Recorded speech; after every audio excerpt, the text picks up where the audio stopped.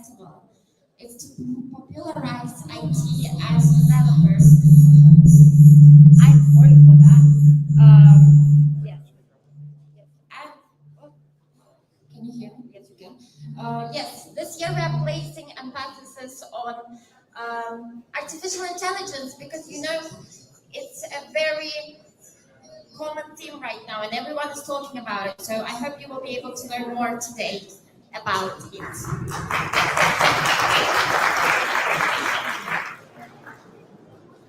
Сегодня для вас выступит более 10 спикеров.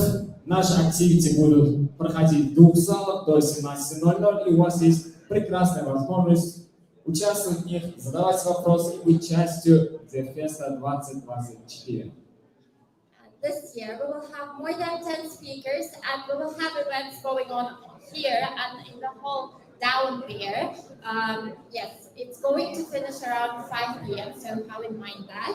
And yes, if you have any questions, you can ask our volunteers and welcome again.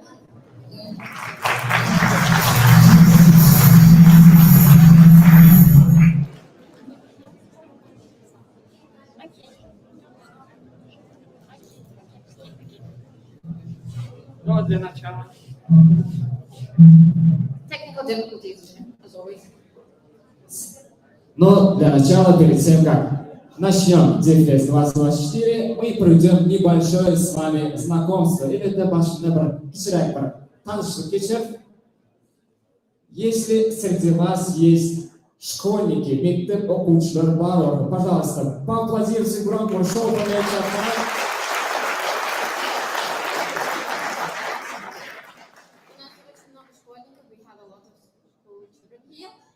Students. Okay, what about university students? Что насчет студентов университета?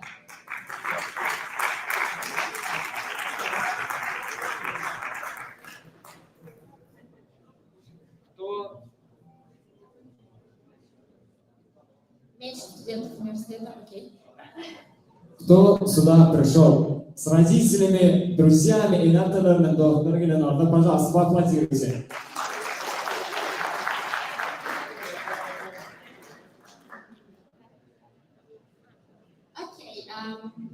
So we are going to start with a presentation online. It's going to be by a man named Ashgabat'. He's the head of Central Asia and he overlooks GDG group in Turkmenistan as well. So I hope you will enjoy it. Мы начнем с онлайн-презентации от главы GDG Центральной Азии и Туркменистане. Его зовут Ashgabat'. Надеюсь, вам понравится. Спасибо.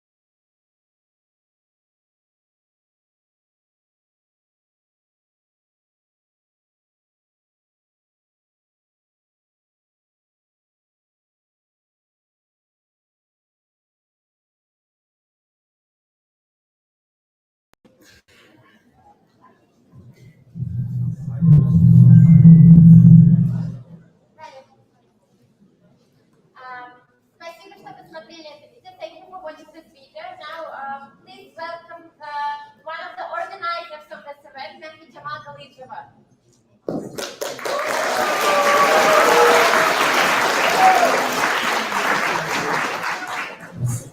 И для приветственного слова с большим уважением предоставляем для речи Мехр Джамал Галыкчевой, организатор данного ивента.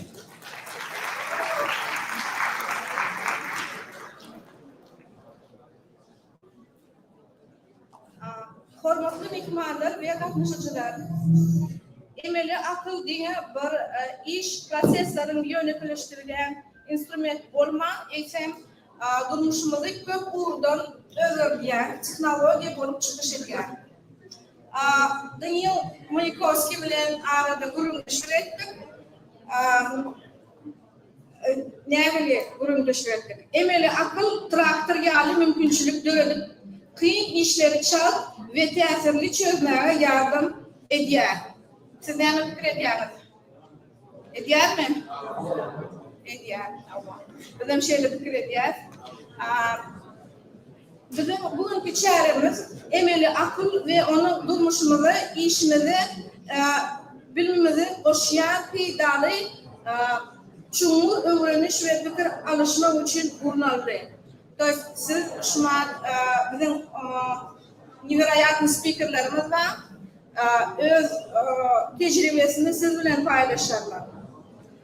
Yönü onları başlamakta ben size James Manyaka ne mediktir?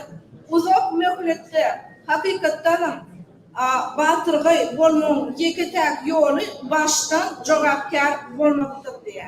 Siz ne fikir ediyorsunuz? Ne için bir cevapkar bolmalı? Bizim aslında DevFest'imiz responsibly AI diye da adı. Ne için biz cevapkar bolmalı olanımızda iskustveni intelekti, artificial intelligence. Ne fikir ediyorsunuz?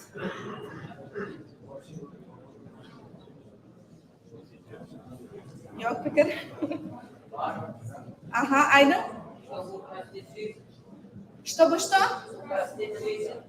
Чтобы упростить жизнь, правильно. Yani biz cevapkar şu işe başlamamızda, ulanımızda katı cevapkar özümüze alıp kalmalı. Ne için? İşte sen hava.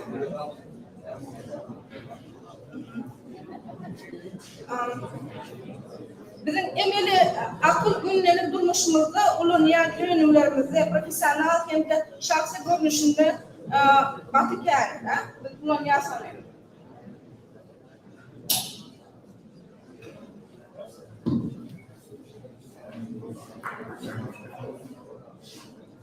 Senede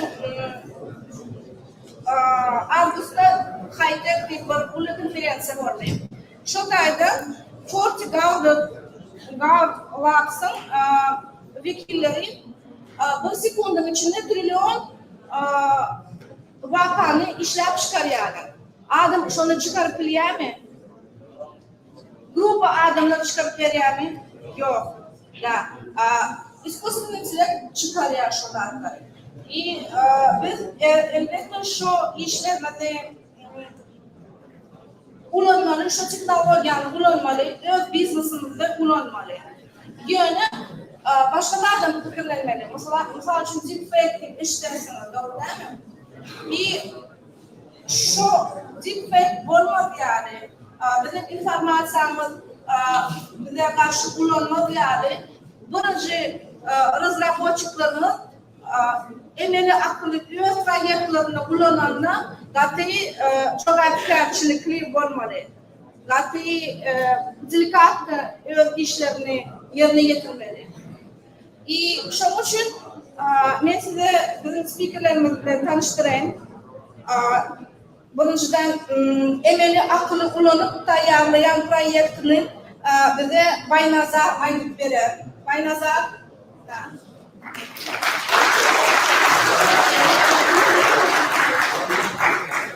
Bizim partnerimiz Arlan kampanyası sizin için iş üçüncülüğü maksadıyla IT uğrunda septisalı kampanya bile gurur güçlük geçirip bilmek için duşuşu kurulaya haber hareketine de bu düşüşükte hareket etme vaktinde böyle düşüşükleri iş gözleyen tecrübeli mihmanlarımız öz hizmetlerini bu kampanyalara ödüller verirler. Şöyle diyeyim, en çimeli tecrübesi bilen aramızda Startup Akademiyası'nın kurucusu Daniel Vyacheslavic iken startup taslamalarının kızıklı taraflarının hakkında ayıp verir.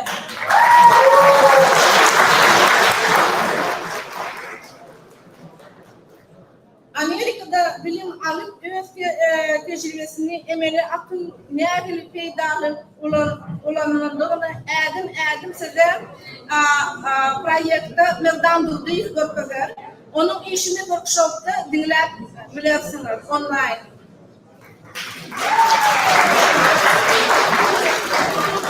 Offline formatta yeki bir software inженерimiz gerek. Size emeli akıllı nehirli dörenleri ChatGPT ile Gemini tafavudunu ayıp verir. Şeylik hem adatı durmuşta emeli akıllı kömekçi hükmünde nedir kullanıldığını ayıp verir.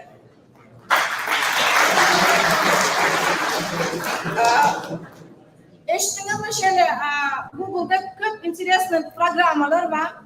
Şunların biri Google Summer of Code programması. Kerim bizim Google Summer of Code programmasına katılışmanı ve onun verilen mümkünçülüklerin peydalarını hakkında Kerim burun verir. Aslında studentler için katı peydalı varım çok manzurata dinleyen önde barajı web saytları öğretmek boyunca tecrübesi ve her web teknolojilerin ayrıntılıklarını size İlyas workshop'ta gösterir.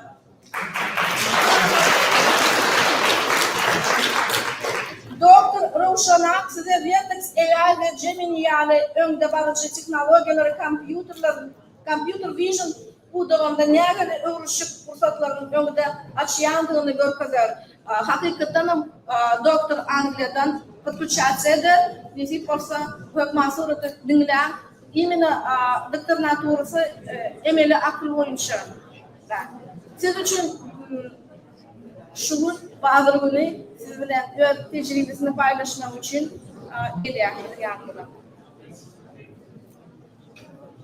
Eğer siz öz business'ınızı online kullanacak olsanız kendi kınçlıkları yüzeye çıkabilir. Ve bu kınçlıkları Google'ın instrumentleri arkalı çarp ve bölümsüz çözmek hakkında Yunus aylık verir.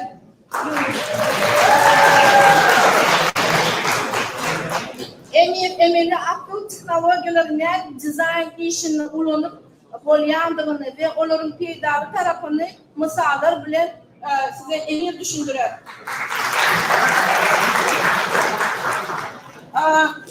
Bizde yine online Mavriki'den Josh'un Cloud Google Developer Expert'imiz var. Şirket işine gelir. Size bir AI programını ya da AI esası kömekçiler bilen programlayabilmek, programı üçüncülüğü östürmek için size paradigma bulup öğreticilere has kod yazmaya kömek etmek için AI gücünü gösterir. Çok mansurata olmadı arkadaşım. Şunlar ben yine bizim volontörlerimize ve organizatörlerimize minnettarlık bildirisini geliyorum.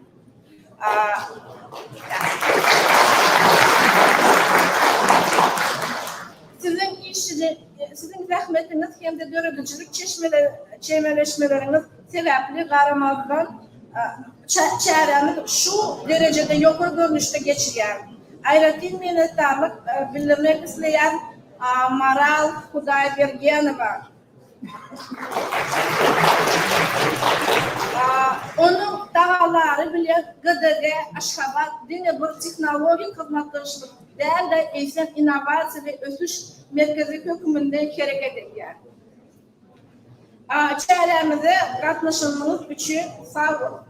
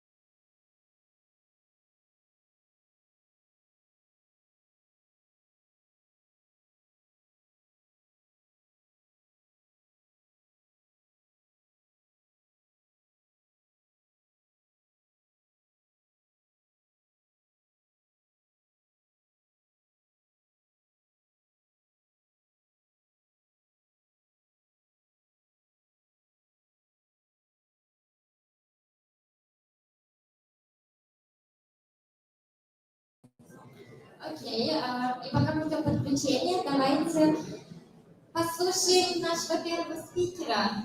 Наш первый спикер в этом зале секундочку, Ашир Мухамедов. Это глава IT-департамента в онлайне. So the first speaker is Ashgabat' Muhamedov. Welcome, the stage is yours.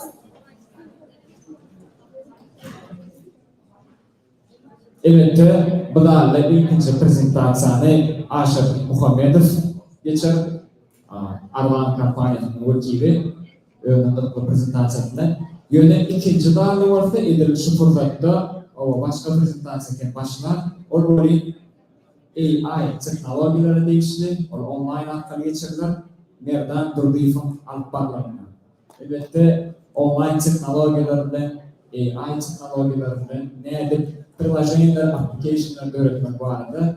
Benim ikinci kişilerle prezentatsiya etiladi bu vaqtda boshlar. Yana kelki fursatda bir ashini ko'rgazishadi. Elbette ilk safar. Всем добрый день, дорогие друзья, коллеги. Спасибо, что меня представили. Меня зовут Ашгаbat' Muhamedov, еще раз на всякий случай. На данный момент состою на должности руководителя IT-отдела компании «Орлан». И сегодня я хочу с вами поговорить на тему распознавания изображений с помощью искусственного интеллекта. Давайте сразу поднимите руки те, кто хотя бы слышал о языке программирования Python. Отлично, много таких. Мое вам личное уважение, ребята, хороший язык выбрали. Моя тема посвящается ровно тому, что мы поговорим про алгоритмы распознавания изображений вообще. Если можно, следующий слайд, пожалуйста. Следующий слайд можно будет?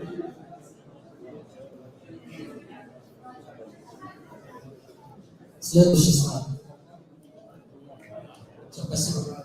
Что такое компьютерное зрение? Вообще компьютерное зрение — это интерпретация нашего с вами окружающего мира, который мы приняли в привычку воспринимать зрением, слухом, нашими органами чувств.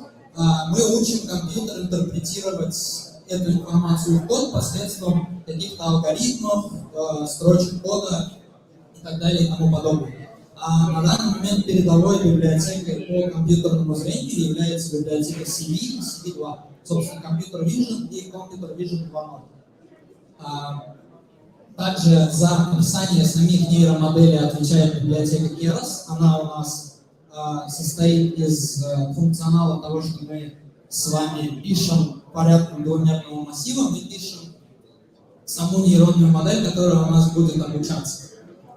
Иными словами, компьютерное зрение — это зрение, которое на данный момент используется в технологии распознавания лиц, изображений, символов, картинок и так далее. Мы не будем говорить сейчас про какое-то распознавание голоса или видеоряда, хотя видеоряд очень смежен с изображениями в целом. Можно будет следующий слайд? Так вот, сегодня мы конкретизируем и поговорим про распознавание символов на изображении. То есть, как компьютер распознает цифры, буквы, символы на картинках. Самый распространенный на данный момент технология — это OCR, Optical Character Recognition, или оптическое распознавание символов. Оно используется очень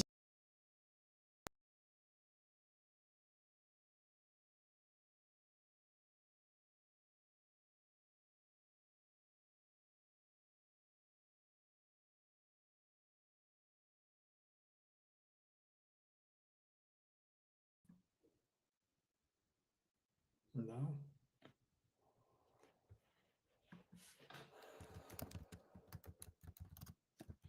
Слышно меня?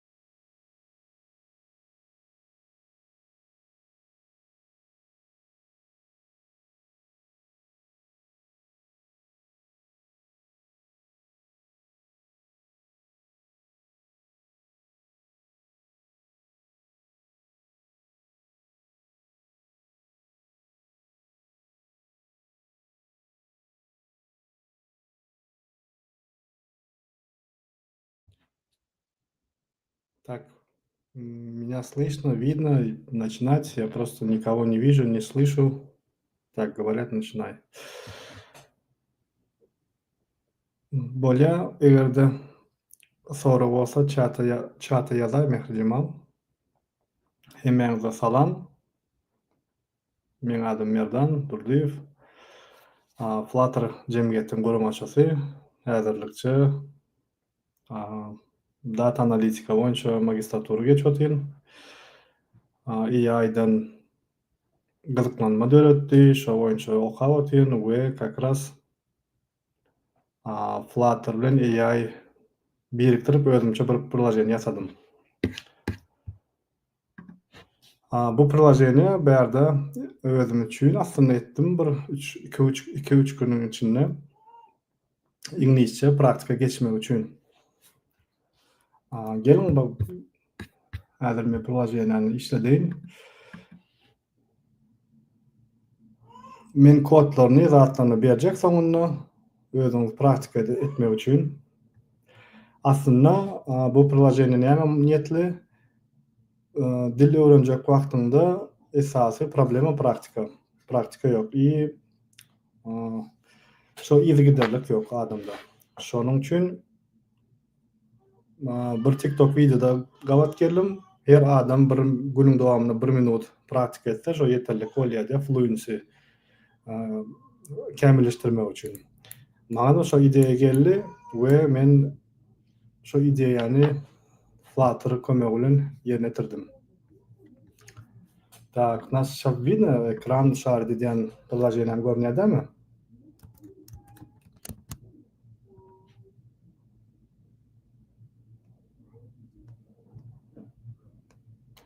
Мехрджамал, если можно, компьютер как-то повернуть, чтобы я тоже имел возможность видеть. А то без обратной связи немножко тяжело в одну сторону разговаривать. Вот. Berde geçen gurleme üçün bir topik gerek. Şoň üçin AI'ň kömegi bilen bir 10 sanak topik generate edýän. Şonuň içinden bir gyzyklanýan topigi saýlaýas. Gelin bir topik saýlap, bir zat gurlum açalım.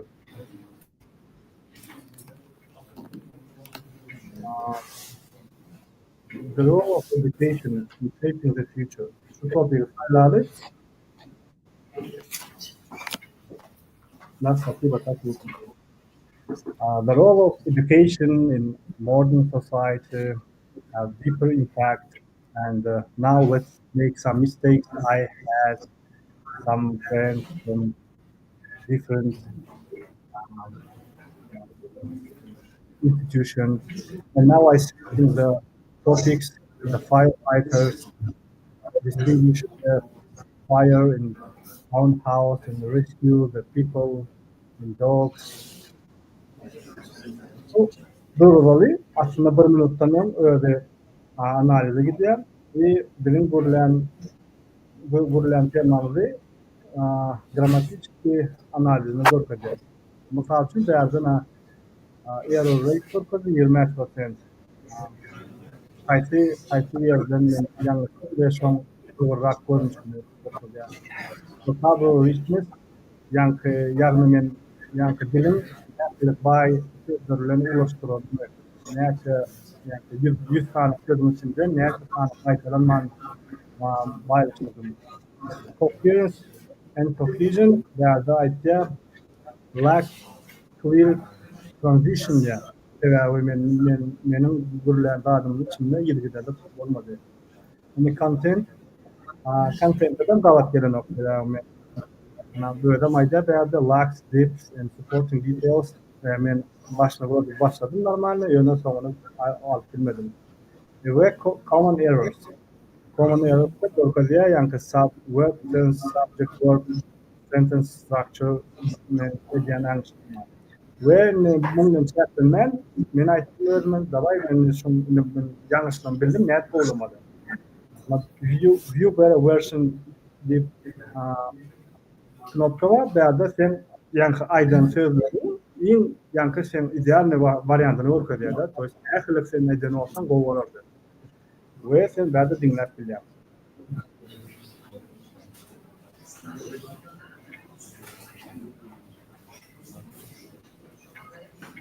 Education plays a multifaceted role in contemporary society. One aspect is its transformative impact on institutions. Another is its empowerment of individuals to navigate a rapidly changing world. Ну, в таком духе. Вот. Мы давайте коды geçelim. Я рассчитывал, что тут будут все девелоперы, которые опыты и experience бар адамlar.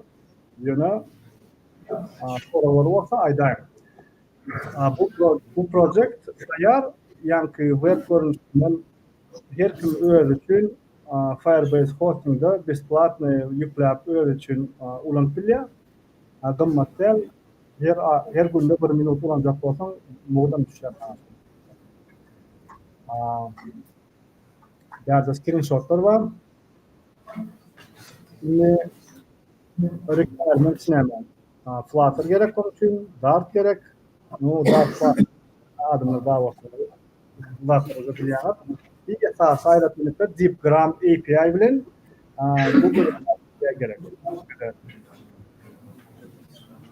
Burada proyekte özüm yükselmek için instruksiya и секретный API keylari burnamak için instruksiya. Yine DeepGram ne anladın? Benim getirdiğim DeepGram'ın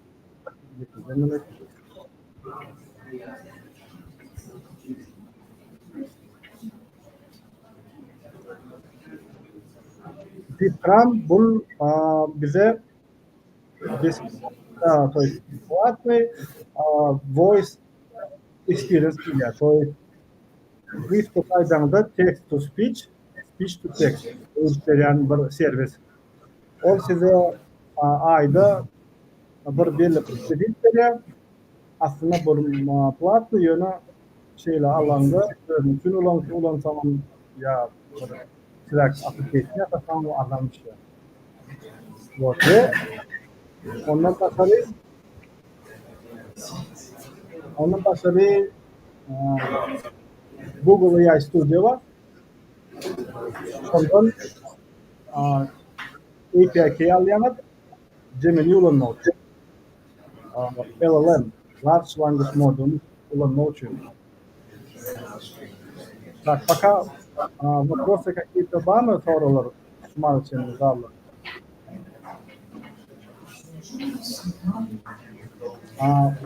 Men kendisi connection'e çıkıramok ya görünemok.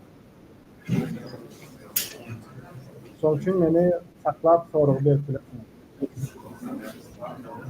Doğru. Bir koda girsek protection structure şeyler oluyor. Bu простой структура için böyle iki uyum içinde takto büyük küçüklerin arasında esası yerde iki tane repository ürettim. O deep gram'ın işleyen repository var. Servis ve Gemini bilen işleyen Google AI repository. O deep gram'da bu emir dokümantasyonu yazılıp kur. Veya da mesela için ikisinden anlatıştırma için singleton kabul ettim. Ona query'de veya da gelecekte başka diller boşluk olsa da onların mümkünçülüğü var. O yüzden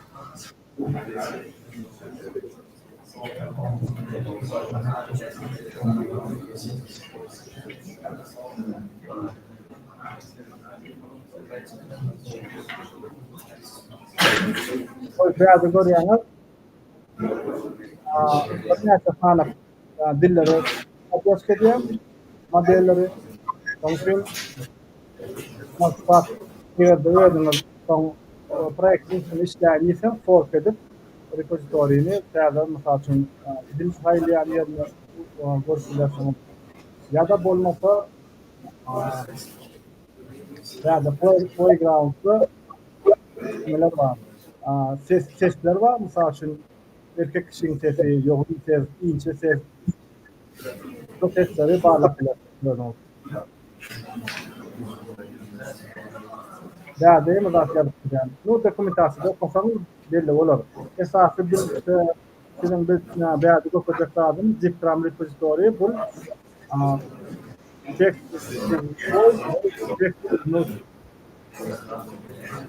Google AI repository var bizde. Непосредственно yankı Google Generative AI yankı Gemini yanıt sonlen işleşme için. Bunun single kontak ettim. Ne beyadı görüyorsunuz? Generate topic fonksiyamız var. Esas fonksiyamız yankı topic generate etmek için. Analyze result funksiya var. Yankı bizim görülen dadımızı analiz edip veren funksiya var. Generate to text var. Yankı bu kadarını yankı bu yankı has yani görüntüyü görülen sayfamız var. Mesela funksiyon sağlayacak. Umuman sadece açık olan dadımın esası zatları prompt ibaret. Prompt engineering ile de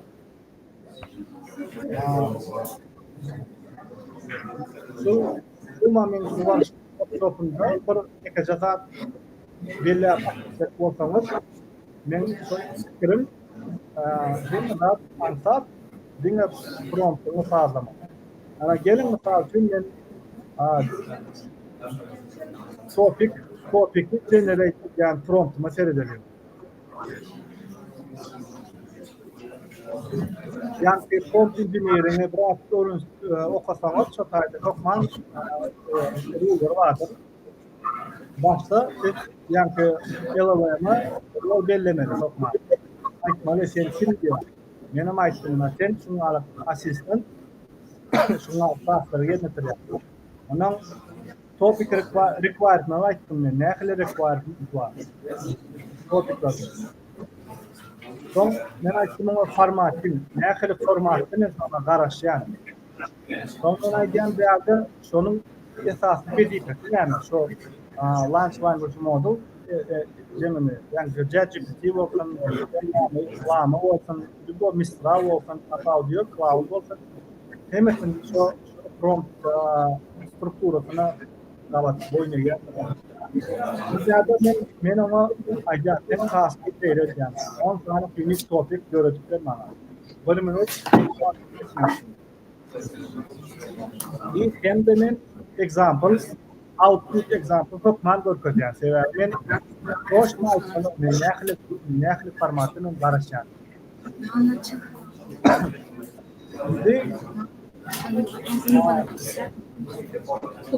Analyzer prompt edelim. Analyzer prompt ýalar. Ama rol berýär. Menoma instructor berýär. Ben şular ýalar speech text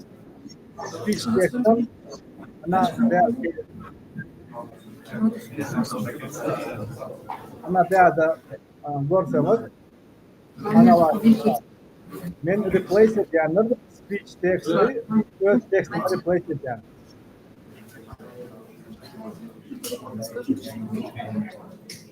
Вот. Протокол Джамал у меня к нему доступ. Он сейчас LinkedIn ответит, даже если он ушел. Джамал говорит, что не считает, что он yani haklı böylelikten paranızdan nedir sen şunu analiz olarak geliyor. Ona output bu hemen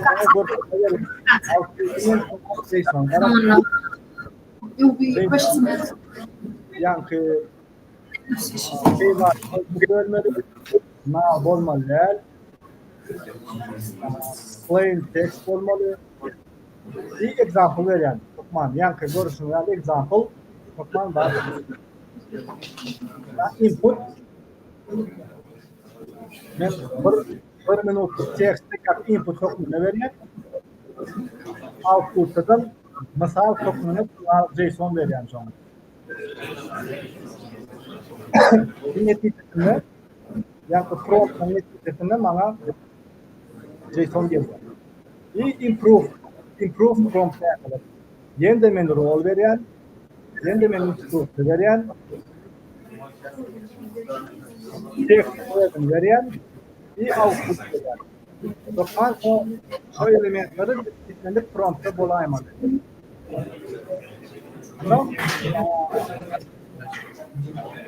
Aşağıdakiler bunlar feature wanted berýänler. Main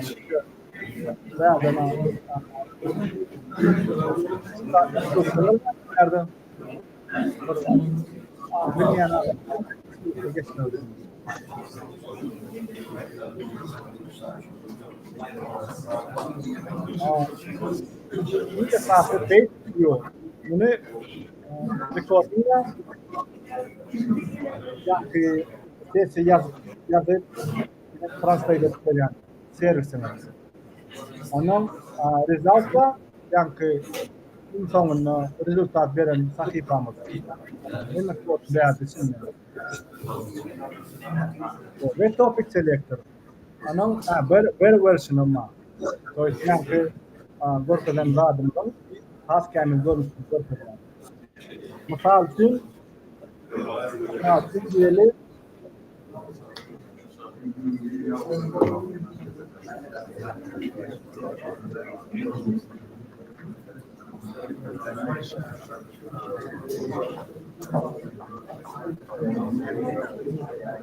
Falçı diyelim bolu böyle versin veya da page open hakkında yine event gerekiyor ve generative AI generated through text yani kıyafet tasarruf. Ondan böyle versin hayal olup gelen vaktinde men page oldu diyor.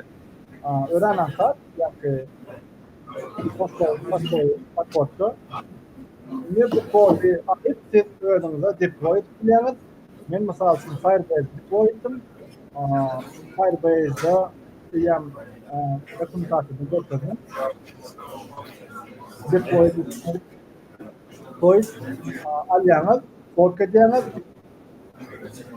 API key'ni alyangiz, 2 saniq API key, variable yerine koyyangiz ve run edyangiz. Hem bu ingliz tilini. İsteseniz ba'zi nima bo'lya, next step. Birli dilda qo'shib qo'yya. Slayda dil saylayan bir modalni qo'yib qo'yya. Taptanna test saylayan modalni. Misol uchun yaxshi testda sana javob bersin. Dальнейшем bo'lishtirilmeli, zadani progressini sağlab turavermeli. Misol uchun Firestore progressini, günlük progressini ve aylık ketkilik açıyor. Grafiği yapar. Soy istimana nemeken kim желающий olsa, пожалуйста, men kodunu verecek. QR kodunu geçin. Verdiler, dikkat, public hudur. Görünüyor mu QR kod? Необходимо, у меня опять не видно.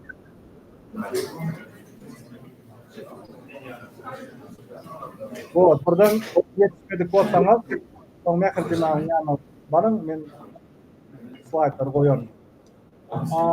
Fırsattan pedallanıp, kim bilmeyen olsa bizde cemiyetimiz var Telegram'da. 1400 adıma kolay. Yani 3-4 ayda oğlanlar birbirine kömek ediyor. İş kodirliyorlar. İş tapıyorlar.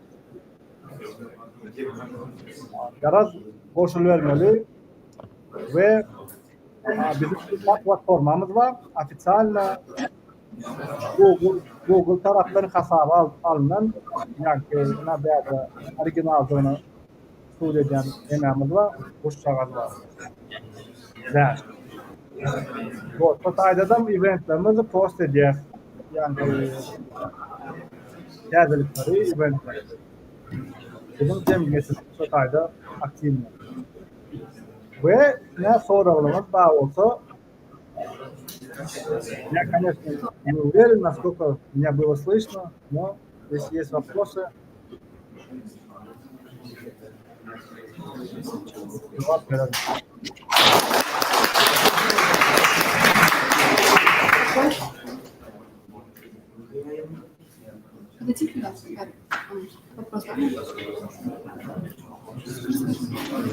Hello, Aha.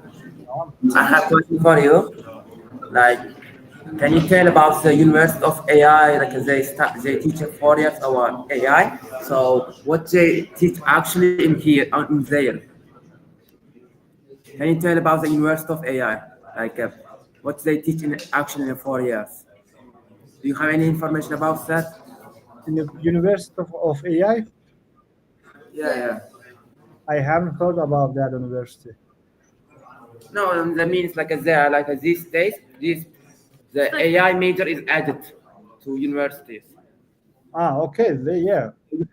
AI, yeah. AI is just a tool, and it's just a field like a math or chemistry so I think it's mandatory to know, but optional to deep dive. Thank you. Следующий спикер будет рассказывать про Data Science. Yes. У кого-нибудь еще есть вопросы?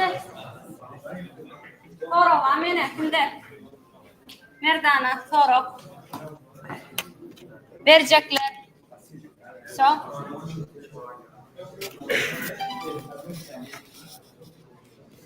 Мердан, благодарим вас за сессию. И вы тоже дадите? Да? Спасибо. Мердан, вы где поделитесь своим кодом? Ну, где удобно, поделюсь. Я в этом... Может, рассылка GDG? Наша рассылка по почте. Да. Ссылку на YouTube. Да, я тебе Так, отправлю. Я тебе отправлю, ты разошлешь, я еще Siz bizim отправлю. platform подписанdırsınız. Все И скинем тогда. Telegram'da da sonra veririm sonra. Ya da cihazda da o cihazda o. Para riyal çek olur. Ya da olmasa sonra çıkardır من دشنا كل شاعر. Yine hadır, yine ikinci speaker mı çok şeydi. Da. Tak. I'm sorry, your name? Bayram. Gift for you. Thank you. From GDG, from Ashgabat'24. Thank you.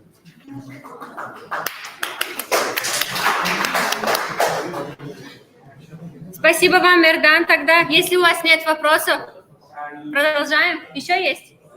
Окей, пожалуйста. Can you hear me, sir?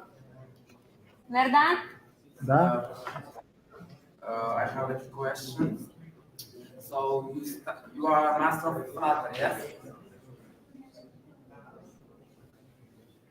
Which programming language do you advise us to learn for the next 10 years? Which programming language? Yeah, if I need to master one programming language in the next 10 years, which programming language I should select? English. Huh? English.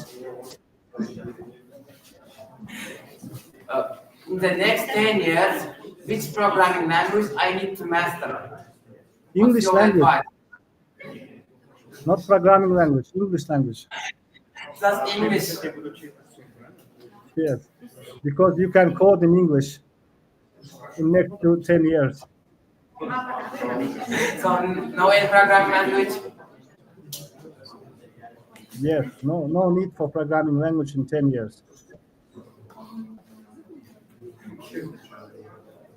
Thank you.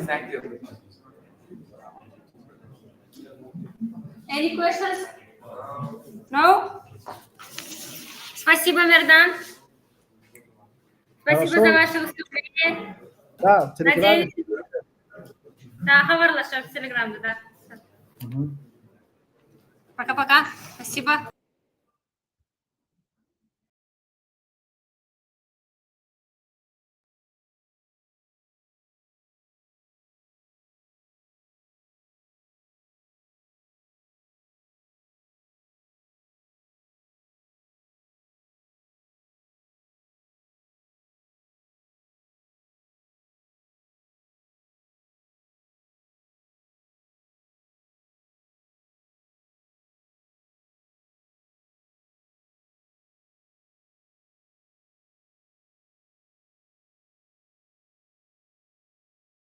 Сейчас будет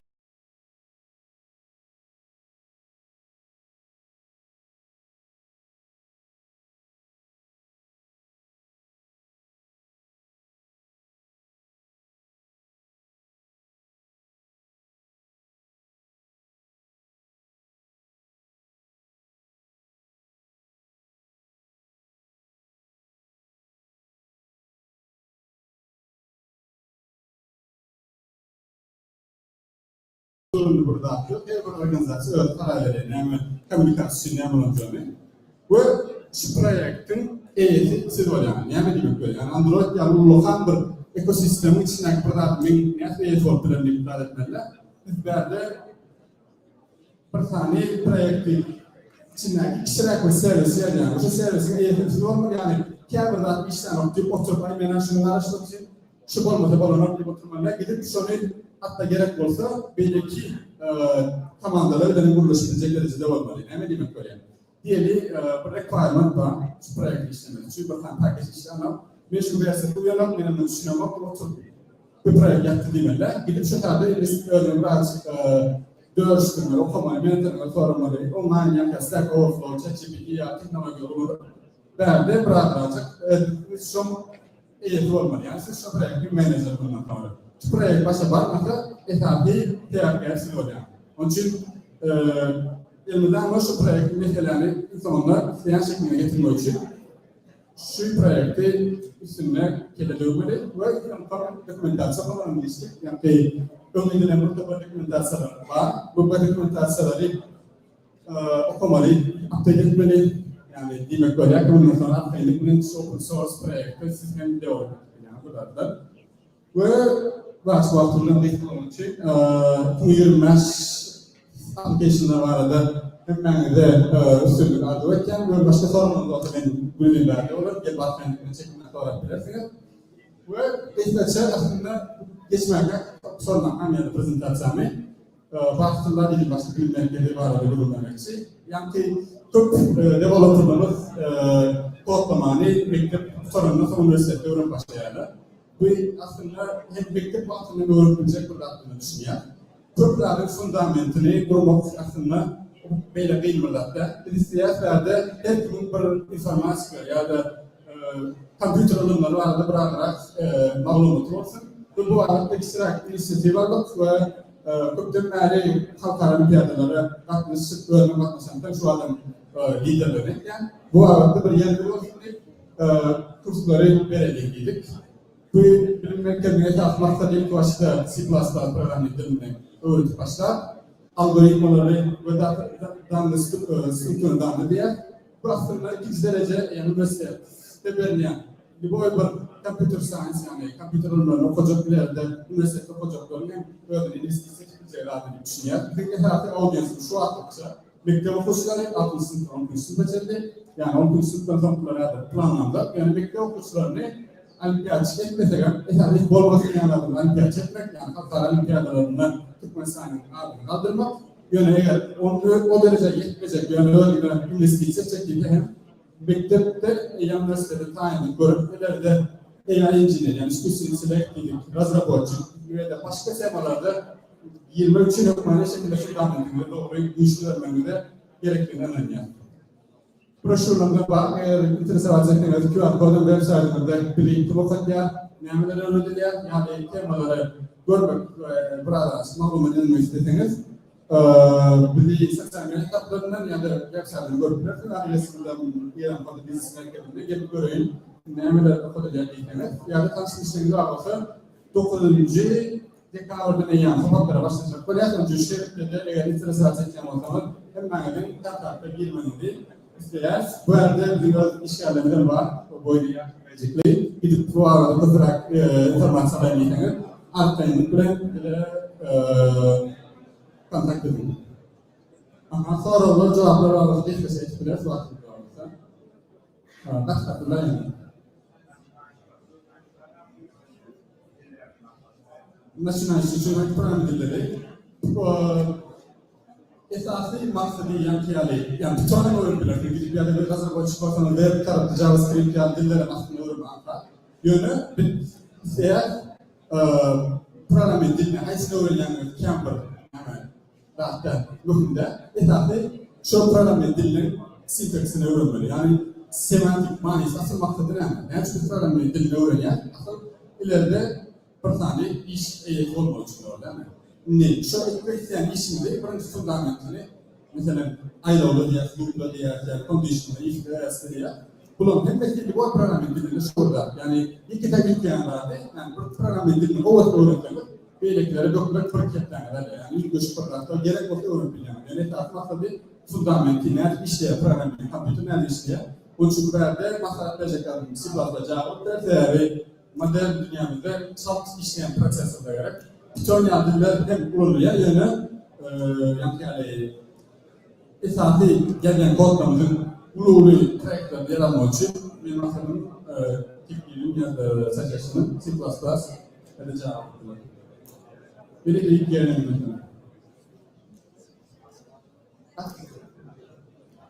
Zeus.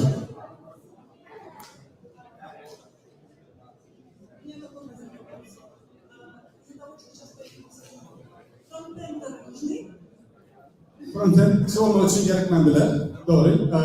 Onun için gelen ardından mesela frontend'e kimle işleşiyor aslında backend çıktı bir şey herhalde. Backend çıktı burada böyle. Onun için karşındaki ne etmek isteyen bilmiyoruz. Fundamentim olsa aslında kimle komünikasyonun arasında böyle. Onun için programın fundamentini, options, stratejisini öğrenmesen ya da çumburu öğrenmesen kimlerin aranında o komünikasyon aslında ben isteyen backend çıktı, frontend çıktı. Düşünün bak frontend çıktı. institusyonel. İki yerin ortamında bir köprü olup bilir. Bir düşünüyorum.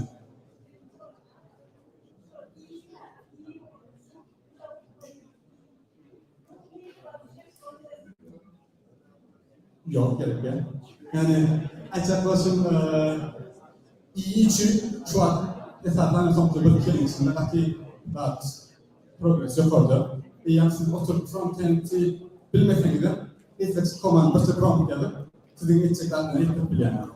Ve bu avatta hesapı kimler olursa hesaptan ismini select'i o bu şekilde ödeşik olabilirler. Mesela çok fazla başka şuurlarda nemliklerle debugging için yani bir bahçıkında reskere bir Stack Overflow'dan ChatGPT, Gemini ya da platformda oynuyor. Çünkü o teşviklerin işine geliştirdiğinde bu üniversitede Gemini var diye yorumları eklendiler. Çok ayda ihtiyaçta aslında razı çıktığım gündelik hayatında öğrenip bize işini üniversitede ilerleyip biliyor. Böyle bu demekler ki yani bu parametreyi bilmeli. Bilmesek de frontend'de de çıkacağın ismi seçeneklerin başka yani aktif bir şekilde ortak olur. Спасибо, Кирилл.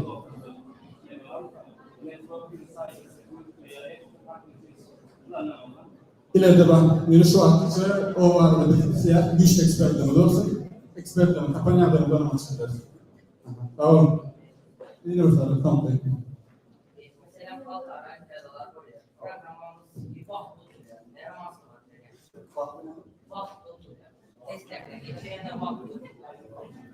Çok praktis, yani çok soru çözmeli ve zaten algoritmalı diyenlerdir. Sizin sürekli yanlardan brute force algoritmalı yani bu soru çözmek için ataylamak gerekiyor. Ancak koşup şu kadar algoritmalı, DFS ya da tüm algoritmaları öğrensin. Sizin aslında maksadını etkiler. C++ yapacak şu an algoritmalarda hataların kendini oynayandır. Onun için maksat, rezervasyon için kurumuz derecesini koyduk. Gelin, sağ olun. Kirill, şey arkadaşlar anlatın.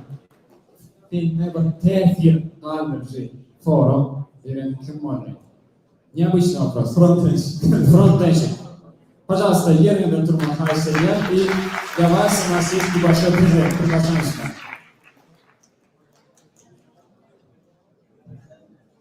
Спасибо за вопрос, участвуйте активно.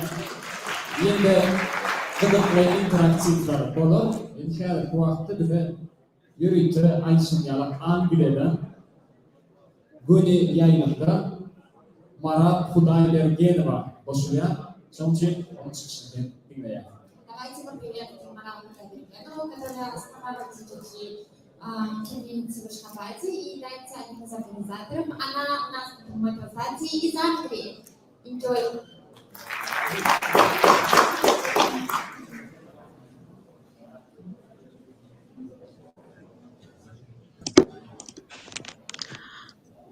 Yeah, hello everyone, can you hear me? Yeah, let me share the screen. Entire screen.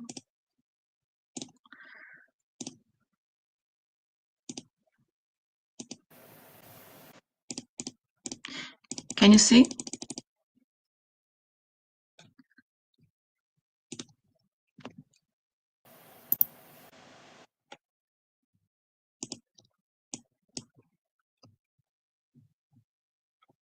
I don't know why I cannot open this. Yeah. Can you see the screen? Hello everyone.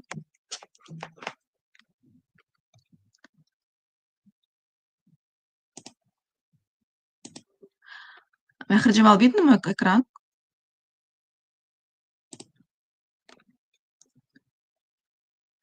Мехр Джамал.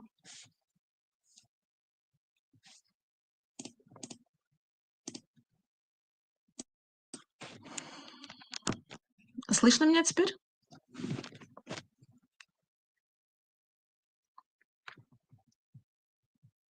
Вроде в камеру видно. Слышно меня?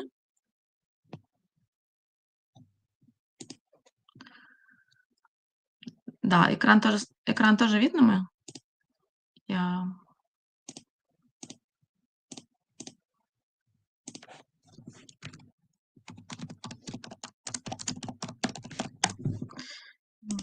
И зародился искусственный интеллект.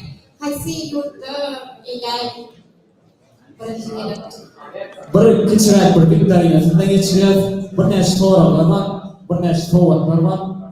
İlk verdiğimiz forum yapmalarına ilanlar bildiğimleri ve bayağı foraya şimdi forum var.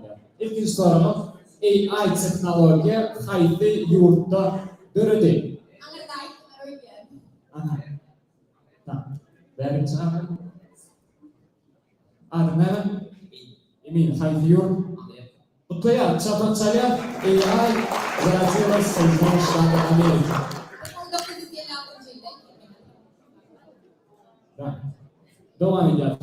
Так как наше мероприятие посвящено Google, назовите, пожалуйста, кто является основателями Google, Google дырыжы авторы.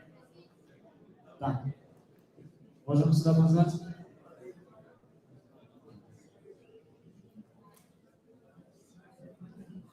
Адам. Бахар. Основатель Google, Сергей Брин и Влад Пейдж. Поздравляю, правильный ответ. У Google есть популярная видеоплатформа. Какая это видеоплатформа? Google именно школ платформа.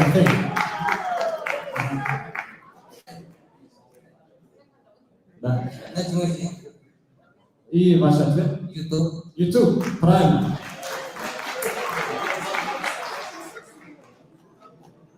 Какой самый популярный язык программирования для искусственного интеллекта? Им мешкор программирующим дели. Gelin.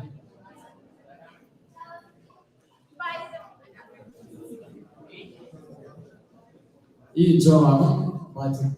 Правильно? Поздравляю. И Юрика Финчи Шайда, Химайт Карлер, Марк Coworking, Anamlı Kipi, Юрик Финчи, sertifikat verdi, işleri uçuyordum Finchi'lim. İle Şayda vekili var orada, Anamlı Kipi, bir elim aldım o karşıya. Efter şirketler var, internet, sevdorsu, arkayı varıp işler biliyor. Yürüyün abone olun.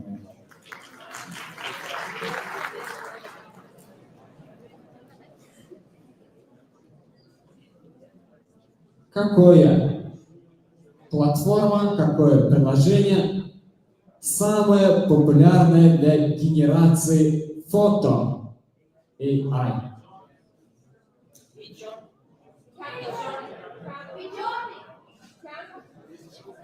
Давай, выбираем. Тут наверное, все прям руки подняли. Но я слышал у вас какая? Midjourney, правильный ответ. Поздравляю.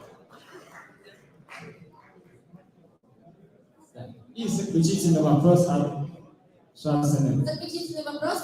Операционная система для телефонов, которая создана Google.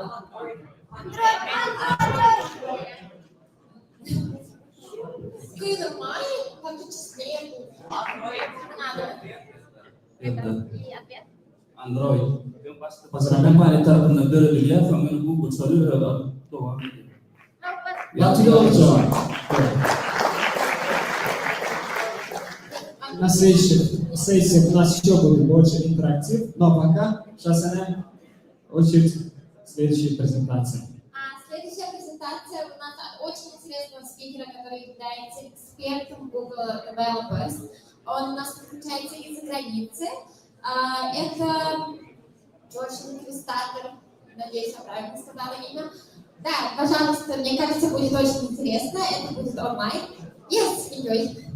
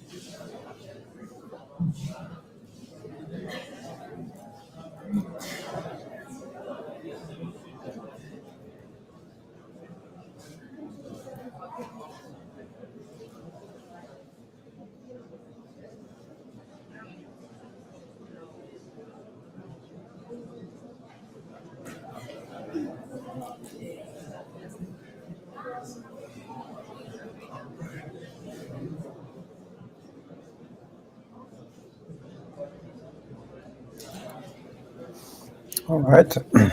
Good morning, everyone. I hope you're having already good sessions here at DevFest Ashgabat. My name is Yoki. I'm from Mauritius, and I'm happy to speak to you. Right now, there's still a small technical issue about sharing my slides. Just give me a minute or so, and I'll be with you. Hang on.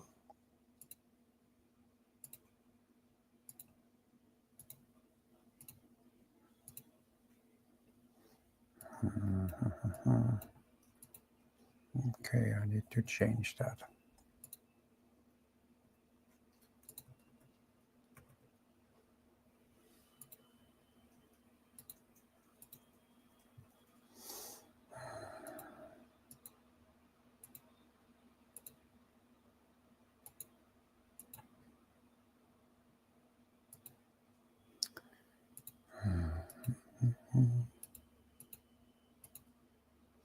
It doesn't let me share my screen, which is not good.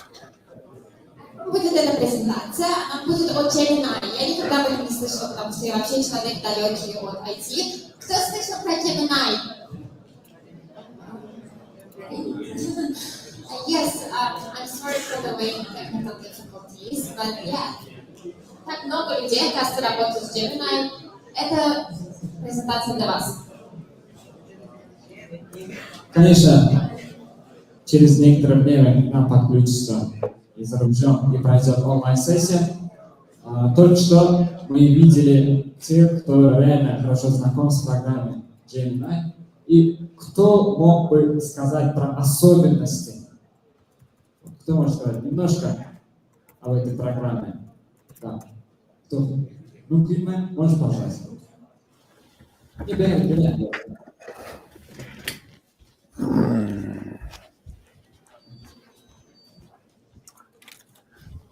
Всем привет. И основное различие между Gemini и я думаю, что у Gemini есть большая данных.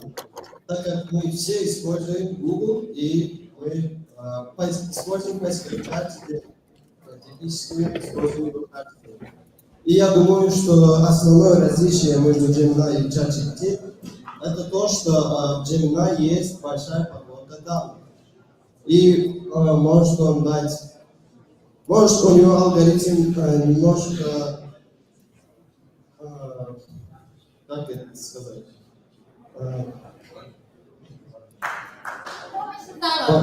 более низкий. Я думаю, это подборка информации и алгоритм это более низкий, чем у ChatGPT, но у Gemini есть большая подборка данных. И это основная фича, я думаю, у Gemini.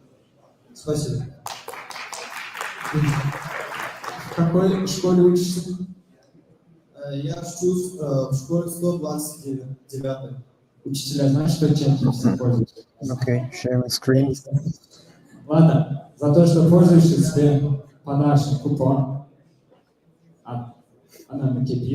Можешь приходить в коворкинг центр, торгово-развлекательный центр Джошбон, спокойно работать. Это твой абонент. Поздравляем! Всем привет. Особенность Gemini, то, что он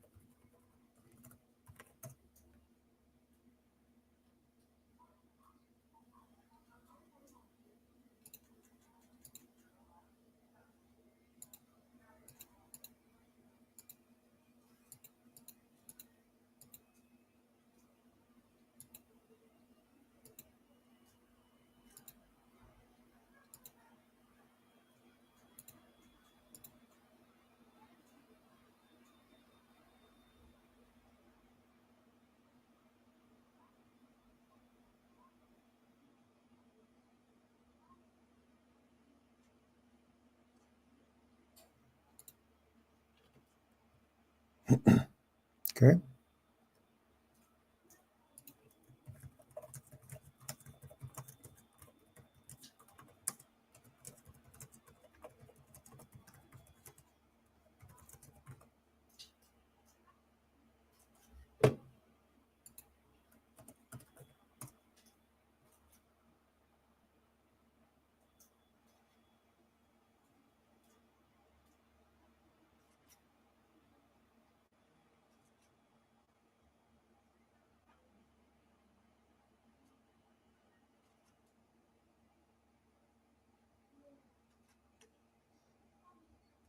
Okay.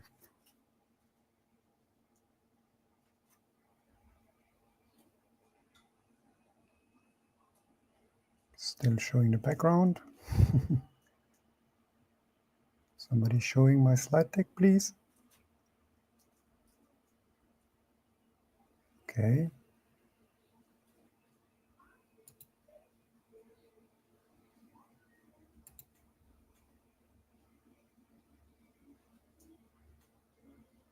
Okay, now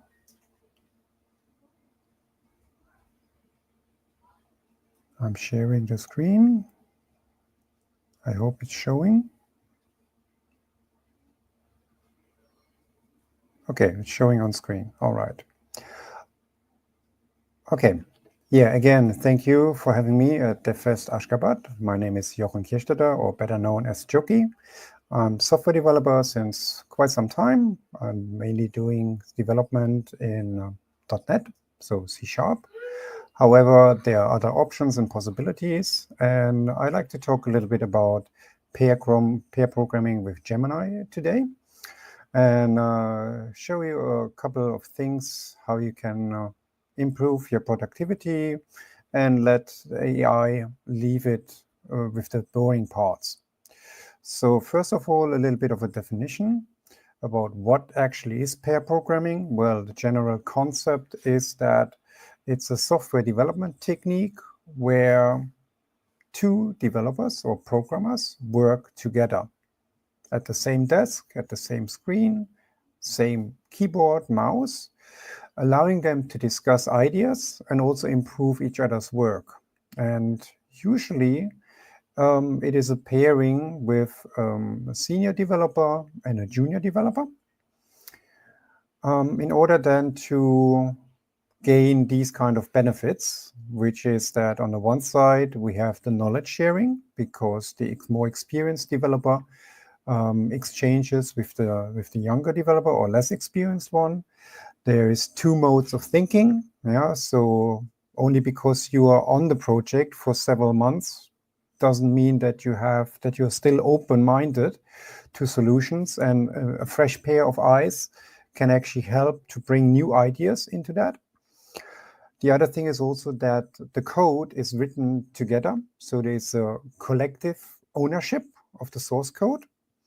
There's a constant reflection, questioning, discussing, but also the focusing on a problem, meaning that it also helps that in regards to code review, because actually as there are two people working at the same time on the same code review is happening on the go. So meaning that when a pull request is created for the code repository, it has already been reviewed and approval and integration or merge into the master code is done quicker. The other part is also that as two people are working together, the so-called WIP, work in progress, situation is kept low because you two or two people are focusing on one particular problem, sort it out, resolve it, submit it into the repository, and then have a break, a little bit of post-discussion, and then focus on the next issue. So meaning that overall, the quality of source code is improving because it's under supervision. And it also feels more integrative because there's this kind of team flow as two people are working together. So that's the, let's say, classic definition of pair programming introduced by Martin Fowler. Now, what does this mean in regards to an AI assistant? Yeah, let's take this word play, pair, programming the AI as part of the pair, well, actually, you get exactly the same benefits. The only difference is that an AI assistant is available 24/7. You're not bound to the usual office hours. If you're working in a remote team, you are not obstructed by time zones because you might be in Turkmenistan, I might be in Mauritius. Okay, this is only 1 hour difference. However, it's different. Now imagine you have a colleague in the US, then suddenly it's about 9-10 hours time difference, not being the pleasant situation, while the colleague in the US is working during the day, that you're sitting there in the evening in order then to do this kind of pair programming. So with AI, especially, let's say, or as an example with Gemini, you get all these benefits ad hoc. So meaning you might have dinner. After dinner, you have a little bit time to reflect on your work, on your day's work. You get this idea, you can exchange with Gemini about, hey, what is this? What do you think about the code? How can I improve the code? And that's actually where an AI assistant like Gemini can absolutely help you. However, there are different Gemini iterations, or let's say variations. So right now, if we talk about Gemini, we are usually referring to the public website, Google AI Studio, where you can simply go there with your Gmail account and start prompting, get the responses, and you are just good to go. Yeah, so this is actually under, what is the website? It's AI-google.dev, where you can go there, and then you pop up the website and you get starting. So let me just show you that. Means like, oops. Where is it? So that would be the website. And you can optionally get an API key, but you can directly getting started. Oops, this is the documentation. We want to get started with an AI Studio. So meaning this is where you can then start a prompt, a new prompt, or if you have existing ones like you get this kind of environment with different information, access to models. More on that in a minute. So let me go back here. On the other side, if you want to have something more company or enterprise oriented, you would go to Google Cloud Platform. And there you have the, let's say, counterpart, the bigger brother of Google AI Studio, which is called Vertex AI Studio. And there as well, you can directly work with the Gemini API in order then to get your code done, get your improvements, get your feedback. As I already mentioned several times, implicitly, there's a so-called Gemini API, which is a web service that you can use. And depending whether you use a Google AI Studio, you would use an API key. If you use Vertex AI, you would actually then use the project ID and a location from your Google Cloud project in order to communicate with the Gemini API. And if you are in your development environment, let's say Visual Studio Code, or maybe something from JetBrains, I don't know, WebStorm, IntelliJ, or maybe Rider if you're doing .NET. There you get usually an extension or a plugin called Gemini Code Assist, and that's also what I'm going to show you mainly. On the other side, there's a relic from the past, also known as BART. This is now the Gemini app. It's also on a website, which is still around, which you can also use for a couple of things. However, it doesn't have the latest capabilities or the latest model available. And it's not as configurable as, for example, the Google AI Studio or the Vertex AI Studio, where you can choose more options and details compared to the Gemini app. But again, during this session, we're going to focus on Gemini Code Assist and how it can help you with source code. So typical situations or use cases where it's about source code is like, hey, give me an explanation about the source code. I don't understand this part. Can you give me a solution for that? Or write some documentation, write some source code comment about this specific code. Or as you're as lazy as I am, I don't like to write unit tests. Mark your source code, right-click, generate unit tests, and it will come up with a bunch of information about, okay, that you get your unit test for a class, for functionality, for a feature, and you don't need to sit down and, type everything from scratch. But take this with a grain of salt. Usually those generated information is more like boilerplate, a jump start. Let's say it gives you like 80% that you don't have to type, but you definitely have to review it, make a few adjustments, and then you are good to go. So from an experience level, I would suggest that you take Gemini or any kind of AI assistant at the level of experienced junior developer, maybe a meteor developer. However, don't take it as a senior developer to teach you. So you should be still the one with the more experience.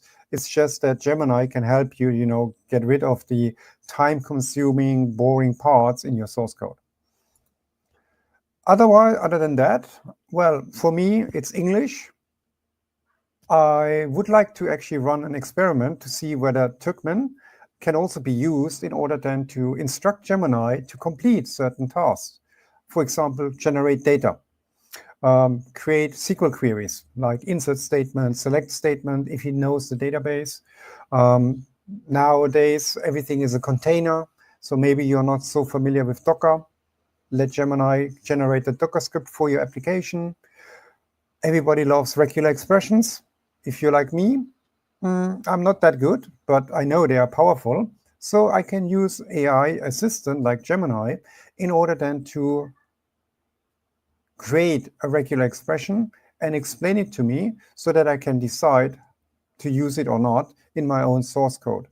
And of course, if you're working, let's say on Linux or maybe on Mac, or even on Windows with PowerShell or Windows subsystem for Linux, you might like to have a little bit of code line assistance because, again, I like to focus on problems, not memorizing commands and all their options and switches in order to achieve something. So code line assistance can also be very helpful if you're using an AI assistant like Gemini.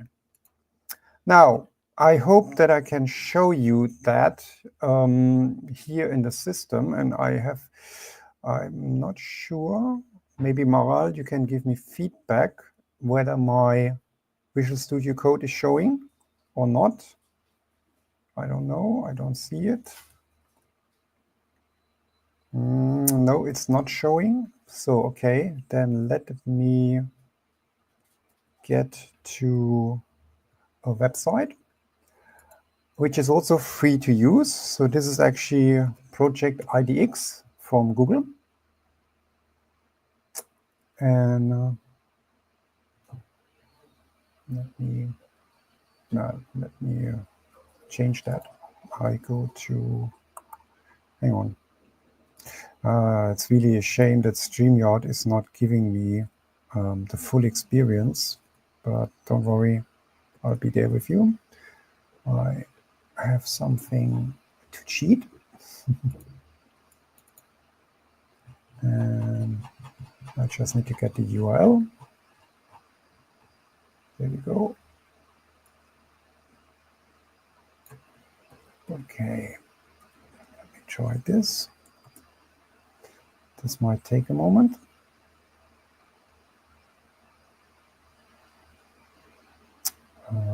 Yes, we import a GitHub repository. This is actually a library written in .NET about using Gemini for .NET applications.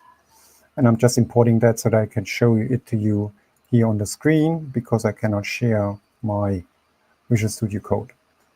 While this is running in the background, I'm actually going into Google AI Studio just to give you a quick rundown. So meaning that when you're starting, you would take a new prompt. I already use an existing one. So if you then save it, you get your library of prompts. If you like to, you can give it some system instructions, like something, you are friendly, oops, I should use English keyboard, you are friendly, don't worry about typos.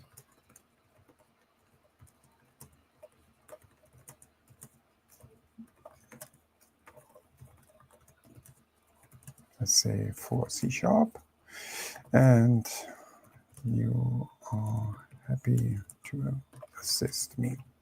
Yeah, this would be a system instruction. Then I can, for example, give it some information like, hey, give me a list of countries in Asia, their capital and estimated population, something like that. And I can hit run. In this case, I'm using now Gemini Flash model. So you can also choose different models. You get the details about what's going on. I'm using Flash here for the demonstration because it's the fastest at the moment. You can give it some additional parameters, and there we go. Within a few seconds, let's see, maybe it was about less than 10 seconds, we get an alphabetically ordered or sorted list of countries in Asia, their capital and estimated population. Let's have a look. Turkmenistan, Ashgabat, 6 million people. I hope this is right. However, that's a list. I mean, this is a human readable list, something that we can verify, but it's not something really that we can use for our application. Let's say, hey, I need this same list, provide same information in JSON format, because maybe I need this in a mobile application. So I run it again, and look at that. It automatically gives me a JSON response for exactly the same information. So with that, I can simply copy the output, put it in my application, and I'm good to go. I have a list of countries from Asia that I can use in my maybe web application, wherever you would need it. Yeah. So that's already good, having it as JSON. And as I said, I can here go copy the rendered or copy the markdown. So in this case, it is JSON, copy the rendered. However, let's make it simple and say, hey, okay, JSON is fine, but I'm actually using a database, and I would like to have this directly as a database in my database. So, okay, now same list as SQL insert statements, and let's be more precise. Precisely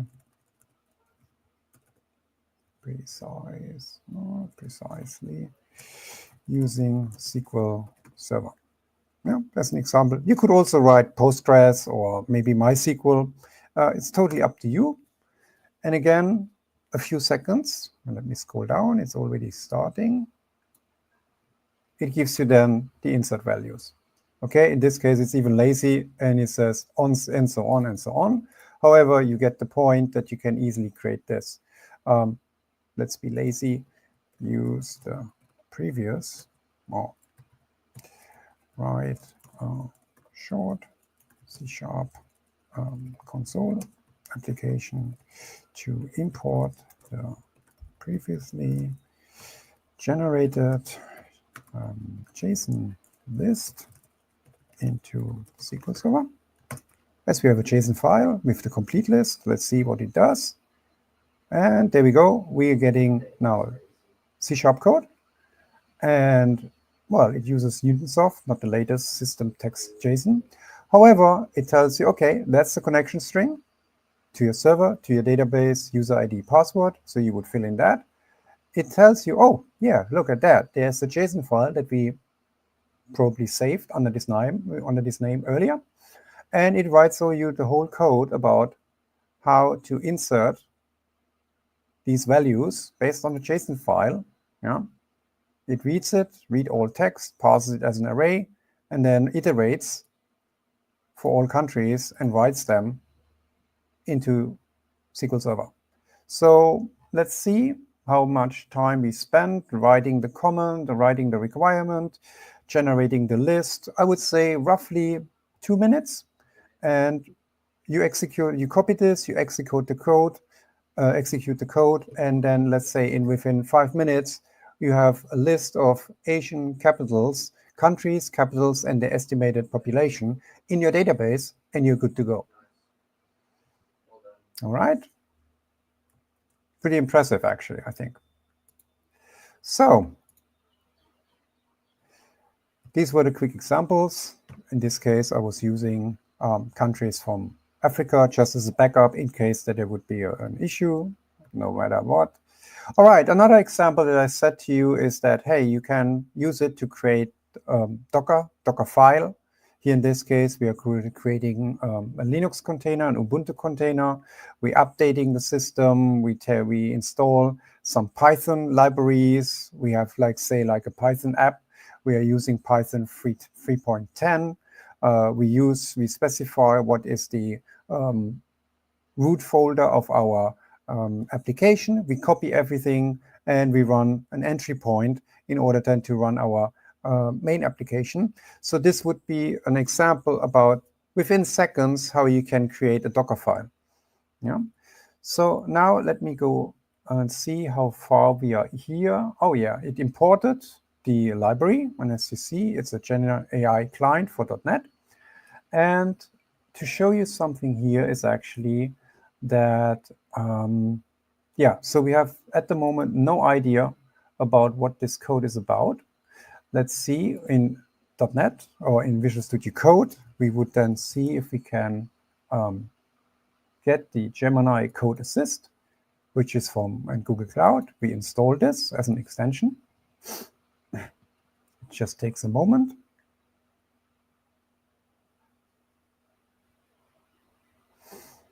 Meanwhile, we're having a look about what this library is hopefully doing. We can see there's a source code. We see there are some tests. There are also some sample applications about where this library is used. And if we have a look, let's say at the, in this case, it's the main application. And I think I need to zoom this a little bit that you can read better. Let me just zoom that. Okay, so we get rid of that. This one a little bit to the side. Yes. So, yeah. So meaning that it is actually, having some information about URLs like Google AI and Vertex AI endpoints, they can be used. And it actually helps you to communicate or to integrate the Gemini API into your .NET application. So let me see. Google Cloud has now been activated. Okay, it gives me a welcome. And there should be a new item, Google Gemini Code Assist. So now when we look into that, okay, I need to log in. Let me quickly do that. Just a moment. This is only something that you do once. Okay, that's my account. Just check in, sign in. Okay, copy. And I think I can get rid of that. I need to paste this. Paste. Allow. Okay. And we should be good. Yep, just a moment. As again, this is only a one time. Then you select your code, your project in Google Cloud. And how can we help you? Okay, some information. All right, that's fine. So now general information is like, hey, hang on.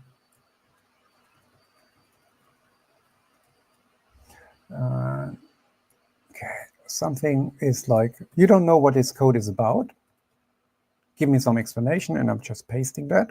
So I just ask it, analyze the source code and give me an explanation about what's doing, because you just joined in the project, you have no idea what's going on, or maybe you change team and you're not so sure about what is going on. So now Gemini Code Assist in Visual Studio Code as an extension is analyzing the code base and then hopefully coming up with a nice explanation. So, okay, it knows, okay, this is C# code. It defines a generative model that we know here, and it is designed to interact with Gemini API on Google AI Studio as well as Vertex. It gives you generate content functionality. We have request construction. There is streaming support. File handling can be done. We have tuned models access, and there are some other things. Okay, improvements automatically comes up. Hey, there's some obsolete code. URLs can be refactored. So you already see that just by putting that on a fresh repo, it already gives some kind of information about what's going on here. Yeah. All right. Let me go back to the slide deck. Now, how does this work? Gemini has multimodality, so meaning that actually you can feed it with different types of information. What we have seen here now is that we fed it with some text information so far. However, you can also, for example, take minutes of your online meeting and let it transcribe the online meeting for you. Maybe even let it generate a list of bullet points of tasks, action tasks or activities that are planned or that have been discussed and decided on. On the other side, you might have some sketches, you know, like wireframes, or a designer on your team made some UI sketches that needs to be transformed into source code. So meaning you can actually take these images, feed it to Gemini, to your code assist, and ask it, hey, take this screenshot or take this wireframe and generate an Android application out of it, written in Kotlin, or maybe using Flutter, or use the same screenshot and give me an iOS app written in Swift. Boom, it can be done quickly. The same actually also happens if you have a video. This could be very interesting in case that you want to isolate and fix a problem in your source code. So what you could do is you screen record the issue and then feed it to Gemini with your code base and say, hey, this is the observed problem. See how you can find it in the source code and how it can be improved. And Gemini has these capabilities in order to come up with solutions for you. So meaning it is really, really helpful in regards to that. So meaning, again, you can talk to Gemini. We can take a wireframe like this. And I like to try this actually by copying this image. And let me go over here into our Google AI Studio. Hang on, I need to sneeze.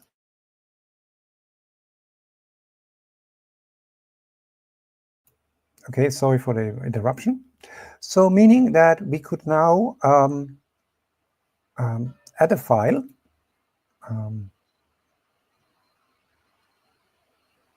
Can take the camera. No, sample media. Do I have it? No, I don't.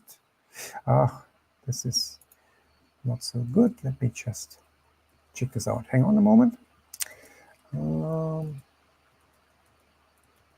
So we go and take this image.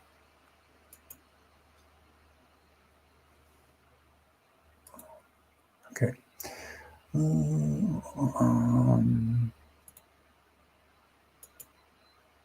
Save image as. We put it into downloads. So now let me go here and upload the file that we just downloaded. Yeah, this one. And type something. Generate the UI for an Android app written in Flutter. Okay, Let's give it a shot. It tells us what it analyzed, what it is. Yeah, it's a mobile app, maybe for e-commerce. And so now it says, we do it in Flutter, broken down into the individual screens. So these are 6 screens. Let's see what happens. It gives us the home screen, puts it into Flutter code. Boom. Login screen. Yeah, we can, let me also increase this a little bit for readability. Sorry. Let me pop this out and go back down. Oops. So home screen, login screen. There it knows there's a text field for username, a text field for password. It needs to be obscured. So it knows it's a password text box. Yeah. It also knows, okay, navigator push name. After on pressed, it goes to profile. There's the profile screen where it gives information about, okay, there's the profile, and we want to have like a icon for the person as a circle avatar, the username, and maybe some information. Product catalog screen, interesting. So it recognized that this is somehow a catalog. It gives you then a grid view, and it also comes up with a card for the children with a placeholder image and the product. So this would be with comments about, hey, you need to do something here. You know? Product details, so overview detail screen. And again, be careful. However, it tells you there are some placeholders, replace them, and so on, and you're good to go. I mean, you've seen that screen with about 6 screens. Oh, well, in this case, let's say it interpreted it 5, so this and that one is identical somehow. But within a few seconds, less than 15, it generated a boilerplate for a Flutter application. And if you're not happy with that, we can say, hey, give me the same screens for an iOS app written in Swift. And we can run exactly the same image and see what happens. Instead of Flutter, we would now get the same, and it tells you, okay, there's the home screen view controller in Swift, and it gives you iOS code in Swift within seconds. When I'm doing an in-person conference on that, I was asking the audience about how much time it would take a programmer or a designer to convert these wireframes into code. And so far, the average answer was about 1.5 to 2 days for those 5 screens. I don't know if you're faster, but I doubt that you can do it in less than 10 seconds. Let me know if you're that fast. All right, back to the slides. So this was an example about how images can be pushed into a Gemini code assist in order to generate code. Same with video. Yeah, you have a screen recording of an issue. Maybe you get a report from the customer. The funny thing is actually you can also take the issues that are reported on a GitHub repository and feed it to Gemini a code assist with your code base, and it can look about how it can improve your source code and fix the bug. However, not everything that shines is golden. There can be issues. Funny of all is that just before I started my session, I tried to connect one of my sample applications in order to connect with Gemini, and I got a 503 error, so server-side error, and I had to wait a few minutes, tried it again, and then it worked. So don't get frustrated or excited. It's web service. There is a high demand at the moment. If there's an issue, have a break, have a drink, maybe go outside for a smoke or go to the restroom and come back 5 minutes later, and it most likely will work. Meaning, using a code AI assistant for pair programming, gives you the ability that you can actually focus on solving the problem. You know, understand the user requirements, come up with your creativity. If you have ideas, you can throw it to the AI assistant, get some feedback. Maybe even you can ask it for assistance about, hey, I have this problem, how can I implement it?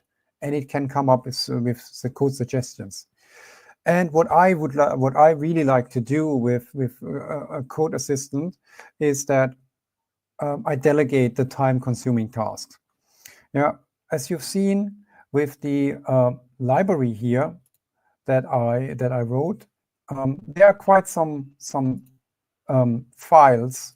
There's a long list of classes, and the majority of them have been actually generated based on JSON, JSON examples. So I did not really type them. Also, if we look into some of those types, well, actually not some of them, but even all of them, they have so-called inline develop documentation. In C#, this is called XML doc. If you use PHP, I think it's called PHP doc. And there are other programming language like Python, where you also have, you know, explanation about your classes, maybe your properties, and so on. So this kind of inline developer documentation that gives you then also intelligence while you're developing, this has mainly been generated by using a code like Gemini Code Assist.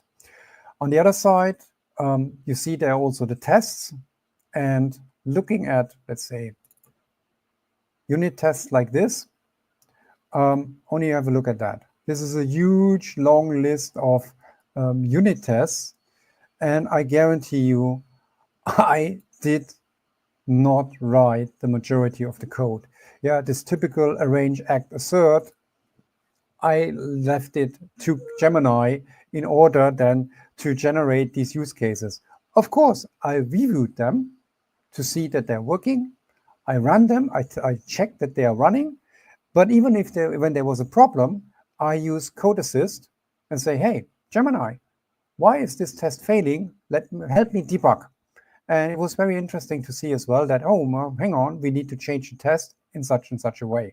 So it was then actually operational again.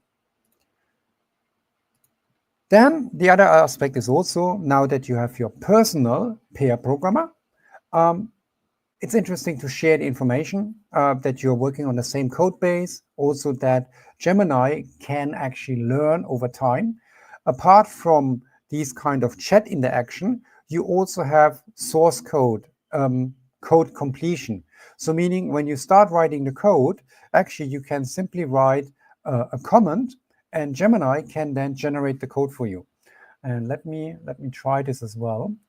Let's create a new file. Just as a sample, we use here, let me see, Gemini code application. So maybe over here something, we want to create a new file and say image generation.cs. And we go in here. Yeah, Control I, ask Gemini to help you code or start typing. So Control I, generate some code. And we can say, write something like, okay, add the MSC generative AI library and write some code to generate images. Let's try. Gemini is thinking. And there we go. So it knows, it does what I said. It integrates the library to use Gemini in .NET. It comes up as an image generation console application. It knows, hey, there is a base class to derive from. So it is fully aware that there is this Gemini console abstract class. So it uses that. Oops, I didn't save. Stupid me. All right, let's do it again.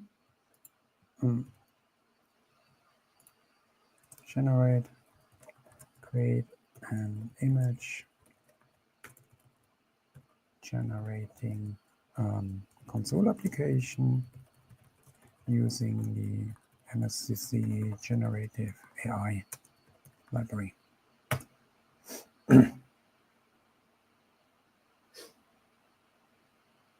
Okay, accept. I accept this now. Okay, now we have the code. So it knows there's the abstract base class. It uses a run statement. It tells you, okay, this is image generation.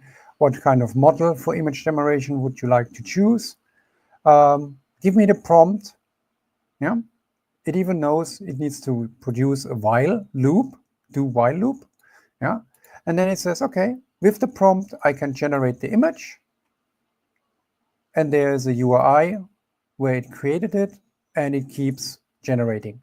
So again, within seconds, I wrote a sample application, wrote a sample application about how to generate images by using an existing library that has the capability to generate an image.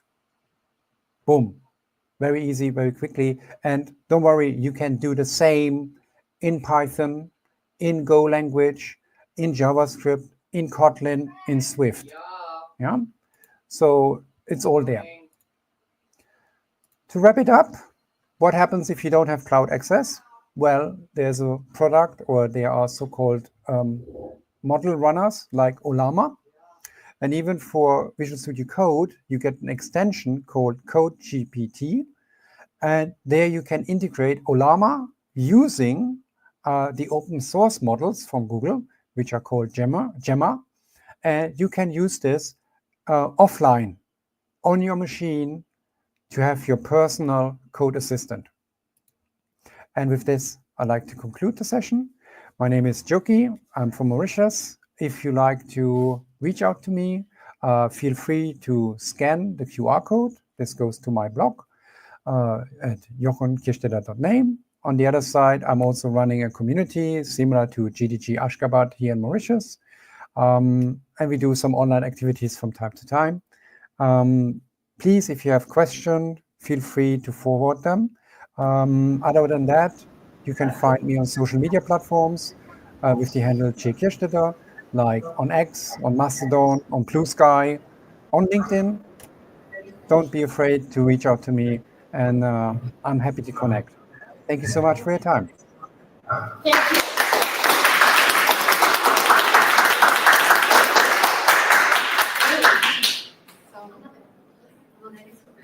Can you hear us? Yes, I can. Excuse me. Okay, so can I ask first question? Yes, sure. Okay, so my question would, first of all, thank you for great presentation. We are happy that you use Gemini integrated to the Visual Studio Code. The question would be the classic one, why I would prefer Gemini instead of other chatbots while there is no access to Google Cloud, I guess. I mean, there are a lot of options that we can use, and it's smart. I mean, what is that using? Come again? I mean, what's the advantage of using Gemini compared to other ones? Okay. First of all, question one is very simple. You are part of GDG Ashgabat'. This is a Google event, so of course I recommend to you Gemini. Simple as that. On the other side, you are absolutely free to use any of the other available code assistants. Gemini here is used as an example. I started using Gemini already last year in August, while it was still called Duet AI. And I have to say that it produced the best results, for example, compared to ChatGPT or Copilot. So I'm very happy with the outcome and the flexibility. On the other side, I have to say that as you have seen with the source code, let me just swap back. The source code here is actually a .NET library for Gemini that is not provided by Google. So Google has SDKs for Python, for Go, for Android, for JavaScript, for Kotlin, for Swift, And of course, you can use the REST API with curl commands, but there was nothing for .NET. So back in February, March, I then sat down and used the REST API and implemented the Gemini SDK for .NET. And so therefore, I was really digging deep into Gemini about how it's used, how it works, and how you can integrate it into the .NET applications. But again, feel free. You can compare the different AI assistants. For me, it was just the most obvious ones because running a GDG here in Mauritius, being a Google Developer Expert, having access to all other kind of services from Google, I use Gemini also because it is still free to use and you don't have to pay like $10 or $20 per user per month in order to get professional code assistant. Actually, I heard, but I tried the advanced version. I think it was released a couple of months. I'm not sure when it was released, but there is Gemini Advanced, and yes, it has a lot of features. Like I just didn't dig deep into it, but I saw that there are like career finding options or like for coding assistant options. So yep, just wanted to share. Yeah, advanced is good. Advanced is good. However, I would still recommend to you that you simply start with AI Studio, Google AI Studio. It's free to use. You get access to the different models. The interesting thing is also that they are the Gemini models, but they are also the Gemma models. So you can also use these models even though that you not run them on your local machine. You can tune them. So meaning you can train them to your purpose. Yeah, this is something that you can do over here about tuned models or in your library. So you can actually feed Gemini or Gemma 2 with your data in order to specialize it. And the other thing what I like also here is in the settings that you can say that you need structured output, which means JSON output. You can activate function calling when you define functions. A simple version is code execution. So it actually generates code in Python and using the NumPy library and can execute code for you in Python so to get results. So meaning if you have calculations to do like data scientific stuff, you can activate this. And recently they also added grounding. So meaning when you activate this, it actually has the capability to use Google search in order to verify information on the web before it gives you response. So it reduces the amount of hallucinations. And I found this very practical. But again, and it's still free of charge. So, but again, use it, play with it, use ChatGPT, use Copilot, and see which one fits best for your requirements. All right, thank you so much. Any other questions? Hello, can you hear me? Yes, loud and clear. Thanks. You mentioned that we can use Gemini AI in JavaScript, right? I Yes. want to ask a question. Is there any SDK or library for Node.js to integrate for our application? Yes. Look at here. Here as well in Google AI Studio, there's a magic button called Get Code. And okay, as I'm using now the Flash model, it only gives me the response in Python. However, let me just change that to Gemini Pro. And I hope, top down. So you can say, oh, you said JavaScript? Okay, there you go. There is an official JavaScript SDK that you can use run, yarn, npm, import it to your project. You pass in the API key and you are ready to go. So meaning that all the history that I did here in AI Studio is actually now kind of available in my code. Yeah. So it starts as a chat session and it creates all the previous prompts as a history, and you can directly use this, maybe with a little bit of cleanup, yeah, into your application. So there we go. Here's how I can insert, yeah. You get, here's a list of Asian countries, yeah, provide the same, and there's even then the JSON, okay, in this case it's Markdown, yeah. I'm sorry, I think you weren't sharing the screen. Oh, it stopped sharing, sorry, let me check again, now it's there, it's good?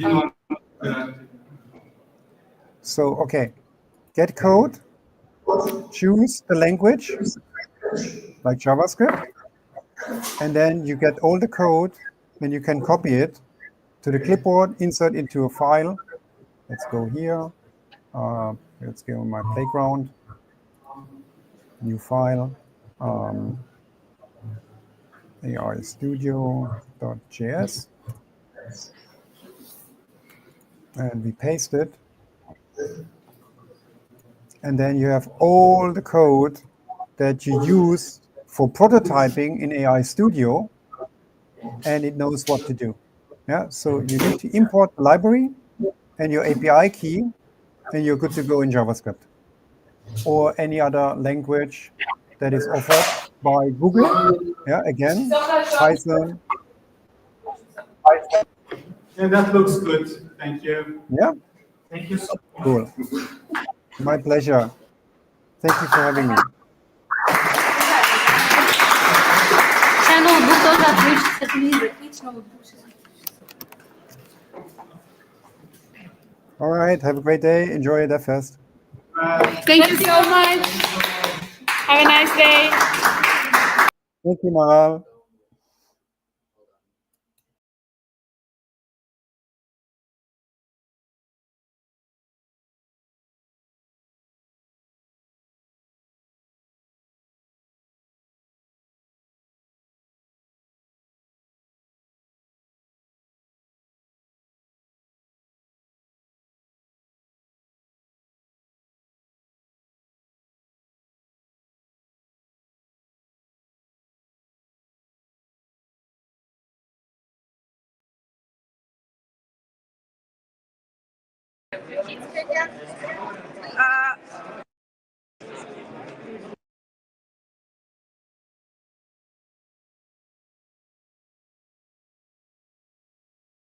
Still live. Great.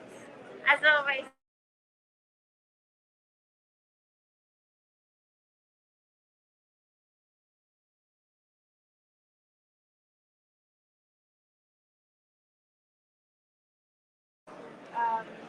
Кто еще? Так. Вот у нас кто. Почему вы пришли на Google Developers Festival? Потому что позвали. А если серьезно? Серьезно? Вообще интересует эта тема? Ты включил? Наверное, да. Окей. Так. А почему вы стали волонтером Google Developers Festival? Секунду, у меня нет смысла. Так, я.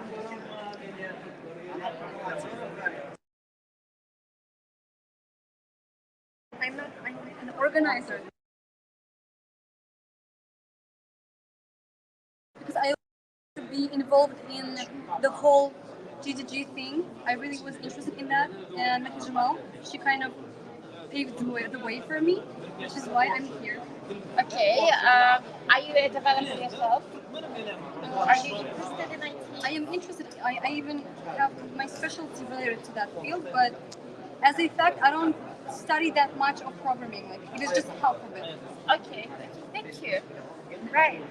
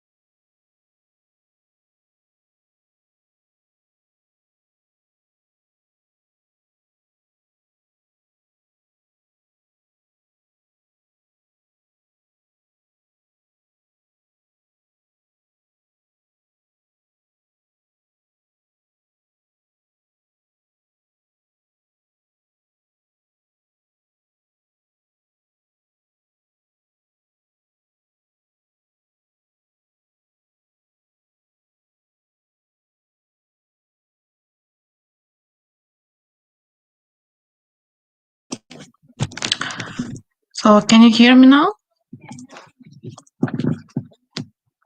Меня слышно?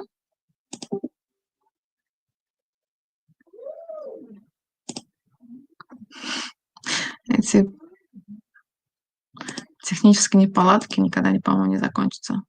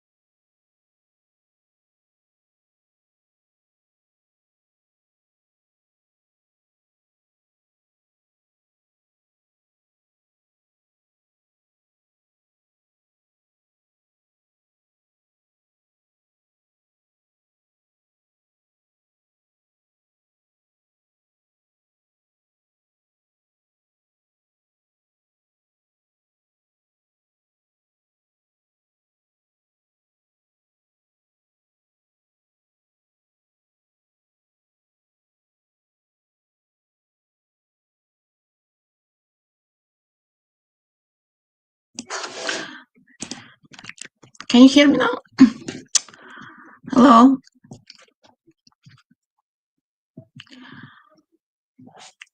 Yes. Hello, everyone. Congratulations with becoming DevFester. DevFest is happening since 2009. It's like 15 years. We are marking 15 years for DevFest this year, and our community celebrating 5 years because we started like G3 Google Developer Group and Women Tech Makers Ashgabat since 2019. I'm Maral. I'm the one who initiated, and I'm really happy that it's continued even without my presence. And it's more than reward. It's really inspiring to see you are coming together, and it's increasing the number of participants. Yeah, and I'm gonna share a bit about the Google ecosystem, what it's about, and you can benefit from all the program which is offered by Google. It's all volunteering, it's all free, it's just all the opportunity you can use and benefit from.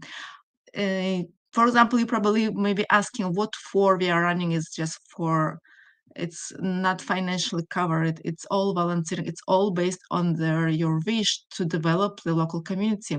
So Google Developer Group, it's an entire Google system, it's a group of passionate people who is really want to impact on the community by promoting Google products and who is curious about tech. So everyone who is either you are tech savvy or you are just starting and you want to learn something, you are welcome because it's open community, it's free, and the variety option is available for you nowadays. That's why, well, where is my presentation? Yeah.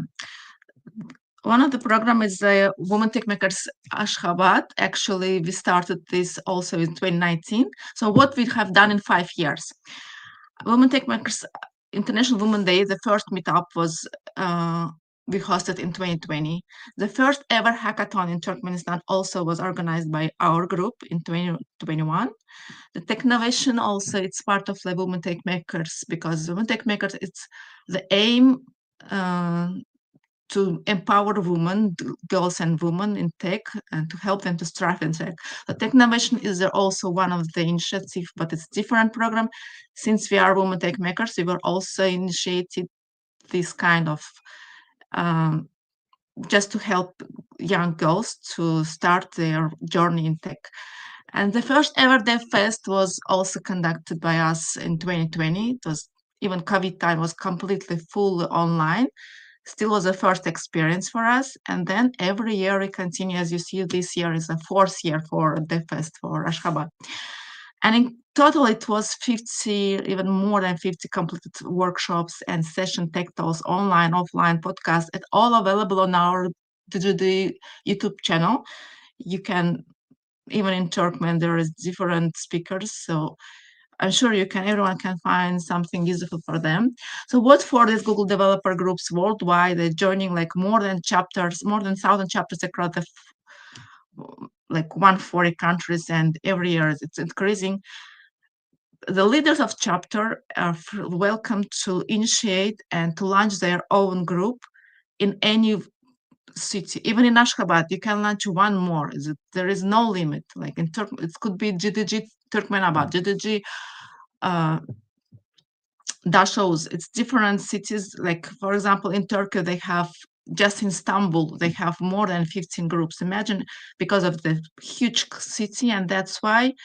But still, I encourage you to go to these links and to learn what you can get from this experience, because I'm sure you will enjoy once you find this useful for you and interesting, because you join the chapter, you lead the chapter, you grow, you connect with meeting local developers and all the networking, and this is opportunities to leverage your all skills and to learn and share. It's all about learning, sharing, connecting, and celebrating together.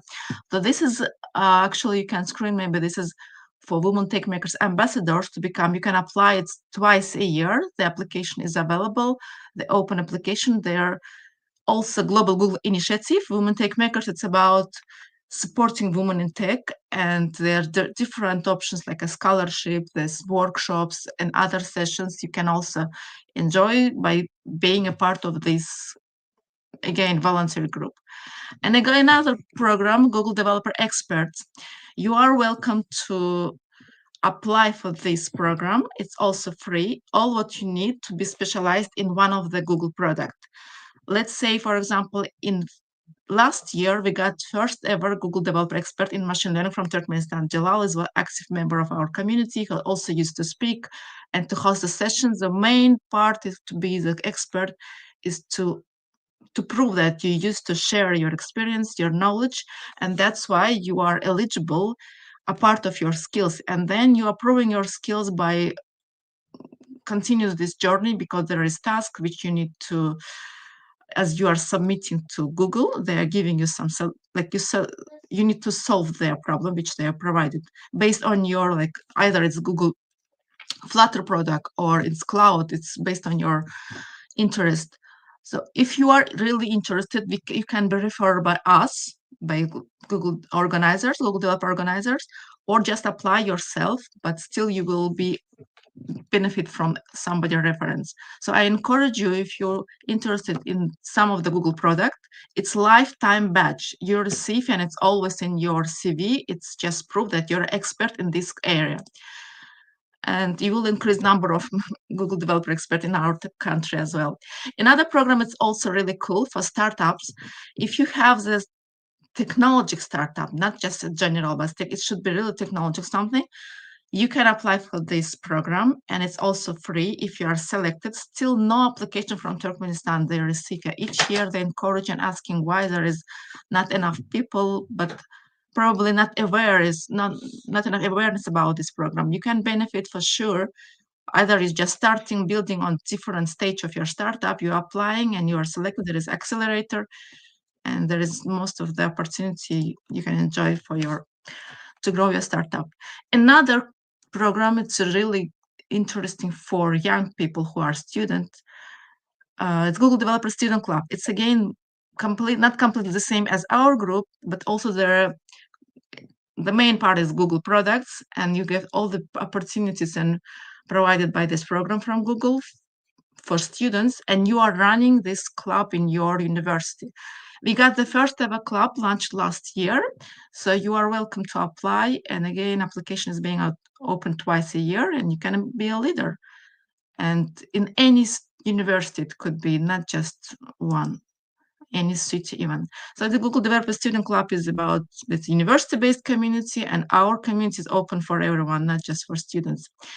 So you find a chapter, connect a person, and virtually or in person, just come, connect, share, learn, and grow your interest in technology. And you will, for sure, you will enjoy that, understanding that coming together and being united, it's much more easier, much more beneficial for everyone, rather than you're going just alone or doing your job just by enjoying your skills yourself without sharing. So let me just share what we have done in 5 years, just for briefly understanding, like how can, I'm not sure why I cannot, if anyone can help me, I don't know why I cannot.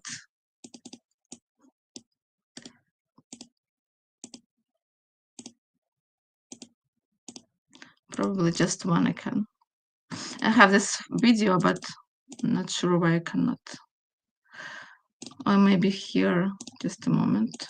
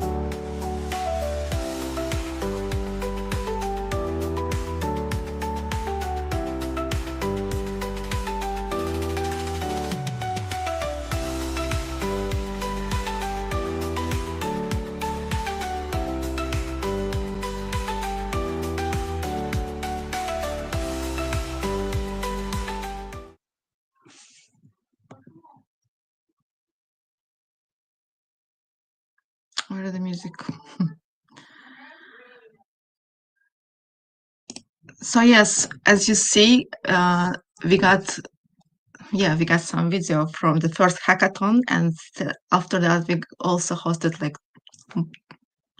in total like 3 hackathons, and all the active organizers are also invited for global summits, for global events like IO Connect, hosted by Google. So it's one of the opportunity to connect with their experienced technology experts, and I'm just encouraging you to apply and to become active members and to join the community, because the Google ecosystem consists of people, companies, and the experience which anyone involved can benefit and find something useful for themselves. Sorry for my voice. If you have any questions regarding the Google ecosystem, like maybe you're curious, still not was clear enough, I'm available to answer your question right now. But I'm really happy to see you all enjoying this part of the event, and you are now, congratulations to become a DevFester as well. Some of you already used to join our sessions since the beginning, like it's probably also 4th year for them, and they're quite aware about the benefit after this kind of experience. Is there any questions?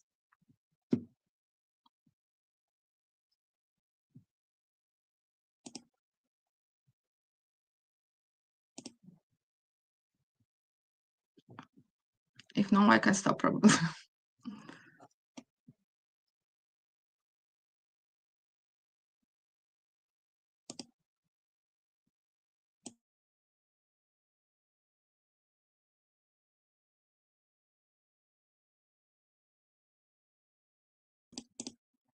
So if there is no questions, I hope it was very clear for you everything.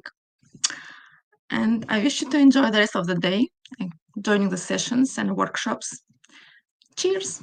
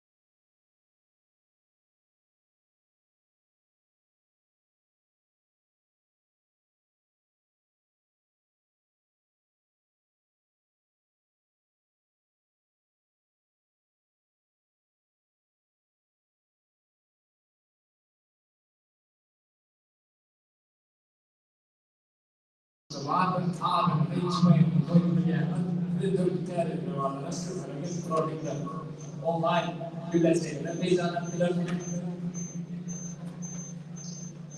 إذا حتى بعدين الوقت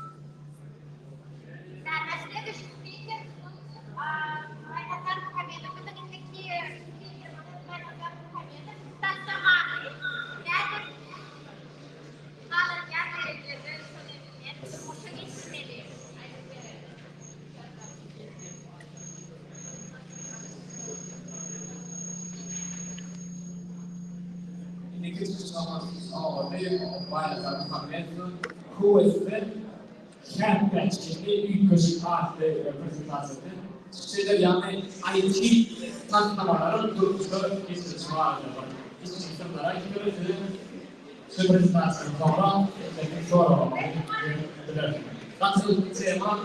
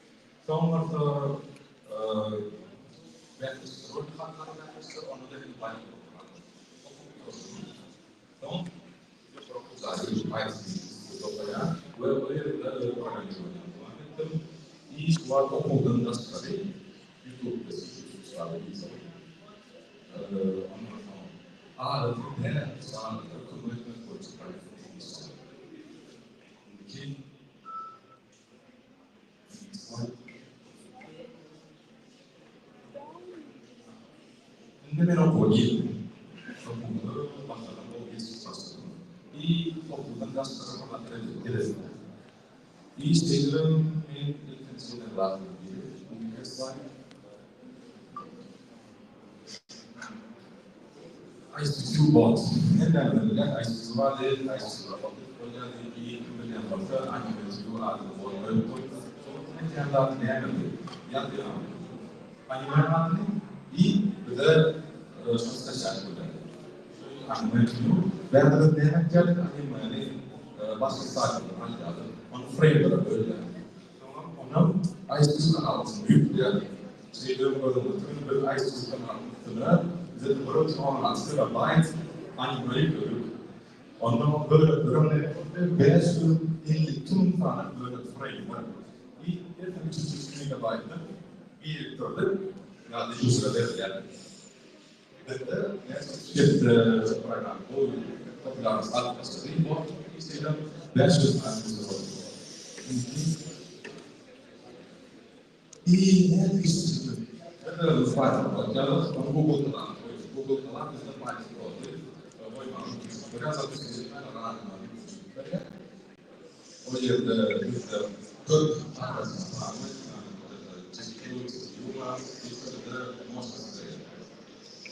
One other animal cycle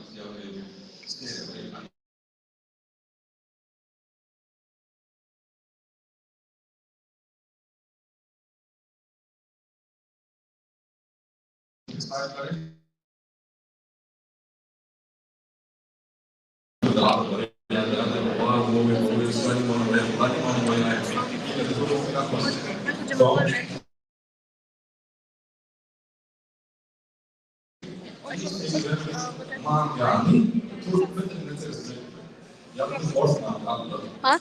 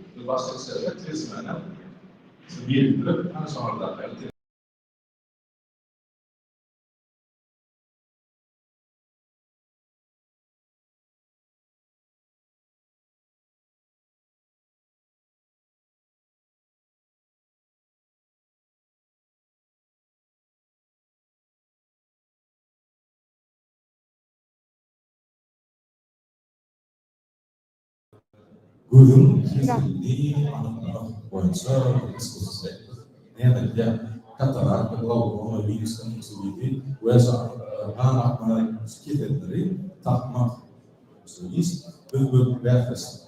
Fakat nasıl projeler irasyon etkilendi. Net işler sürüyor. Slide. İtak. Ne görüyoruz açıkçası ardaki açıkçası. Nefsu yerde bizde kamera, uygunsuz elektron, bu da bizde mikrokontroller. Ne yes ki kan aldı mikrokontroller. Sonra uygunsuz elektron, furotaya, i malumatları Wi-Fi bilen serverlere, onlar serverler notebook. Ne biz bunu görmedik. Bazıları ne Kagle'dan Kaggle bizde Google'un platformu ki, который içinde var furotları var. Текстовая, которая вызвала AI, тренинг, чего-то. Архитектура, мы разные конфигурации, именно с компьютером бизнес, yani architectura. И около, нам это Google талабы, это всегда материал. И всегда все программа, и все. Иныки, тут проект говорит, что дурдит, да, интуитивно, иныки. Иныки. Puzzle on master'de. Puzzle on master'de. Emmen biliyorlar, puzzle on master'de Windows'da var, MX oynaklar, Windows 7'de var. Neymet yazanlar yeni başvuruyan, işleyen olmaz. Şeyden çeviriyor. Biz orada sonra bir anlarak gittik, neymet tek puzzle on master'de. Puzzle on master'de tek, onu Python anywhere değil yani. Sizde bu yüklüdük. Python programı servis. Programma bölümü bırak. Sudah olay unikal. Adam uyak. Feedback. Onun da yurt atmasını oynamayı. Bu bazı nasıl işlemlerde ne AI hamurunu soruyorlar. Resmen. Düşünün sebeplerden yani Yandex'in AI'den sıfır yani yapıldı. Ona böyle araman kullanıyor. Ki İtalya. Ne biz köprüler ettik, ben de görmedim ama onlar öğrettik. Gerçekten kilometre vardı. İyi şeyler de var. Üstü. İyi terde kalbim oha asla. Bastı. Mungkin da terbitim. Terbitim. İtalya. Terde ise başlamak için bizde ne yapmak gerek? Birinci ne mesela bağlı görmüyor. Ne mesela bağlı görmüyor. Mesela tatlı. Statistika görmüyor. Yani son mesela değişti. Diyelim bir mesela ya. Ne mesela var? Buranın ayıktan ne mesela var? Ne mesela var? Diyelim biliyor. İş oynuyor. İş oynuyor. Mesela tatlı. Statistika öğreniyor. Ne yaşasan adam işti öğreniyor. Bar bana öğrenmek. Yani işi köplendirip köpetmek için ne reçeteler var. Yani belki platforma bize hem işe katılıyor ve sonra işte sen hem böyle boşanmış mesela hem olumlu için söylüyorum. İyi şeydir. Proyekt başlatın. Slide. Bizde ne gibi mesela bizim potansiyelimiz sağlıklı değişiklik, adetler, çağrıları bizde расстройство аутистического спектра, задержка развития речи, çağrıları boyunca proyekt başladı. Statistik olarak Amerika'da her 50 yaşında çağrı bizde расстройство аутистического спектра değişiklik çağrı.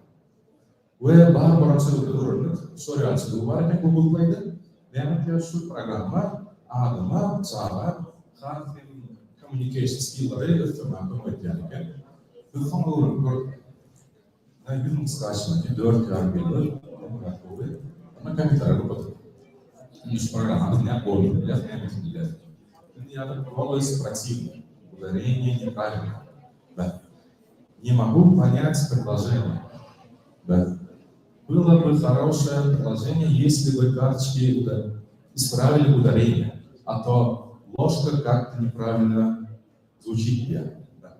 Например, программа говорит. This программа скачает. А давайте мы полную видим. Time to do what? Time to do all. И говорят,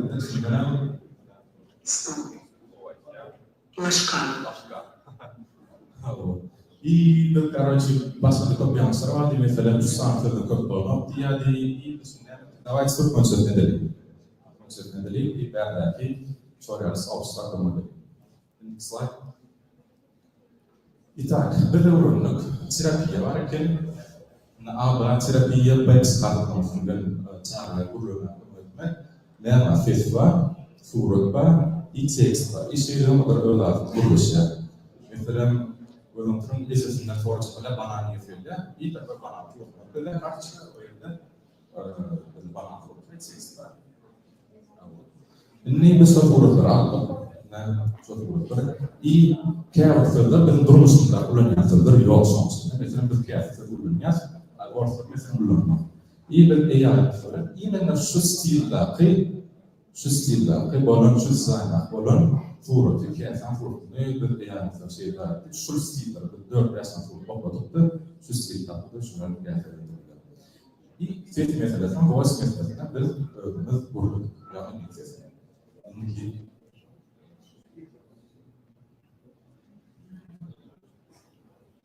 Ni كمليات что донки нам зона Google Play разработчикам аккаунтны для регистрации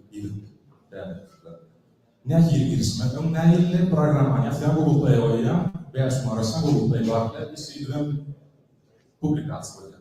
Yönü bir kıyafet, suyunun başında, değerli bir kısmı, yıldık nehirli nehir bir kısmı. Registrasyon, abışlı registrasyon, пользовательские аккаунты, developer аккаунты. И заявка на проверку уровня программы. Orada harman market dolduryan gençler program bilgiler. İndiki sakit sistemi yani sen 20 tane adam sen programa her kullanmalı ve yanlış yapmalı. Sakit sistemi. Ona biz de 14 devam etti. 14 sakit sisteminde kreatif ve 20 tane account var, 20 tane account var, işinin sakit sistemine geçerli. Yani 14 gün geçti, Google Play'de ve adıydı. Não pide ter a informação dele. Então, a professora vai se achar que dá para ir best da noite, eu não não. Isso ainda não quer aquilo que tu não te sabe. Tudo que já está doendo. Não, zakit se não tem este de Google, se não faz de olhar do best da tua, aqui isso é publicação.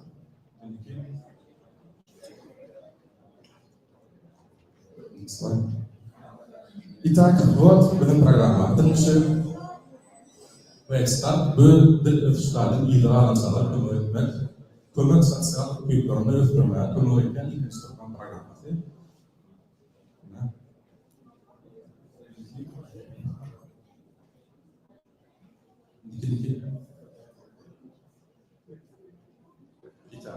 اللي программа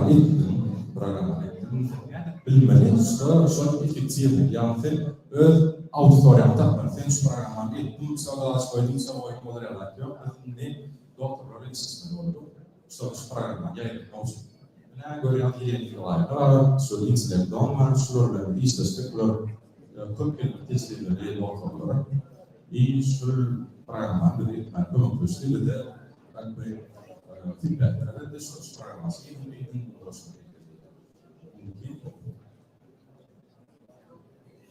программа естественная вот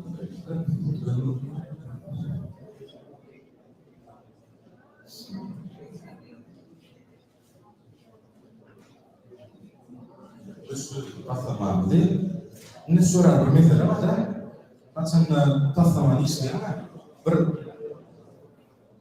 nira bariyani doğru yola bariyani ama bu fundamental şu doğru и bizga feedback qilamiz programmamizda mesela ABD challenge bu Xitoyda online challenge ve text ettirib devam etdi. O yerdagi speakerlar bize neydi biznes satma neydi proyekt modeller satmadı. Mesela görünmedi. İlk fazla değerlisi oldu. Tam bizde şart bu işe biz onunla arkadaşlar o yerde rastgele geçirdi. O yerde karar değerlisi. Online ofisler olan bir proyekti satmadı değerli. Biz o bir geçti. İlk Fransa değerlisi Türkistan'ın aramız agenti tarafından vurmayan değerlisi verdi. Değersiz olayı aslında sürekli bakması. İyi bir sonunda bırakacağım. Sahne olacak. Так.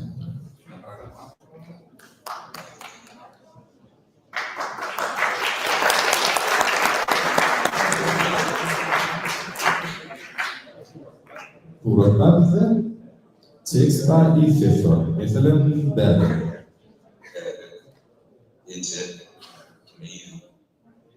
Şimdi İtak bizim nira var ya. Biz bu programı ne khas yapacağımız bu için Gemini kurmalı. Gemini'nin içinde de spesialist olmalı. Biz de inatlar olmalı. Katır sorular sormalı. İyi bir şey autorayı konuşuyorlar. Biz şu programı update etmeli. Ona şöyle doktorların benim feedback'larından olacak. İyi şu programı kırmızı yok. Yanlış var. Demek niyetinde var. Niyetinde var. İhtiyacında var. Biz böyle insan kategorilerinde şu programı başlatmak gerekiyor. Bir şu konferansta oturup bir şu halk aksesi falan. Biz bize şu programı aslında işlerinde vardı. Yani öyle kimlikler yani sesler falan. Ki so biz kaleci kamanı sanırlar. Bir de olsun gene.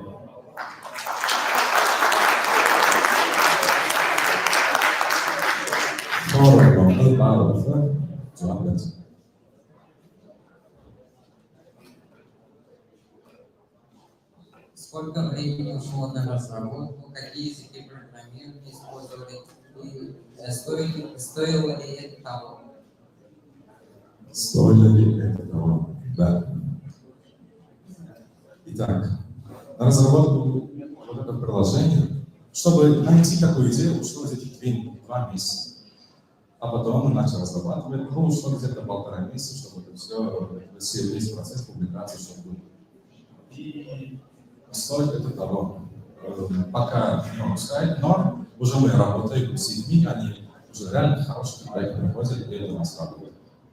И нас радует то, что теряется маленький вклад в такое сообщество, как помощь детям.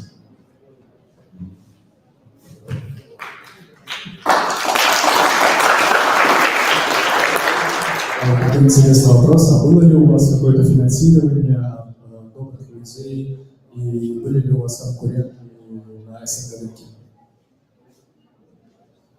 Было ли у нас финансирование спонсора? Спонсора не было.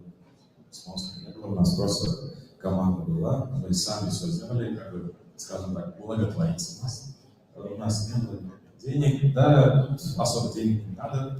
Мы сами с командой схватились и все сделали.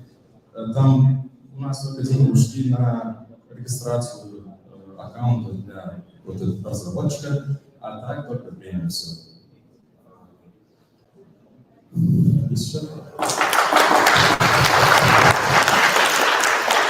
Как активно пользователи сейчас у вас? Активно пользователи. Сейчас, кажется, я недавно смотрел, там у нас 8 скачиваний, если посмотреть, то это мало, но программа у нас запустилась где-то 10 дней назад, и пока что это средний результат нормальный.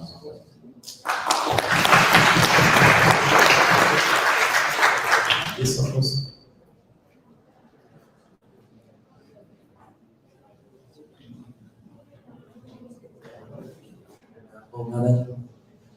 Şu an sizin grup farklı mesela grup farklı bilersiniz nasıl? Ну, конечно, идея разная. Biz adamlar karışacağız. Biz kuruluz. Biz onun başlarını projeler işte oturuyoruz. İki portföyü görüyoruz.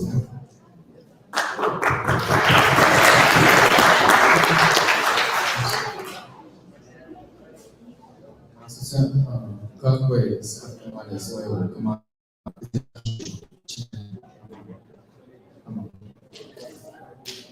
Ну, как я раньше сказал, у нас команда, скажем так, из друзей. Да, мы сами друзья, мы давайте что-то делать, и все. У нас там... И еще один плюс, у нас институт. Мы почти что из одной группы.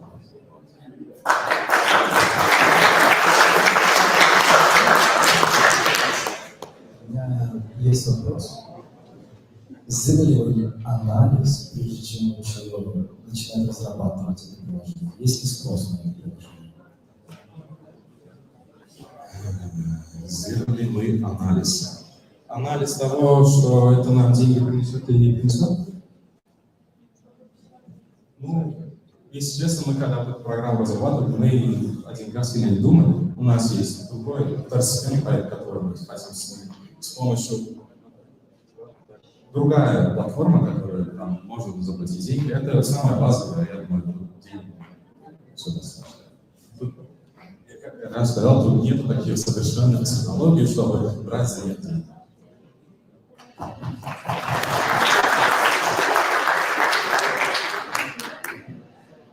Grup olarak işlerimizde mesela komandada yağlı mutfak işini yalayla neme asfalt veya onlarla var mesela 5 dakika işlem atiyada amlar yani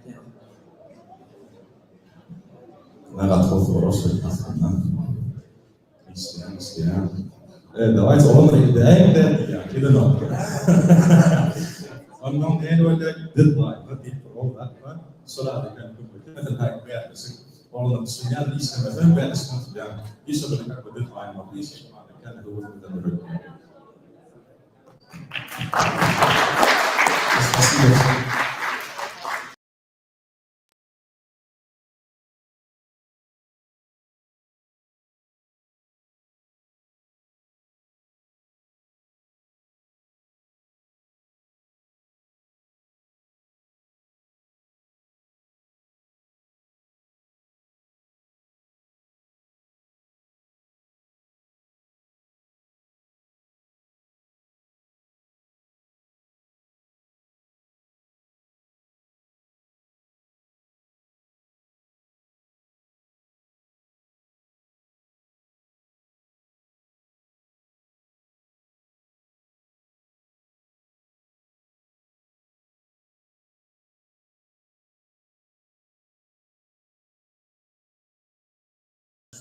şu bilmek o sağlayacak. Sonuçta da ne o telefon bağlı sonra doktora burası sonra diye kârına kadar diye insan sonra buraya da telefon yüzüne bir şey olur.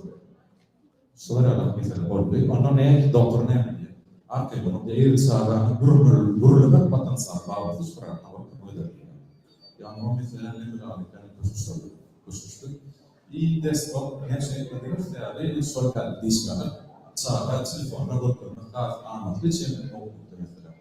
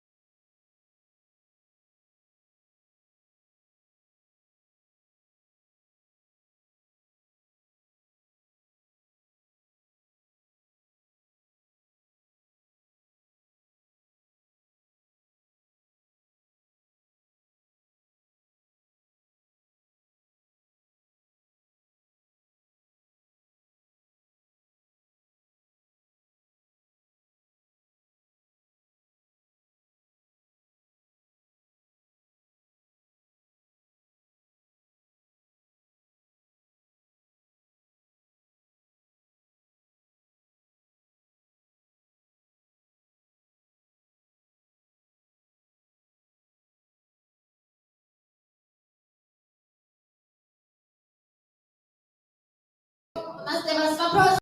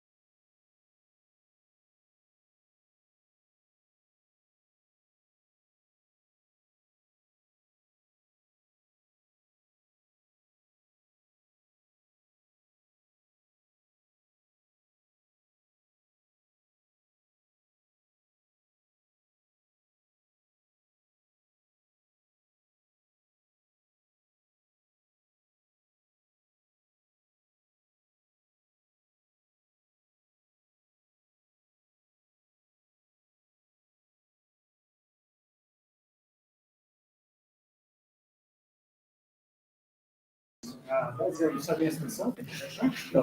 Главное, улыбаемся. Раз, два. Давайте сфоткать. Супер. Супер, господа. Чтобы вас было... Большое вам спасибо.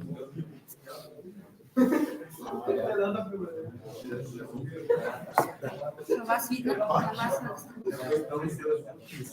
Все пока немножко тишины и внимания, потому что это для вас, а не для меня. И здесь есть призы также. И в целом, даже дело не только в призах, будьте активными, потому что это все для вас, хорошо? Отвечаем на вопросы, мы принимаем группу, чтобы сделать порядок. Вопрос номер один. Я вообще слышал реально вообще такое. Ты точно слышал. Все, отлично. И теперь у меня возникает вопрос, что это такое? Библиотека.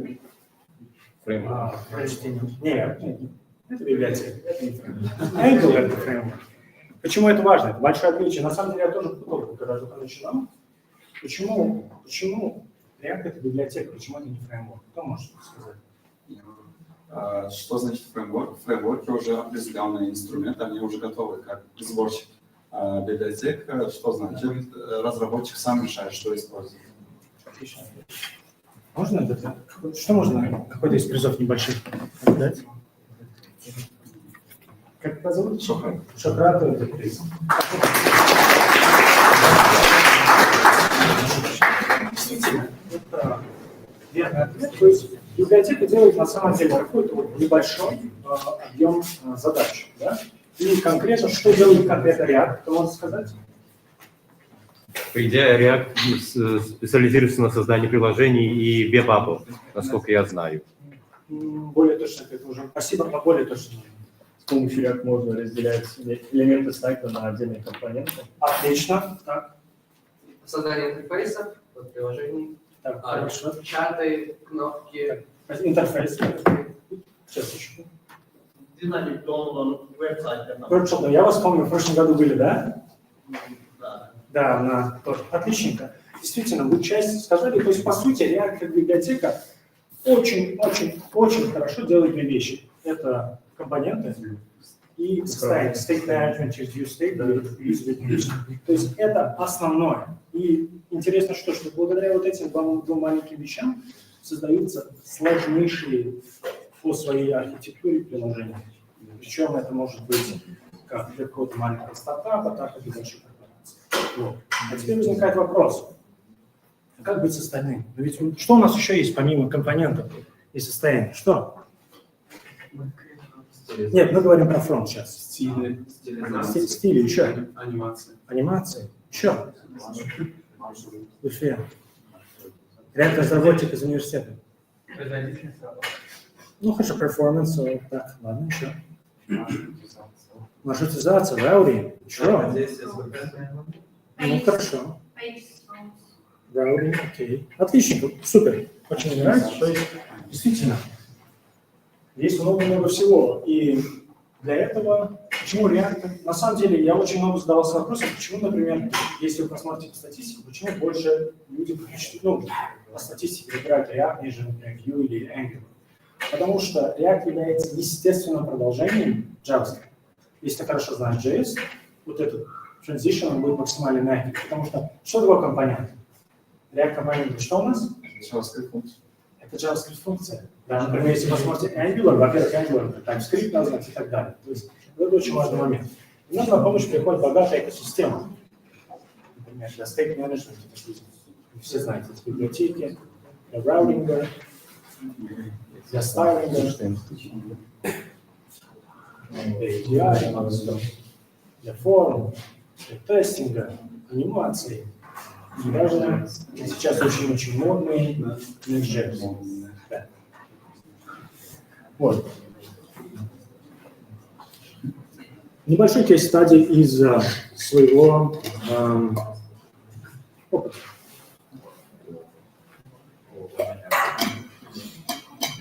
Довольно недавно, несколько месяцев назад, я решил построить просто ради практики небольшое React-приложение.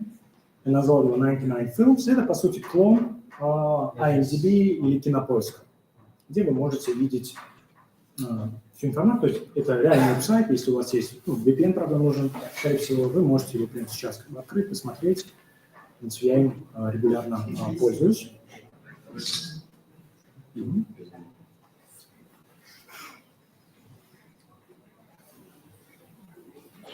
Супер. И вот просто, пожалуйста. Кстати, что это за файл? Кто мне скажет? Похлопайте себе. Реально очень приятно находиться среди толковых людей.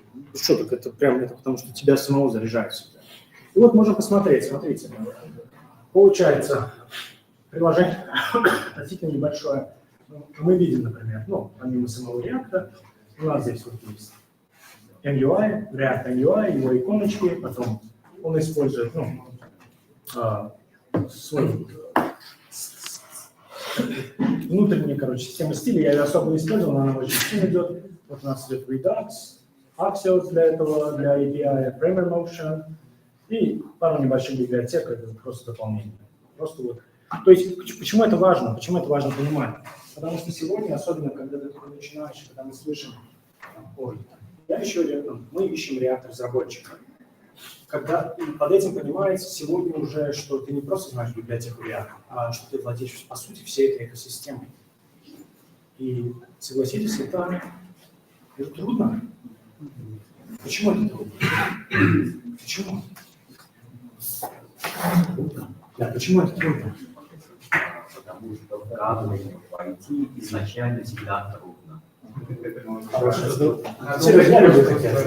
Какой проект после этого используя новые инструменты? Верно, верно. Потому что, смотрите, как бы одно дело, ну, Angular изначально, конечно, труднее выучить, потому что вот этот learning, да, но в React, например, когда ты смотришь, блин, столько всего, и если вы посмотрите, активно будете искать работу, и вы увидите, там есть... Вчера, кстати, недавно в Телеграме просматривал, ищу разработчика, научил Web3, это значит блокчейн. Там вроде фронтенд пишут, но, блин, там сообщение надо минуту прокручивать, да, и там предлагают, например, всего $1000. Я смотрю, там вот, реакции, там вот такие. Да, потому что сегодня требования такие, ничего ты с этим не поделаешь. И теперь, сегодня даже вот, то есть у меня задача даже не столько про React. React это как бы вы сами сможете много хороших ресурсов, но сегодня сама вот эта индустрия разработки, она достаточно становится трудной. Серьезно, очень трудной. Попробуйте вот даже вот, кто уже 3+ года разработчиком работает? Прям работает? Да, да. Я очень... Ну, хорошо. Вот ради эксперимента, 3 года же это немало. Попробуйте найти удаленную работу с более-менее достойной зарплатой, хотя бы $1000. Офигеете, как это трудно. И что вот сейчас. Поэтому важно иметь какой-то свой фреймворк по тому, как развиваться, как расти, как разработчик. Поэтому нам на помощь приходит вот это такое правило. Кто с ним знаком? 20% усилия, 80% результата. И наоборот. Правильно. 20% теории, 80% практики. Не, здесь больше про это, то, что вы сказали. Потом на вторых 80-х проходит так. 80% усилий, 20%. Супер, спасибо. И почему это правило на самом деле очень важно? То есть, ну, единственное такое, иногда бывает 90-10, да, понимаете, здесь имеется в виду вот эта пропорциональность. Почему это важно? Потому что вот, сколько библиотек я вам сейчас показал, пока мы пошли? Примерно. Где-то больше 10. Больше 10. И, блин, ну а когда все это учить? Вот. Ну, сейчас имеется в виду, время требуется на каждый. Поэтому я вот в своей практике применяю вот это правило. Оно состоит, по сути, из двух частей. То есть, вот, например, скажем, вы хотите освоить Redux, да, для стейка. Шаг первый, но очень важен. Это нужно определить принципы, на которых строится эта библиотека. Как это сделать? Серьезно, самый быстрый способ. Найдите ментора, тот, кто уже этим владеет, заплатите ему там, за 3, 4, 5 занятий, чтобы он вам объяснил принцип, потому что иначе может затеряться. И второе, очень важный момент, это нужно начать делать упражнения, через которые вы осваиваете эти принципы. Если вы этим овладеете, дальше вы используете документацию, чат GPT, и вы сможете писать, уже использовать это в своих приложениях, не особо прям сильно владея этой библиотекой. Потому что эксперимент ставил, вот, например, в том же 99 Films, я первый раз использовал Framer Motion. Я вот сидел, читал. Вроде я сделал то, что не надо, но я уже немножко забыл. Почему? Потому что слабо были скорее освоены вот эти вещи. Вот эта схема, так сказать, ярко иллюстрирует то, о чем сейчас мы сказали. Вот этот синий квадрат, который вы видите, это, по сути, это область применения этой библиотеки или технологии. То есть, например, мы говорим про тот же Redux. И мы понимаем, что с помощью Redux ты анимацию не сделаешь или стили ты не сделаешь. То есть это принцип. А квадраты внутри, черные, это use cases. То есть в каких конкретных случаях с вот этих 2080 мы можем ее применить. Например, кто работал с Redux? Redux, если по-русски больше. Скажите, пожалуйста, для каких стейтов вы чаще всего ее используете? Проект. Dialog как бы Еще? Форму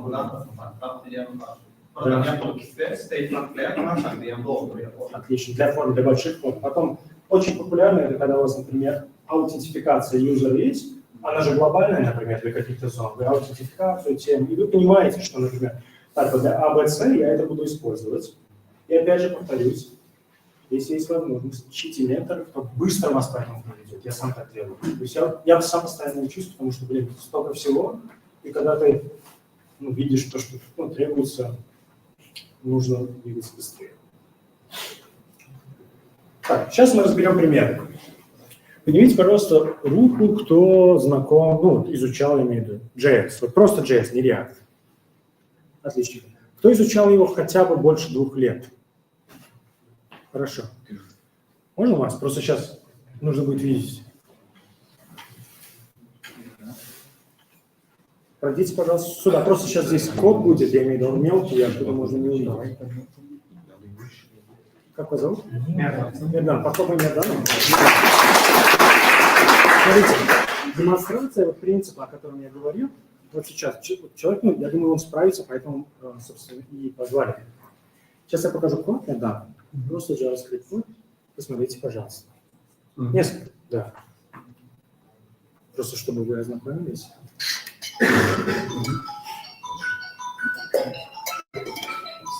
Могли бы, пожалуйста, объяснить, что он делает?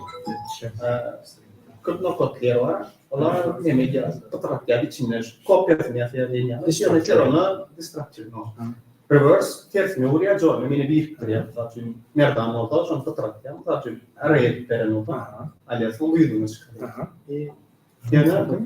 Instant join. Join. Biriktir. И получается, все правильно сказано, сейчас на русский переведем, и получается функция вызов это buffer, Merdan outline buffer, memory return buffer. Nereden olsa çarptırma fotoğrafya. Fotoğrafdan alias reverse, tersine oraya. Join'ın biriktir. Yine string'i tutar там. Biz araya kuruyoruz. То есть Merdan наоборот. Большое спасибо. Почему это было важно? Смотрите. Потому что вот сами себе в голове не надо это ответить, например, одна строчка кода, очень честно такое, ничего особо здесь нету. И себе честно ответили, кто изучал JS, вам понятно или нет, внутри себя? Понятно, отлично. Но не всем, давайте откровенно, да? Сами себе. Теперь, что хотел продемонстрировать этим принципом? Здесь у нас, по сути, 2 слоя комплексности. Слой номер 1 – это базовый JS. То есть, что это значит? Это знание синтаксиса, что значит function, что такое, например, destructuring, методы и так далее. Теперь, если вы владеете только базой JS, но если вы никогда, не ставилась у вас такая задача, если вы никогда не работаете с базовыми алгоритмами, то вы можете понимать это по отдельности, но вместе не совсем понятно, что происходит. То же самое, почему нужны принципы и упражнения. Отлично. Теперь немножко, в принципе, так как мы говорили про AI, да, немножко уже о нем поговорим. Сегодня, поднимите руку, кто использует ChatGPT в своей разработке каждый день. Почти все. Остальные, видимо, говорят не сразу, да? Отлично. Вот ответьте мне, кто использует. В чем ChatGPT, когда вы его в разработке используете, в чем он прям хорош? Вам нравится ответ? В каких частях кода? Он может подробно расписать план самого проекта и дать базовые шаблоны для каких-либо функций. Но он пишет код не всегда пишет весь код. То есть в некоторых местах он может поставить комментарий, чтобы реализовали это уже сами. Анализирует хорошо. Анализирует хорошо. Variable'dan tam говорит, он string может передать. Или developer там Комментарий, да? Перемен. Все. Супер, спасибо. Действительно, вот этот ответ более того, что я ожидал, что он отлично решает широко известные алгоритмы и маленькие задачи. Почему? Это надо понимать, как работает в целом AI. Чуть позже я слайд в подарок сделан. То есть почему так? Потому что у него больше всего информации, и широко известные алгоритмы следуют четкой логике, математической программной логике, да, поэтому он в них хорош. Да? Но вопрос. Что делать с остальными? Еще? Мы можем попросить его записать, опять-таки, как отдельный промпт уже, и там он может уже дать более четкую информацию. Может. Да. Но не всегда. Ну или заставить ChatGPT самому доработать. Дальше. Или с третьей двери. Нафиг уйти из программирования. Вот. Отличненько. Вот теперь если... То есть сегодня это, если вы чуть-чуть заработали, он очень плохо в архитектуре приложений, CSS, библиотеках и каких-то нестандартных решениях. Почему? По банальной причине. Потому что, к примеру, CSS — это не математическая логика, для него он абстрактный. Даже люди в нем путаются. Давайте, если честно говорить. Архитектура, опять, это их очень много видов существует, а все, что, например, third party, банально, у него нет информации. К примеру, кто знаком с библиотекой GSAP, анимационная, Green Soft Animation? Просто слышал, но не работал. Вот, когда вы работаете в React, у него этот новый хук называется Use GSAP, и он относительно недавно появился, и, например, ChatGPT просто о нем не знает. Он всегда вам исправляет на use effect. То есть опять. И возникает вопрос, что, делать? Поэтому на сегодняшний день это вот максимум, что в чем он хорош. Да, то есть он ваш ассистент-помощник. Потому что, смотрите, какой очень-очень важный вывод, особенно когда вы там, первые ваши 3-5 лет в разработке. К примеру, у меня самого такое бывает. ChatGPT выдает код работает. Но уже приходится дорабатывать самому. То я его нифига не понимаю. И это прям печально, потому что в чем смысл тогда? Смысл вообще, профессия разработчика, программиста, это всегда люди были. Это, знаете, это элитарная профессия, потому что она требует такого. У вас должен быть мозг, у вас должна быть дисциплина, у вас должна быть фокус, у вас должно быть хорошее здоровье. Почитайте, очень хорошая книга есть, называется «Инноваторы». Автор Уолтер Айзексон, это кто пишет лучшие биографии, Эдисон, Стив Джобс. Там про вот с самого начала, когда компьютерная индустрия зарождалась, в Великобритании, потом в Америке, это люди, это, понимаете, таких людей очень мало, как Алан Тьюринг, Билл Гейтс. Да. Уолтер Айзексон. Инноватор. Почитайте. Поэтому суть. Хорошие разработчики сегодня, да, вот если вы посмотрите, практически они не используют на самом деле. Им это в принципе не нужно. Вот это надо понимать. Поэтому вот такая вот задача, такая цель. Это очень-очень важно. Иначе, знаете, что произойдет? Это просто обидно будет вот такой потенциал, данный вам природой в этой профессии, спустить его.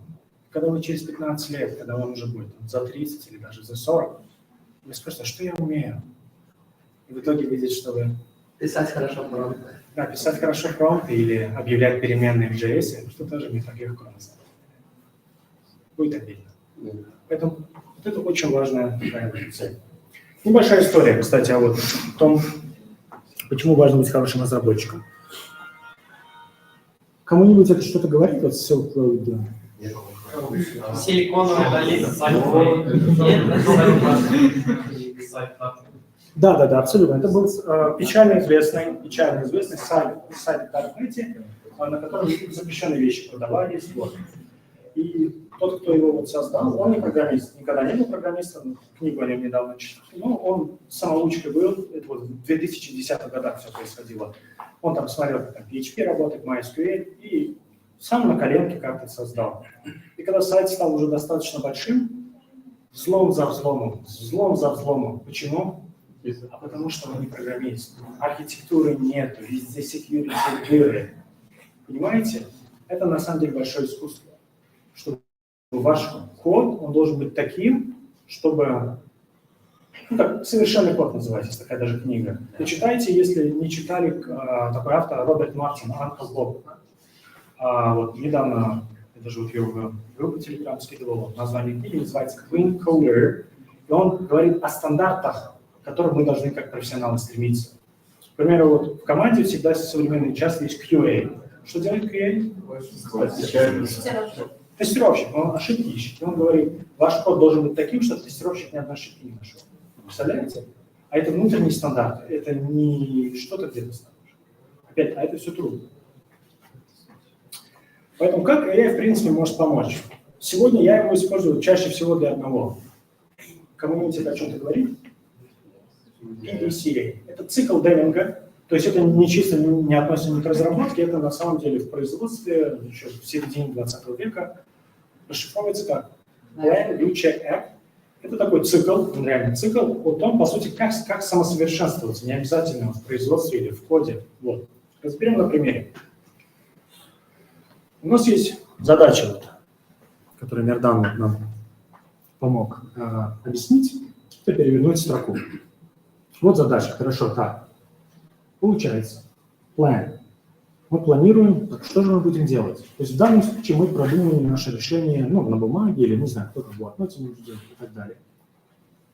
Do – это мы непосредственно реализовываем наше решение. То есть пытаемся его написать, скомпилировать, запустить. Теперь check. Вот где нам приходит на помощь наш друг чат GPT. То есть после того, как вы сделали решение, максимум, что вы смогли вложить, вы просите его проверить и дать обратную связь.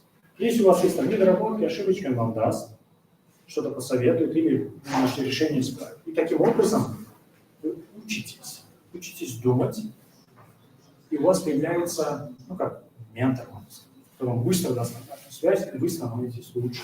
Вот это важно. И от этого, получается, он нам посоветовал, мы заново попробовали сделать. И есть небольшой плюс, я обычно его всегда использую. После того, как я решение нашел, я обычно спрашиваю, какие есть еще решения. Альтернативные способы. Альтернативные способы. Он выдает решение. И если среди этих решений вы видите те, которые вас заинтересовали, к примеру, вот последние 1,5 месяца я тренировался в строках JavaScript, задачки разные решал. И вот я обычно это делаю через map, или for each, через циклами, итераторы. А потом увидел то, что есть, кажется, слышал о них, кто знаком с regular expressions, регулярные выражения. Вот. Трудная штука, но согласитесь. Фиг разберешь этот синтаксис, плюсики, все черточки. Но даже чуть-чуть его освоить, это магия становится. И как я узнал об этом, как я потренировал, спасибо за вот эти альтернативные решения. Так что сегодня и это можно применить, пожалуйста, с React, Angular, и вообще не важно. Поэтому вот как AI можно использовать. Это раз. Потом, в принципе, могу посоветовать единственный AI-тул, который я использую. Кто слышал? Да, я пользуюсь. Я его тоже использую. Бесплатно? Да, бесплатно. Нравится? Да, конечно. Серьезно? Он немного некорректно выдает. Нет, да, здесь это уже мнение, просто хотел показать примерно, как он работает. То есть он встроен, это VS Code расширение. Он понимает контекст, обычно, по-моему, всех открытых окон и пытается вам выдать вот в таком сером формате решения. Вы потом нажимаете Tab, и у вас появляется вот код. В принципе, почему нет, можете установить. Если будут какие-то проблемы, скажите, что я вам посоветовал. Хорошо. А реклама проплачена? Он бесплатный человек. Хорошо. Поэтому, смотрите, в принципе, в первой половине этого года некоторые ребята были. Я очень активно проводил вот этот семинар How to Boost Your Coding. Это чисто вот как использовать AI в коде. Даже в Казахстан меня приглашали, чтобы я там провел. Поэтому, если нужны слайды, вот ссылочка, можете скачать и потом дома уже это проработать.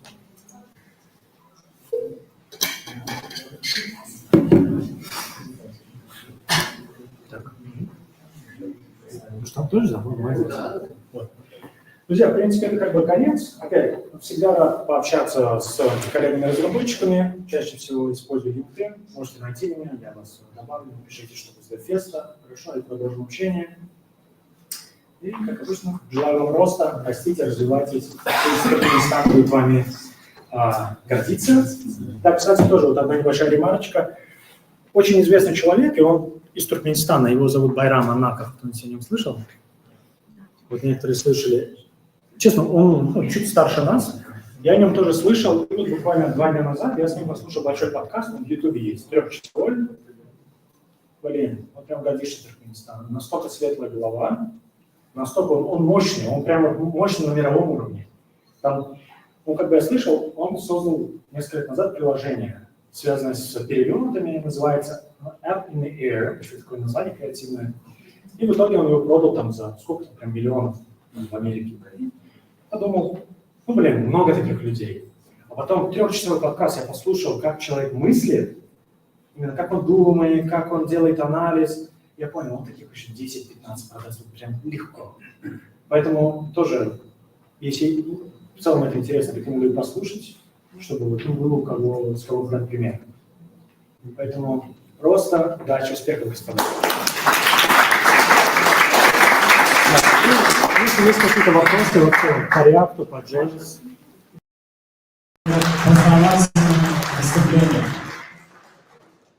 Первый вопрос. Google создал программу, которая дает вам, как бы разрешает вам создавать программы для телефонов, mobile apps. Это open source, открытый source.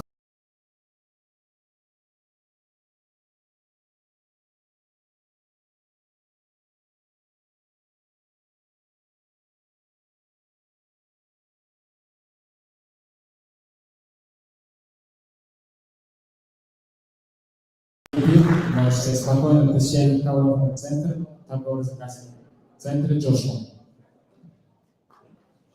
Так, второй вопрос. Как называется программа Google для рекламы? Google AdSense. Да? AdSense. Google что? Google AdSense. Google AdSense. Google Ads. Да. Да. Как вас зовут? Данил. Мне 16, программир, занимаюсь программированием и музыкой. Молодец. Браво.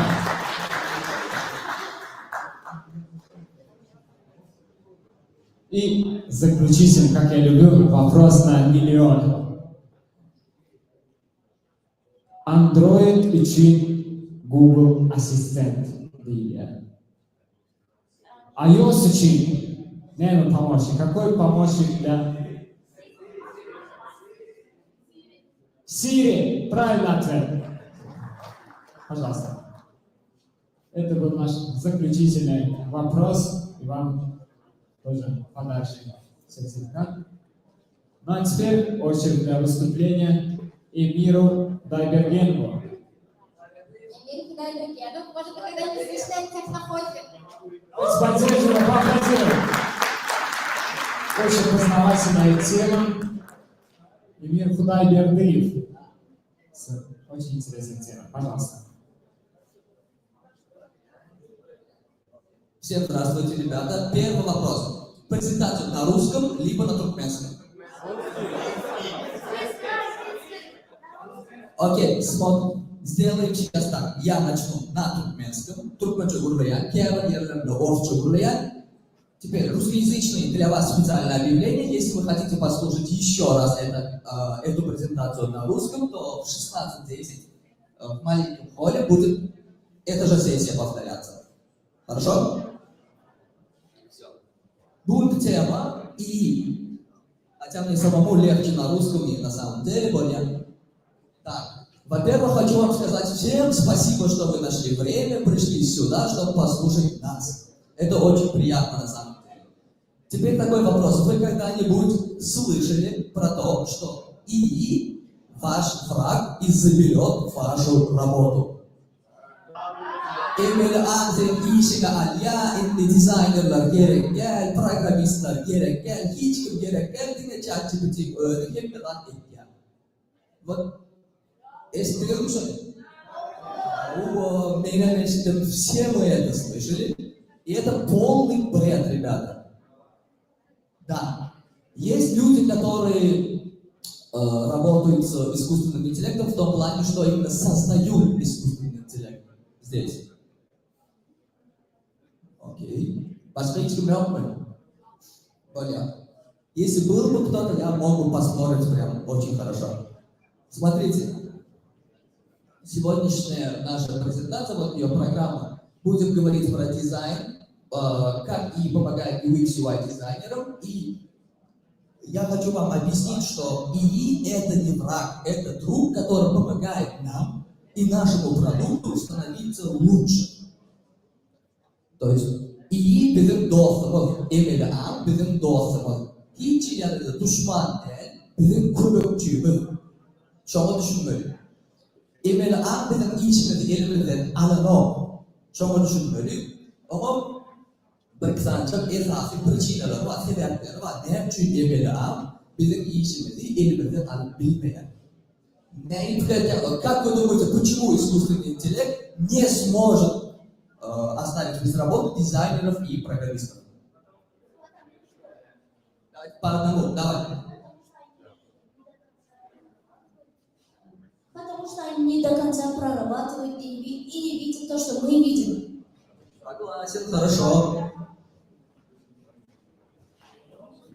У ИИ нету такого компонента, который есть у человека, это вот эта творческая натура, что-то божественное. Согласен. Именно информация, беляна, махакер, информация, реально, сколько беляна, тура, цикли, брюкты, олон, доллар, цикли, мега. Я дизайн, доллар, беляна. Окей. Ну, наполовину согласен, наполовину нет, дизайнером yanlış biliyor.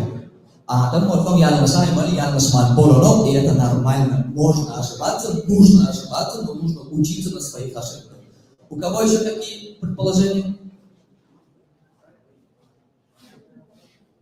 Сейчас. Искусственный интеллект работает по запросам человека, и если человек будет сам запрашивать информацию, то это не будет работать, мне кажется. Но представьте такую ситуацию, вот вам нужно сделать веб-сайт. И вы дали запрос искусственному интеллекту, и он делает вам веб-сайт. И теперь вопрос, почему этот искусственный интеллект не сможет заменить человека, который делает веб-сайт?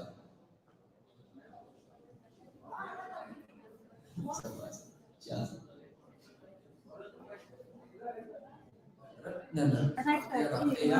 Информативная будет выступать Абойли Мергенов, бэкэнд разработчик, стартап. Esas programlar.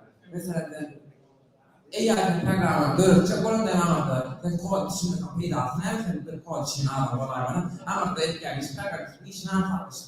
Mesela bu projelerde küçük kod, tel kod, ama şu vakit mesela şu AI oynuyor. Bu kodlarda öğreniyor. Programlar. Zannediyorum esas değerler bizim hayatımızda çok tüketiyordu. Bizim hayatımız hayatımız ayrı. Tel mesela ressamların, diğer artistlerin yaşayan suratları eğer aynı bir suratlar var, tek dizayndır. Eğer ayağımızın ne var? İnovasyon kreatifimiz. Yani mani suratları eğer yasabilmeye. Çünkü dizayner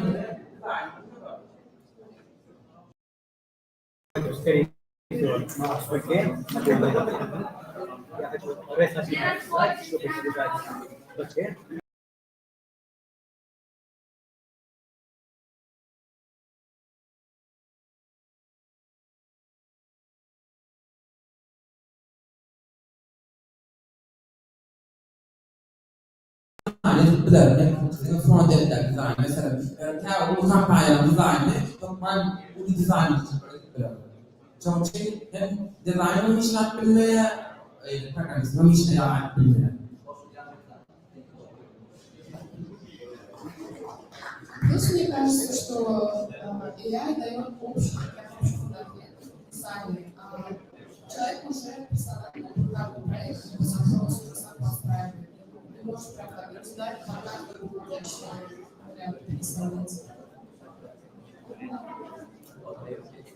Все, спасибо вам за ответы. И окей, пропускаем этот слайд и идем вот сюда. Вот три основных причины, почему искусственный интеллект не сможет заменить программистов и дизайнеров.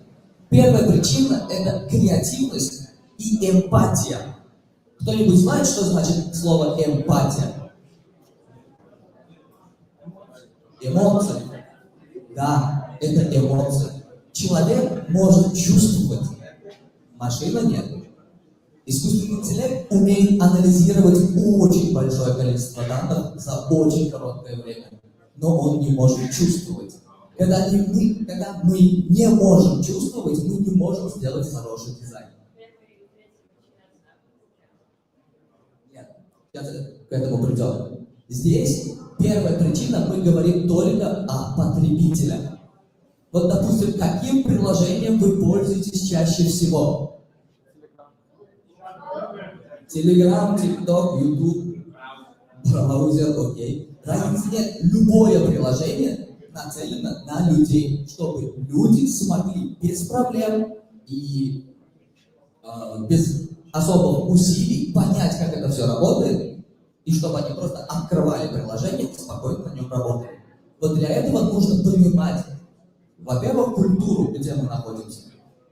Мы не можем... Смотрите, арабский дизайнер не сможет сделать приложение для американцев или для туркмен.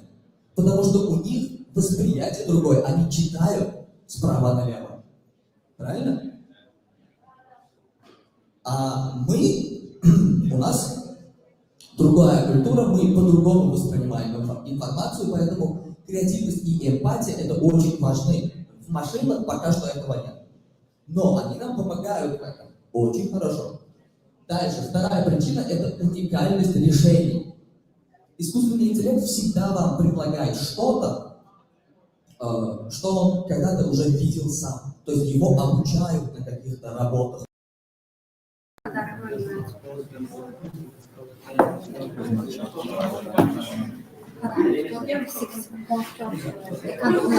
Значков много.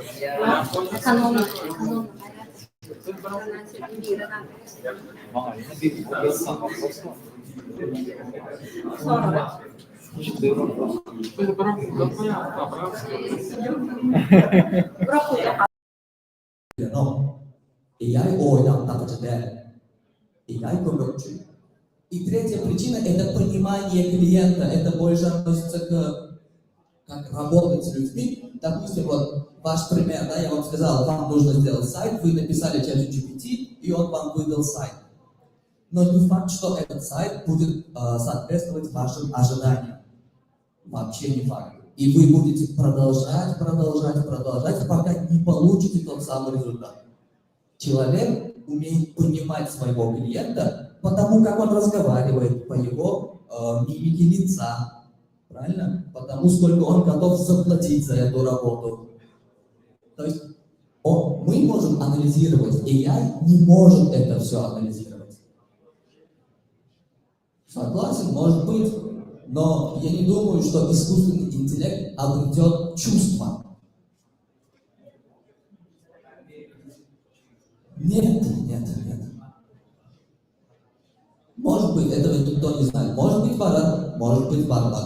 Yöre gelir şu an ve şu ömründeki 5-10 yıl içinde именно duymanı öğrenmeye, o duymanı öğrenir, если искусственный интеллект научится чувствовать, то это будет совершенно новый уровень искусственного интеллекта. Это будет, терминатор кино başlıyor, постапокалипсис начинается. Пока что нет. Теперь, как искусственный интеллект помогает UX, UI дизайнерам? Вообще знаете, кто такой UX, UI дизайнер? Вообще не фронтенд.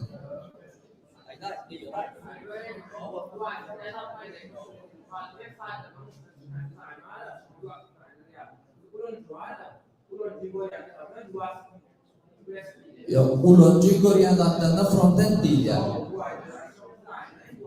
Okey.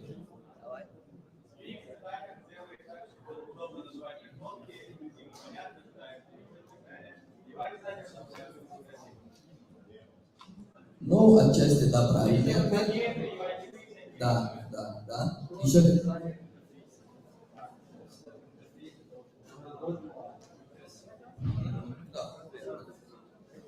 Если подумать, то UI это же опять же интерфейс, то есть сам интерфейс, UX, UX уже только человек не чувствует, кто надо расположить. Ну, Окей, это я все понял, хорошо. Верно, да, UX дизайнер занимается тем, чем мы видим. То есть, допустим, мы открываем какое-то приложение, тоже браузер, да, вы видите адресную строку, куда нужно нажать, написать адрес сайта, на который вы хотите попасть, и нажать на Enter. Вот UX дизайнер решает, где должна находиться вот именно эта адресная строка. Если мы возьмем Google Chrome и Safari, то там совершенно разный подход к этому. Google Chrome располагает наверху адресную строку, а в Safari она внизу. Оба решения рабочие, потому что Google Chrome самый популярный браузер во всем мире. Safari тоже удобно использовать именно эту поисковую строку. То есть, если бы она была где-то посередине, например, то это был бы плохой UX, потому что он закрывал контент, который мы хотим воспринимать через этот сайт. UI UX дизайнер начинает работу задолго до бэкэнда и задолго до фронтенда. Мы говорили про клиентов, правильно? Вот клиент приходит, он должен сначала приходить к дизайнерам и объяснять им, вот мы хотим вот такие-то вот такой-то вот сайт. Дизайнер понимает этого человека, рисует ему макет, показывает, и только после этого начинается разработка. Мы только что это обсуждали с коллегами. Понимаете?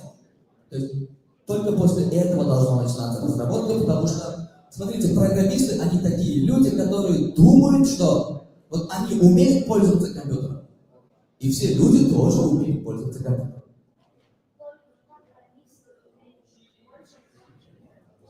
Согласен. А хочешь секрет? 90% людей даже не умеют выключать компьютер. То есть включать они умеют, там одна кнопочка, а как выключить, не нажав на эту кнопочку? Нет, без нажатия этой кнопочки. Согласен, вы знаете, вы крутые, вы здесь, вы на DevFest, но 90% людей, обычных пользователей, они не знают этого. Поверьте мне. У тебя крутая бабушка, поздравляю. Шами Адамлар Беленов, то есть программисты думают, я знаю, все знают. Дизайнеры же думают наоборот, дизайнеры думают о людях, которые будут пользоваться этим продуктом.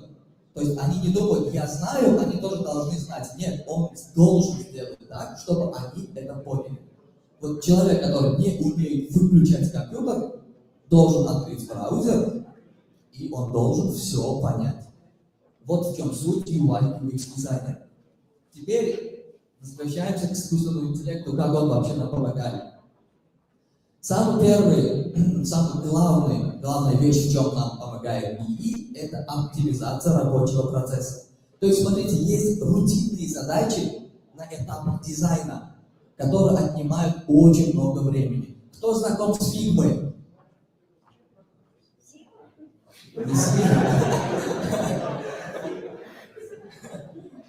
Красавчики. Фигма валла.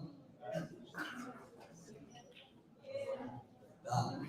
Теперь смотрим. В фигме, вот допустим, смотрите, начинает работу UX UI дизайнер, да, он должен создавать какие-то стили, он должен создавать компоненты, он должен создавать какие-то цветовые палитры, чтобы в дальнейшем ему было легко работать. Это очень важно. То есть, если дизайнер не создает эти стили, то он, считайте, впустую работает. И вот, AI нам помогает это все автоматизировать. То есть уже не обязательно самому сидеть, подбирать какие-то цвета, шрифты, все дела. Мы доверяем это все искусственному интеллекту, он делает это все за нас. Мы просто проверили, все замечательно, и все, вы сэкономили день. День, как минимум. Потому что как происходит работа? Я кофе, чай, потом ла-ла-ла, тра-ла-ла, потом опять сел, там настроения нет, фигма не грузится, тудым-сюдым, там по 13 часов начал что-то делать, в час обед. Нормальный işler başlayan. То есть, люди работают так, к сожалению, практически везде. И вот где, считаете, вы сэкономили только на том, чтобы привести свой документ в рабочее состояние. Дальше. Быстрая обработка данных. Искусственный интеллект обрабатывает данные в разы быстрее человека. И с этим никто не спорит. Допустим, у вас есть, вы UX-UI-дизайнер, вы сделали какой-то опрос. Допустим, дальше будет пример, чуть-чуть спойлер, да? Есть музыкальное приложение. И вот опрос. Я делаю опрос. Сколько вы готовы заплатить в месяц, чтобы слушать свою любимую музыку без рекламы?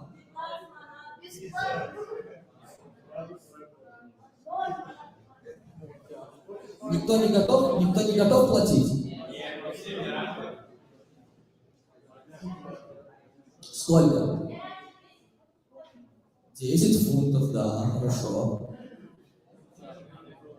Вот, ТМТ, он монет, да. Так тоже проверяю, то есть я сам платил за ТМТ, где я сейчас плачу 10 монет в месяц за ТМТ, чтобы просто у меня была возможность открыть телефон, найти любимую песню и нажать.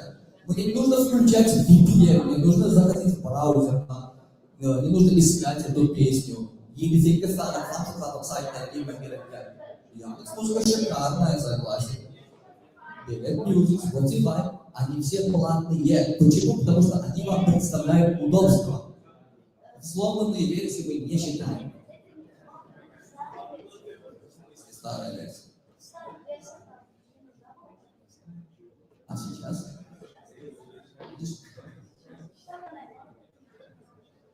И вот, допустим, я сделал опрос, 100 человек ответили на мой опрос, и мне легче и быстрее обратиться к ChatGPT, дать ему ссылку на Google форму, проанализируй и вытащи среднюю. Adam taraftarının kaçı ulu talap bolýar. Käbirde aymen yetişemok. Näme gerek maňa diýer. Aslında yetişemok diýmek bahana däl. Prosta siz öz gün tertibiňizi ya özüňiz challenge ulu gelýär. Prosta şu ulurak challenge, ulurak güç gerek. Прототипы AI нам помогают. Даже есть фирма AI, которая уже делает более нормальные прототипы. И повышение качества. Как работает повышение качества ваших работ с помощью AI?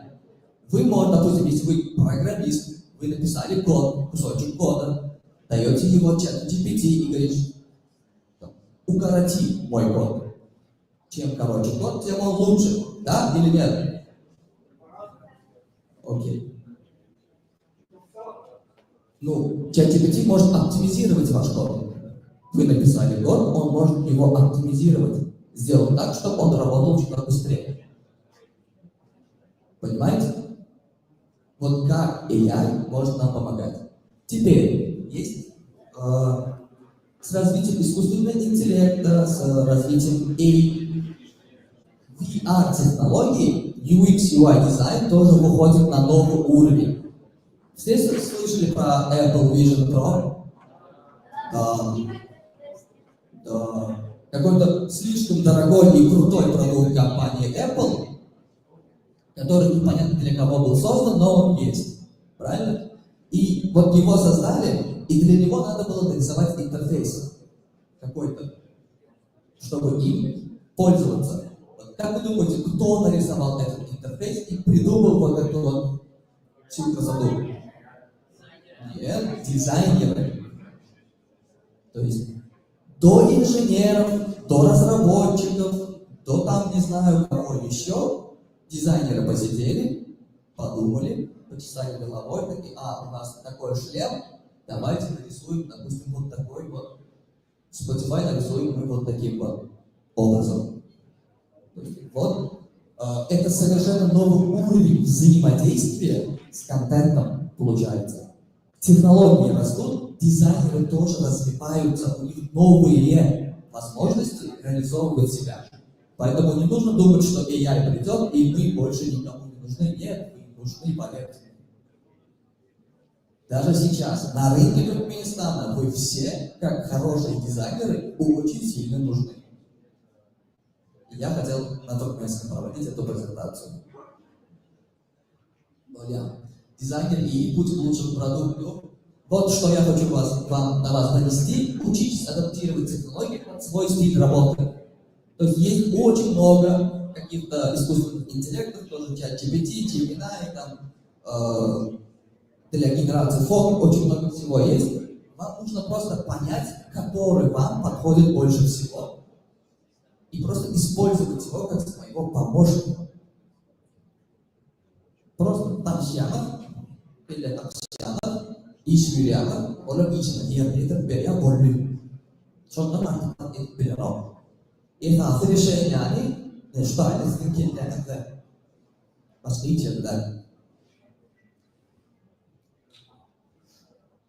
Теперь вот одно из приложений, которое мы сейчас готовим с помощью с искусственным интеллектом. Теперь каким может быть искусственный интеллект в реальных продуктах? Он может быть совершенно разным, он может нам помогать, а в некоторых ситуациях искусственный интеллект может быть основой вашего приложения. Допустим, как вот здесь. Мы готовим музыкальный стриминговый сервис, как таких уже куча на рынке, но это будет еще один. Он будет чем-то отличаться. Допустим, вот, главная страничка. Здесь есть 3 основных преимущества. Конечно, платные будут, мы же тоже хотим кушать. Да. Смотрите, первое преимущество – это персональные подборки, которые уже очень хорошо работают в Яндекс.Музыке, в Spotify, в YouTube-музыке, да? Программа «Искусственный интеллект» узнает, какая музыка вам нравится, и предлагает вам музыку. Да, да. То есть это очень хорошая штука. Почему? Потому что самое ценное в жизни? Время. Время, ребята, самое ценное у нас в жизни это время. Время всегда деньги. Когда у вас есть подборки персональные, вы экономим время на поиск музыки. Мне не надо приходить там, типа, и заходить в приложение и искать музыку. Я хочу просто зайти на одну кнопочку нажать, и все пусть играет. Музыка, которая мне нравится всегда. Вот что удобно, вот что хотят люди. Приложение существует для того, чтобы упрощать нашу жизнь, а не делать ее еще сложнее. Поэтому хороших дизайнеров очень мало.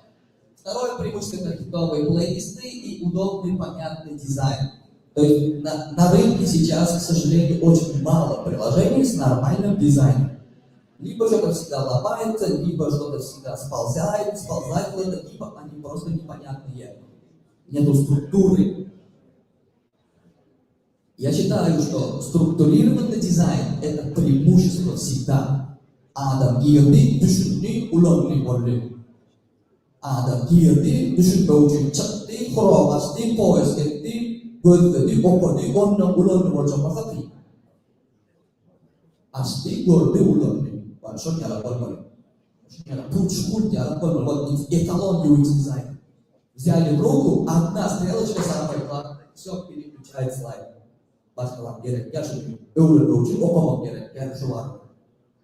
Вот это вот хороший дизайн. Зачем это приложение рынку? Это уже совершенно другой вопрос, потому что на рынке опять нет нормального приложения. Есть TMTL-файл самый старый, но он вообще не обновляется, они очень сильно на него забили.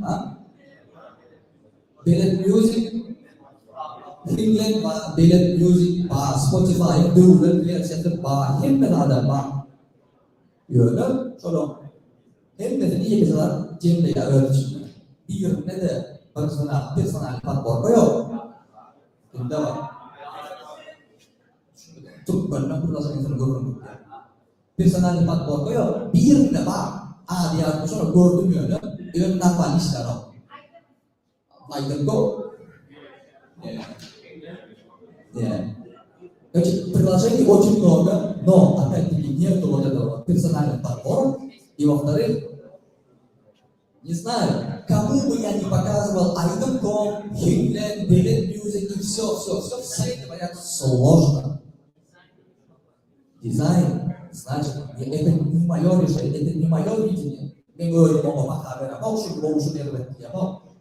я айдым комби, я медал что бана, именно айдым там берайдания. Он любит да, ушли. Валеров хрома там берайдания. Так не должно быть.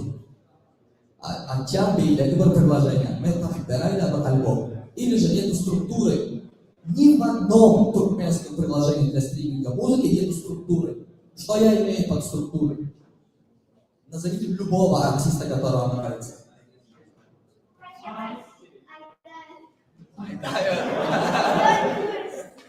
Kanye West, окей. Назови альбом один Kanye West. Graduation, хороший альбом, кстати. Скачайте item.com, Hinglen, все скачайте, вбейте в поиск Kanye West и попробуйте найти там альбом. Вот только альбом. Graduation нету, потому что структуры нету. Они как выгружают песню туда? Барьяда, и скачал с интернета все песни Kanye West, создал артиста и все песни просто туда закинул, все. Graduation, любой альбом, так не должно быть. То есть у каждого артиста есть свои альбомы, свои синглы, свои топовые песни. Это все должно быть структурировано. Вот почему это приложение рынка. Вот скоро, coming soon, летит борзо. Моноплюс наше приложение называется. И все вопросы ответы.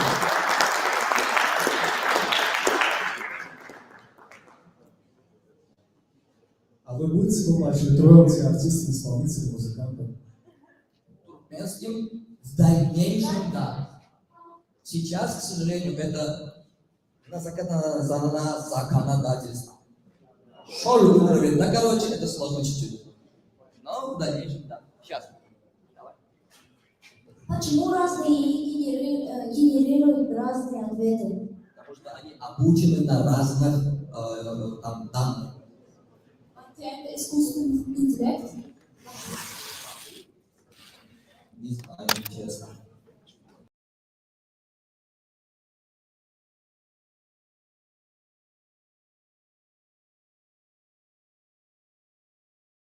Грандиозный, это сам, наверное. Сам более-менее нормальный. O dizayner bolmak için bir Dini işlemeli. Yapmalı. Stüdyoda işlemeli, öğrenimde güçlü dizaynerler bayarında işlemeli. Öğrenimde güçlü adam yok, orada sen öğrenimde.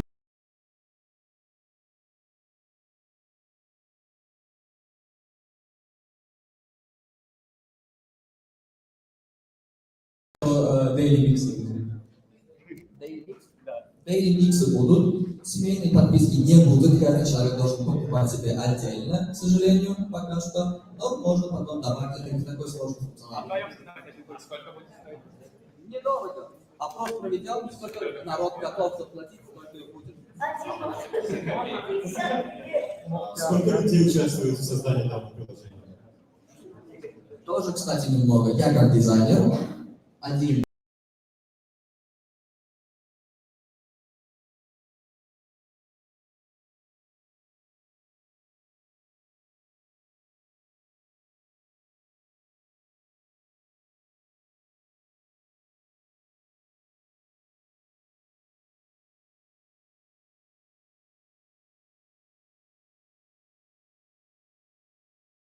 Что я ожидаю от запуска? В целом команда ожидает, что мы хотя бы чуть-чуть подтолкнем музыкальную индустрию, чуть-чуть наверх. Никогда невозможно давать четких прогнозов, к сожалению. То есть, чем больше скачивателей, тем лучше. Мы это все понимаем, но сказать, что я хочу в первый же день, планирую в первый же день, чтобы 100 000 человек скачало мое приложение, тут есть. Может, наверное, честно, даже насчет пока что приложение в разработке, честно, к тому, как мы будем продвигать это приложение, я пока что не особо этим интересуюсь. Мне важно, чтобы функционал работал. Маркетолог работает, у него свои, он видит, как он хочет развивать это приложение, как представлять это приложение людям, да, это дешевое приложение, это премиум приложение. То есть для кого, целевую аудиторию, у них это все идет своим путем, просто я туда не особо вмешиваюсь, потому что я не особо в этом силен, так скажем. Так, сейчас. И заключительный вопрос. Что это for Spotify, det nationale funktioner, det var det der er ikke noget, så det kan man.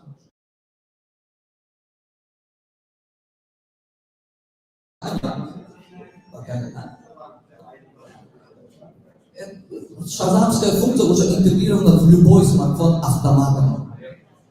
Если у вас Android, окей, Google, какая музыка играет?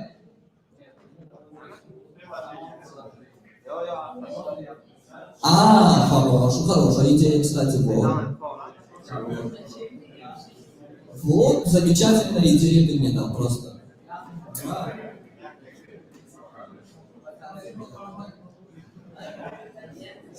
Все, мы закругляемся.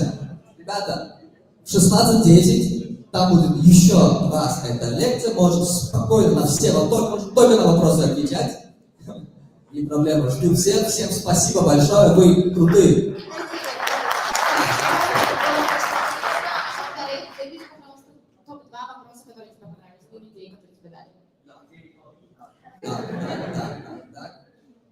Вот это с крутой бабушкой пацан.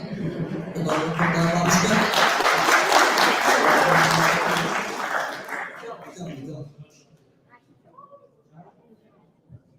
Да, и вот, очень хороший вопрос задал парень. Что делать, чтобы стать хорошим дизайнером? И вот почти тезка. Всем спасибо.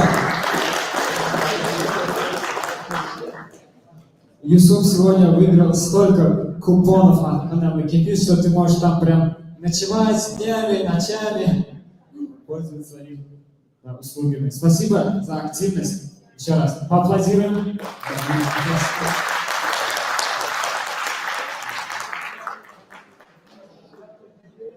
Продолжаем нашу маленькую викторину. Кто придумал программирование вообще? Как зовут человека, который придумал программирование? Я вижу одну руку там, да? Создатель, да, а кто его придумал? Да, как ее зовут, эту женщину? Это была женщина. Да, здесь. Это не Чарльз Бэббидж. Ада. Здесь вы, да? Пожалуйста. Да, давайте.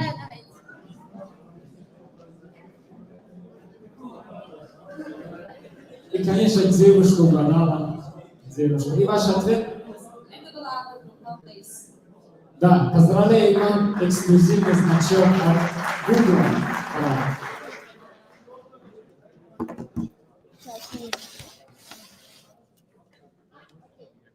Как называется, это тоже тяжелый вопрос, поэтому мы дадим значок опять. Как называется программа, которую придумал Google для виртуальной реальности? Для виртуальной реальности, да. Я виртуально, это чем Google программа. Это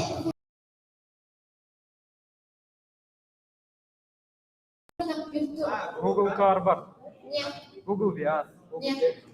Не Gemini. Нет, не Unity. Я сдам подсказку. Нет, не Google TV. Подсказка — это что-то, виртуальная реальность, это же как сон. Вот ваша подсказка. Виртуальная реальность — это как сон. Нет, не Google планета. Я сказала Dream. Я сказала Dream, думайте дальше. Нет, не Google Dream. Dreamers. У нас ответ есть, что ли? И Google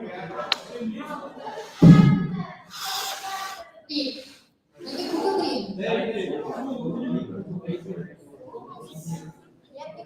Не Google Dream.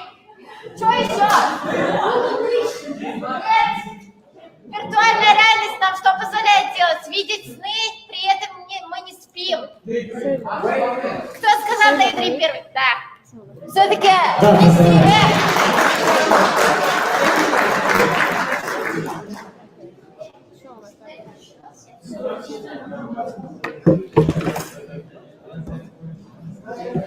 Тут во время выступления Эмира у него был вопрос очень хороший. Кто-то из ребят ответил Сигма.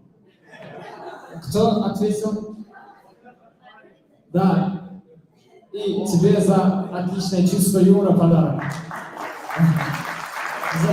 За Сигму ты впервые получил. У нас впервые нас такая, за Сигму получаем подарок. Так. Мы продолжаем. Теперь для вас выступает Джерен. Интересная презентация на Gemini. Слушай. Hi guys, I'm gonna talk in English, but I will try to add some Turkish and Russian.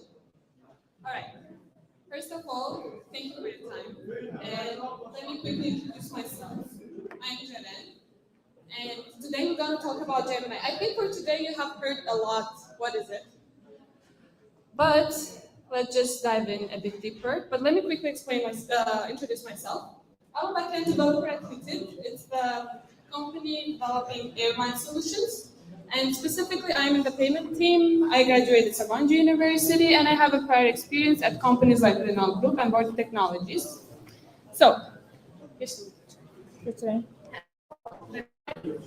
what is Gemini? Yeah. Yes. So today I think could be Gemini is an AI chatbot who's supposedly gonna make our lives easier, right?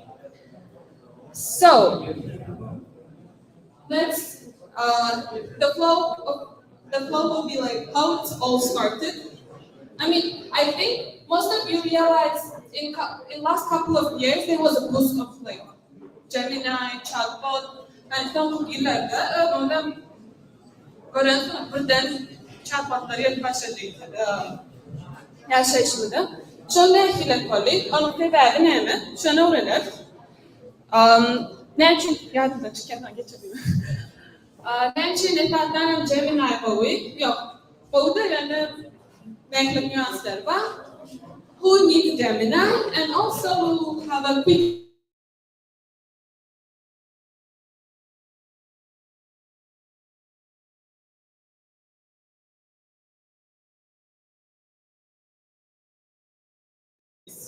Any guesses? Like large language models are like someone forced it. Okay, nice option. Okay. Can I say that I don't know why they don't want that chatbot, for example, for classical language, for classical language, for working with one friend, can say. So you mean? Okay, you say we had a lot of data to train, and that boosted the development of AI. A lot of data in one time, takes so a lot of time. To search something Google, it will at least take 5, 6, 10 minutes. If I try to Gemini, it will even 1 minute. Yeah, okay, that's right. But like, what actually caused it? Any thoughts? Okay. No. Mention birden chatbotlar ko'plab başladı. AI maybe.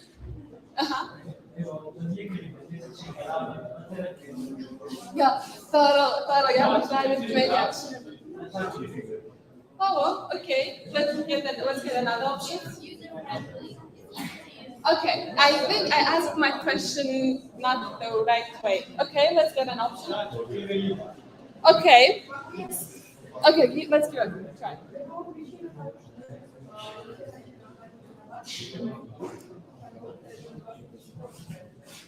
True. So actually, all of the please. ايش جيميناي كان تحكي بلا كاري فاهم صار نستقبل من جوجل لو سيرش Благодаря вычислительной мощности. True. All of them are true, but my question was like, برضن نادر مثلا أنا كمان عشان يلا ChatGPT هذا AI development يعني رياضي. I don't know. أنا بعد الفنيشن اللي يعني أنا maybe if you remember they were chat boxes. عادي هاد مشان كان chat box للبعض يعني بلاري على كويش دالي. And the reason was that they were new algorithms discovered or studied or researched. For example, up until 2017 or 15, no, okay, up until 2017, most of the time, the algorithms used for chatbot or for development of neural networks, they would use algorithms that were based on sequential processing of the sentences or of the words. For example, the cat sat on the mat. And şunu düşünmek için algoritmalar hep kadın birbirine bağlanışını hani sequential şekilde hep birbirine bağlanışını yani kopyalar. For example, to understand the meaning of that they need to like consider cat and sat. For example, you know, every single word will depend on the previous one. So it actually takes a lot of time. Imagine just one book, and then you try to understand the meaning of it, and every time trying to find a connection, it is hard. So, there was like in 2017, something new was introduced, algorithm, by Google developers. So, something called transformers. But yeah, okay, it's not the real transformers that we're thinking about, it's the name of the algorithms. So in 2017, I guess it was published. If before the algorithms would derive the meaning of the sentences based on the sequential processing, now they were able to get it all at once. Tokenization technique. Now they could, for example, they could take one sentence and try to like assign indexes, tokens, and derive the meaning of it. And what did it cause? If before we would be considering every single word and like processing back to the previous one, now it will take all together at once, which was time efficient. Because it's time efficient, we could train a lot of language models. So it actually should algorithm get the chatbot بالخاصة prosesler çalıştırdı ve tədqiqatların dönümünü etdi. Why specifically Gemini? First, if you think of other chatbots, let's say ChatGPT or any other ones, this Gemini is integrated into Google ecosystem. Google Calendar, Gmail, Google Sheets, Slides, everything has Gemini integrated to it, so it's like easy. مثلا ChatGPT يعني بشرب AI ولا you have to add extension, you have to authorize it, etc. and etc. So basically, it's built into your ecosystem already to the tools that you're gonna use. Can you go back, please? Okay. So it is accessible, built into Android devices. Android مثلا reception application Gemini for like it is any Android ده مثلا Google بدي يشتري so كم السيستم على ده ليشنا and yep thank you next one okay so and the main part is it's responsible. Gemini is known to be responsible compared to others, and actually this can be one of the reasons a bit lagging behind the other chatbots. Because what does Gemini do? It filters out majority of the toxic data that could be toxic actually, or it tries its best to filter out the disinformation. And therefore, maybe you could also see that when you write a query to Gemini, majority of the time it will give you the links where you got the data. Or when you check it with the ChatGPT, it will give you a proper answer, but you wouldn't find the source. Or if, like sometimes it gives, let me give the credits, it gives the sources, but in the Gemini, it's more هنخاف يعني إذا صوت جلنا yanlış informacja size düşürmemek için mesela. Geçelim. So, what is Google Secure AI Framework? So, as I mentioned, Gemini is responsible AI, like it concentrates on it, and for example, it filters out. We already told that it filters out majority of the lost data. Also, it develops a framework called Safe AI framework, and it has 6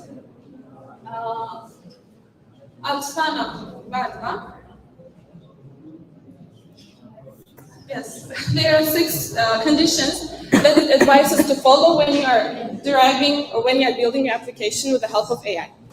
So let me quickly go over them. So what it says, whenever you are building AI, whenever you are training it, whenever you are using anything connected with AI, try to make it more secure, more robust, more automated, and always maintain that whenever your model gets bigger and bigger, try to automate the security of your applications. Next one. So let me just build it out. If, however hard we try, training AI requires a lot of data. And just one human cannot process all this data, and therefore we have to be very careful training it and filtering out anything that could disperse this information. Next, let me just quickly read that. Safely doesn't stop. Building safe AI isn't one and done. Every day is a chance to make this better, and every step helps anticipate, evaluate, and prevent risk. So, AI makes our lives easier, but we have to be cautious. Whenever we are using it, we always need to double check the information so that we are on the right path. Next one, please. All right. So, actually, let me just ask it for you. Do you use chatbots? Who uses it in the daily life? Chatbot that you like? Some. Okay. Can I ask why do you use it? For nothing. Just interesting. Okay. What thing? Exactly. Who else? Yep.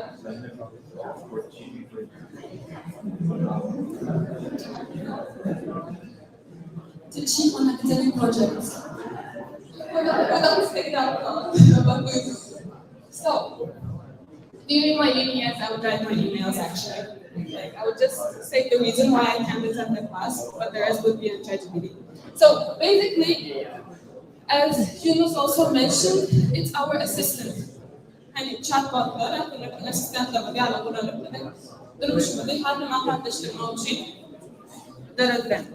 مثلا personal trainer بلد يعني بلاد نحتاج يعني travel يعني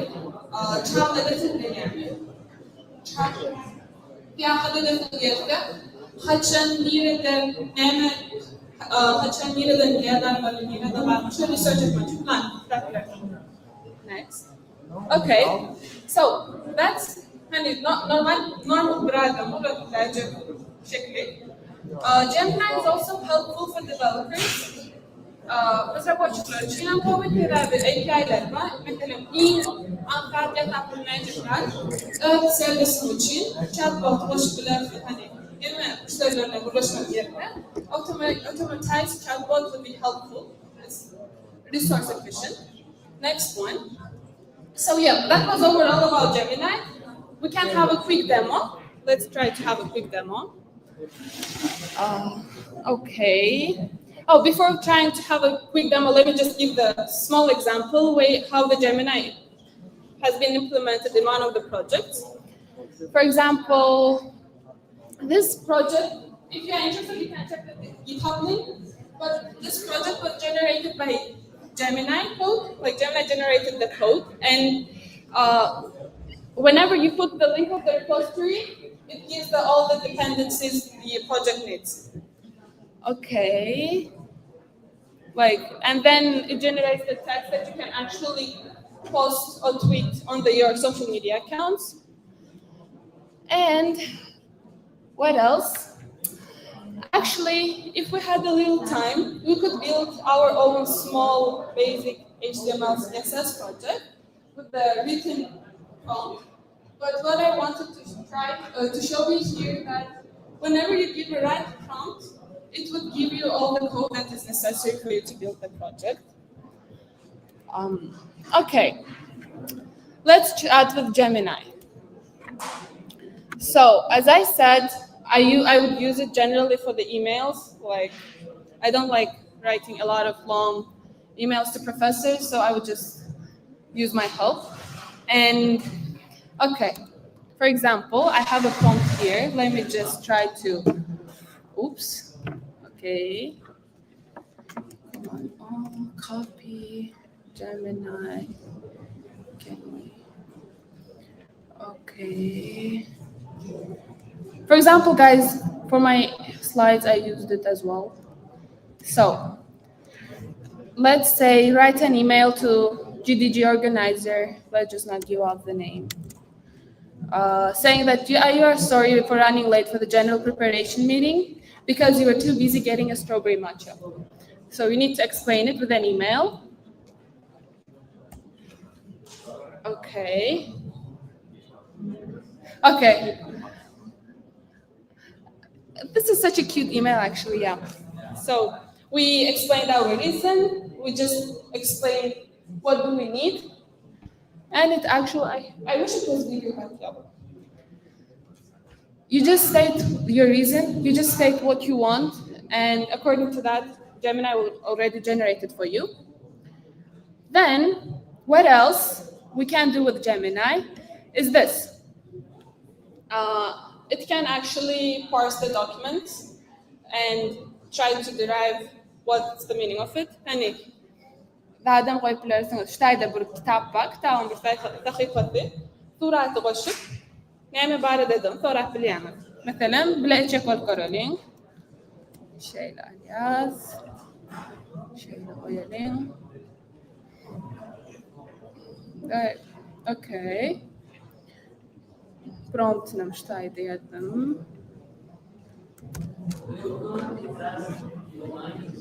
huh?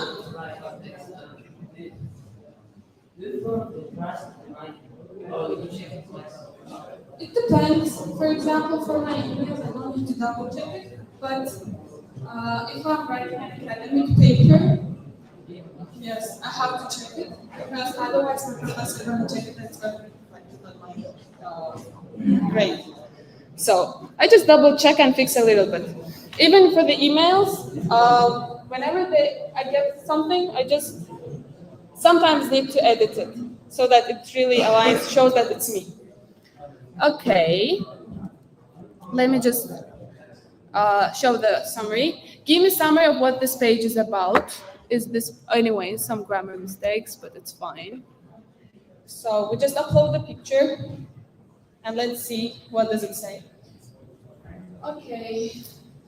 The passage focuses on the idea of true happiness coming from it. For example, guys, honestly, I like reading books, but sometimes I gotta read something that I don't want to read for academic purposes. So just uploading the document, you can actually skim the meaning of it, as it did here. So, also, maybe if you didn't know, if you just copy paste the link of the YouTube channel, of the YouTube video or anything, it will give you full description what it is about. For example, you don't want to watch 30 minutes lecture or anything that is like long, anything that you don't want to watch but you need information about it. You just copy paste it, and it will give you the full description. All right, here we saw the scheme of it. Now, let's see how Gemini is good at generating pictures. Okay, this was one option. We will ask to generate Balbazaur wearing GDG merch, holding the Turkmen flag. Let's see what it does.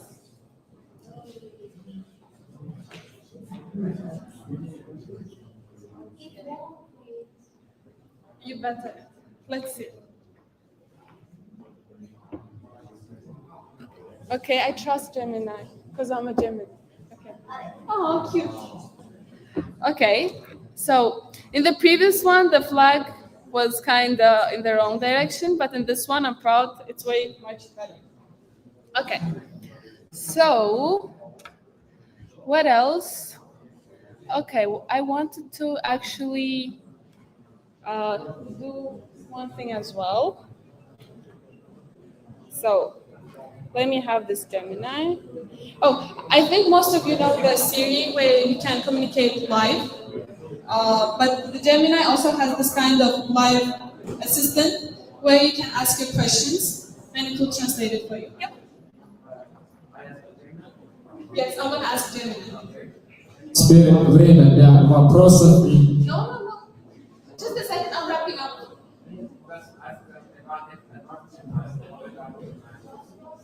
No, it's just the upgraded version. It's like, for example, you have ChatGPT and ChatGPT Pro. It's same like just Gemini and Gemini Advanced. There are a lot of upgrades in terms of giving more concise data, concise information explanation, and it has more, I think, like there are a lot of upgrades actually you can check it out later as well. So, let's just try the live demo version. Okay. Hi Gemini, can you please translate the sentence into Russian, which says, thank you for listening, and I hope you enjoyed today's festival.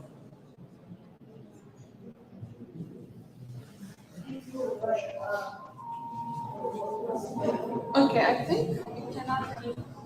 Hello. Okay, I want you to translate sentence into Russian, which says, Отлично, переведу. Thank you. Извините, я не понимаю. No. Gemini, переведи, пожалуйста, текст. Спасибо, что вы пришли на сегодняшний фестиваль на английский. Извините, что отвлекаю вас. Пожалуйста, расскажите, чем я могу помочь? It's just my connection problems. It's not Gemini. It is Gemini. Бывает, что соединение нестабильное. Давайте попробуем еще раз. Переведи текст на английский. Спасибо, что вы пришли сегодня на наш фестиваль.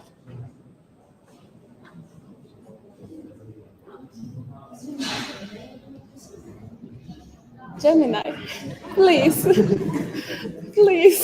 Да, конечно. Что я могу для вас сделать? Translate the sentence, please. بالتأكيد. ماذا تريدني أن أترجم؟ Okay, so I think it would translate it better because of the connection problems I have. Let's just say, translate sentence. Thank you for attending today's festival. I hope you enjoyed it. Sentence into Russian. I hope you enjoyed it. Okay, so спасибо, что вы посетили сегодняшний фестиваль, и надеюсь, вам понравилось. If you have any questions, you are welcome to ask. Yep. Yes. مثلا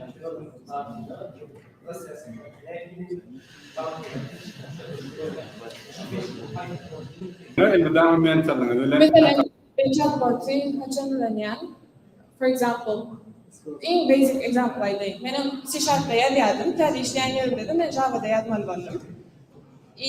Ben syntax'e düşünmeyen yani şu tadı benim küçük datalar var ya array'leri initialize etmek için atıyorum.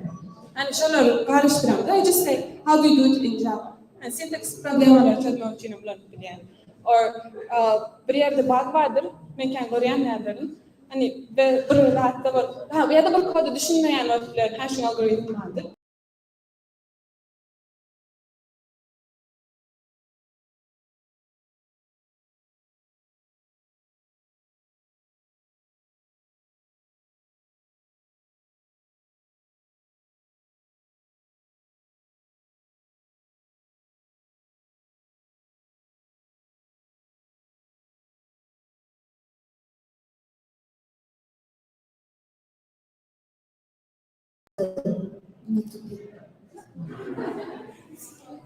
Из-за того, что нестабильного интернета может быть. Но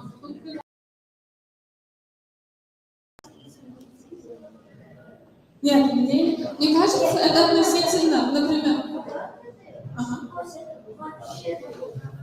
Но все-таки это AI. It's not a human being. We can accept it for a while. I hope they will change. Yep. You can't truly trust any AI. You need to double check it. Yep. Oh, I didn't check it. Look, it's good. It doesn't. Does it work or doesn't? It doesn't.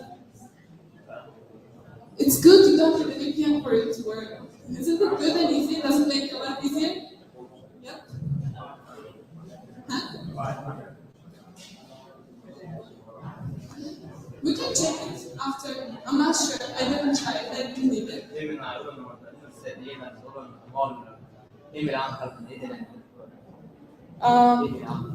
No, I wasn't caught at least. Okay, спасибо за ваши вопросы. Jelena, can you please select top one question in your opinion that was the best? Какой вопрос был лучше, по-твоему? I think that one about how do you actually use it in your work? Like, is it helpful or not? Okay, what's your name? Ага, получаете подарочный купон.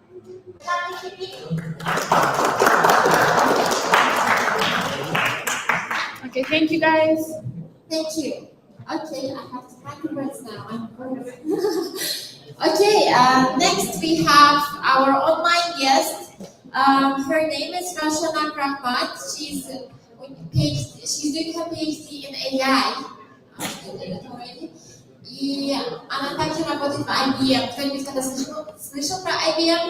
Да, это наш следующий спикер. Okay. So the theme is going to be accelerating computer vision with Vertex AI and Gemini. So we will continue the Gemini team. Так, Heather, выхода онлайн сессия. Ну, я думаю, где вновь Ильяс Сеис, который твоей презентация была. Ильяс, пожалуйста. Да, очень интересная презентация, советую остаться. Но сейчас онлайн. Да, очень мотивационная штука для разработчиков. Ну а сейчас слушай, Даша. Hello. Hello. Can you hear me? Awesome. So let me share my screen. Спасибо всем, что послушали Рошана, а теперь Ильяс. Шутка.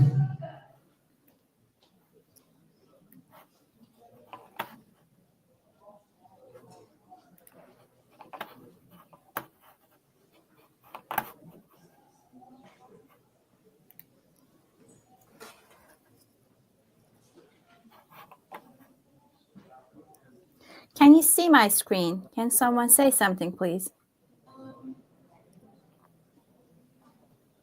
Can you please share your screen with us? I'm sharing my screen. Can you see my screen?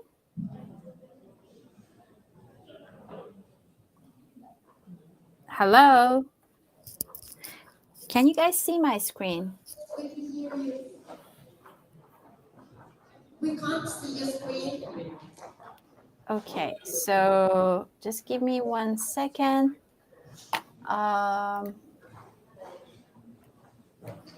So I'm using the present mode. I'm going to share screen, and it says, okay. Model.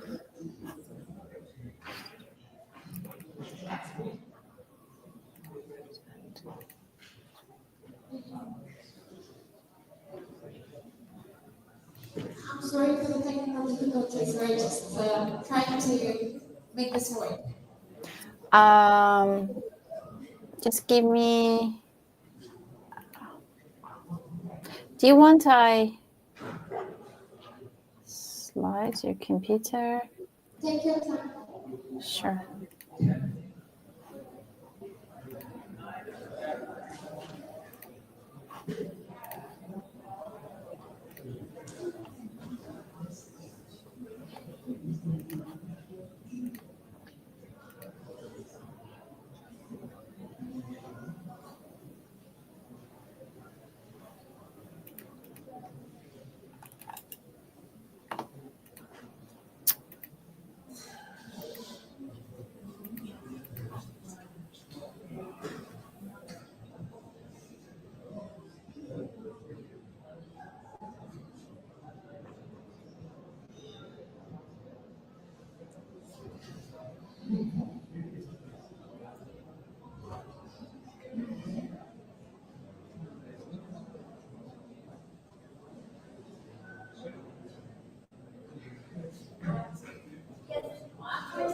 Because of connection here, we are having a bit of technical difficulties there. Wait.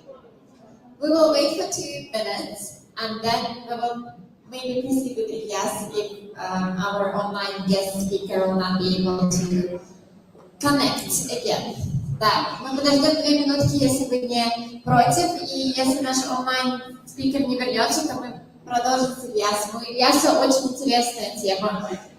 Я его и в прошлом году тоже слушала, и даже я не занимаюсь этим, но мне стало интересно, потому что React — это сейчас вещь нужная, да? Секундочку, я попросила чуть-чуть подождать, я бы с удовольствием. Кто здесь вообще работал в React?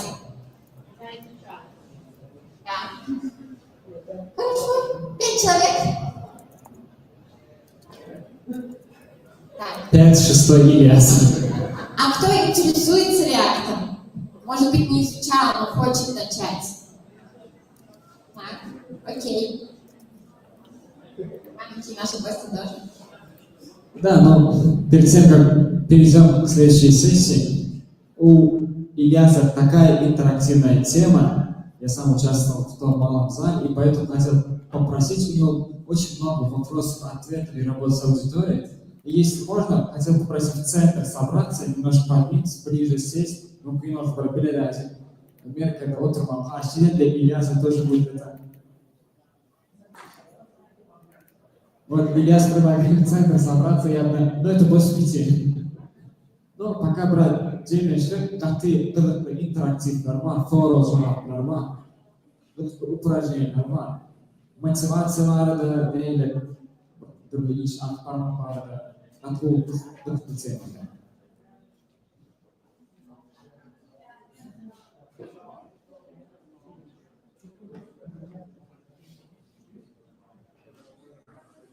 Да, пожалуйста, Ильяс. Да.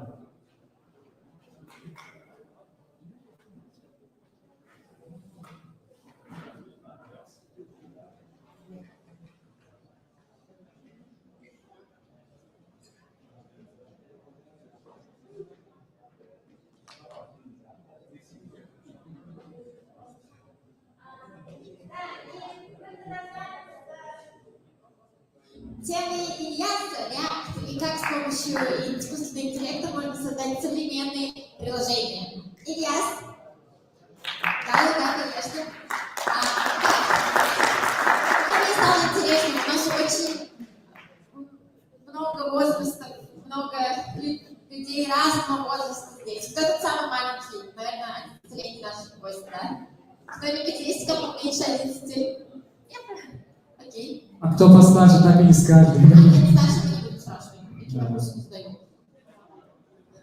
Ильяс, Конечно, Ара, американцы, центра, атнаянlar barmi. İlyas Bilyanov'un Sotay'da kendi prezentasyonu çıkışlarında kim köptene atnayanlar tanıtımı пожалуйста. Друзья, привет.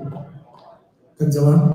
Нормально? А смотрите, да, я хочу вас поблагодарить. Yes, да. Друзья, я вижу, что сейчас здесь остались самые хардкорные участники сегодняшней конференции, поэтому для вас я хочу провести кое-что особенное, то, что я даже не запланировал. Привет. Да, я прошу всех встать. Сейчас немножко зарядимся перед тем, как мы начнем. Отлично. Встаем. Руки освободите, пожалуйста. Отлично. И это нечто, то, что я делаю только для особенной аудитории. Почему? Потому что ваша энергетика, она играет ключевую роль в достижении успеха. И неважно, разработчик вы, преподаватель, ученик школы. Есть такие волшебные слова, это слоган, по которому я в принципе живу, и звучит очень просто. Действуй как чемпион. Будь чемпионом. Поэтому на счет 3 ведущий должен, в первую очередь, давайте вместе произнесем. 1, 2, 3. Будь. Нет. Действуй как чемпион, будь чемпионом. Окей? 1, 2, 3. Действуй как чемпион, будь чемпионом. Отлично, чемпион. Но смотрите, какой очень важный момент есть. То есть, если мы просто будем стоять и вот так вот говорить, это примерно то же самое, как я люблю кофе. Ну, окей. Поэтому давайте подключим тело сейчас и чуть более энергично. То есть это будет примерно действуй как чемпион, будь чемпион. Я даже это сделаю без микрофона. Даже так получится. На счет 3. 1, 2, 3. Действуй как чемпион, будь чемпион.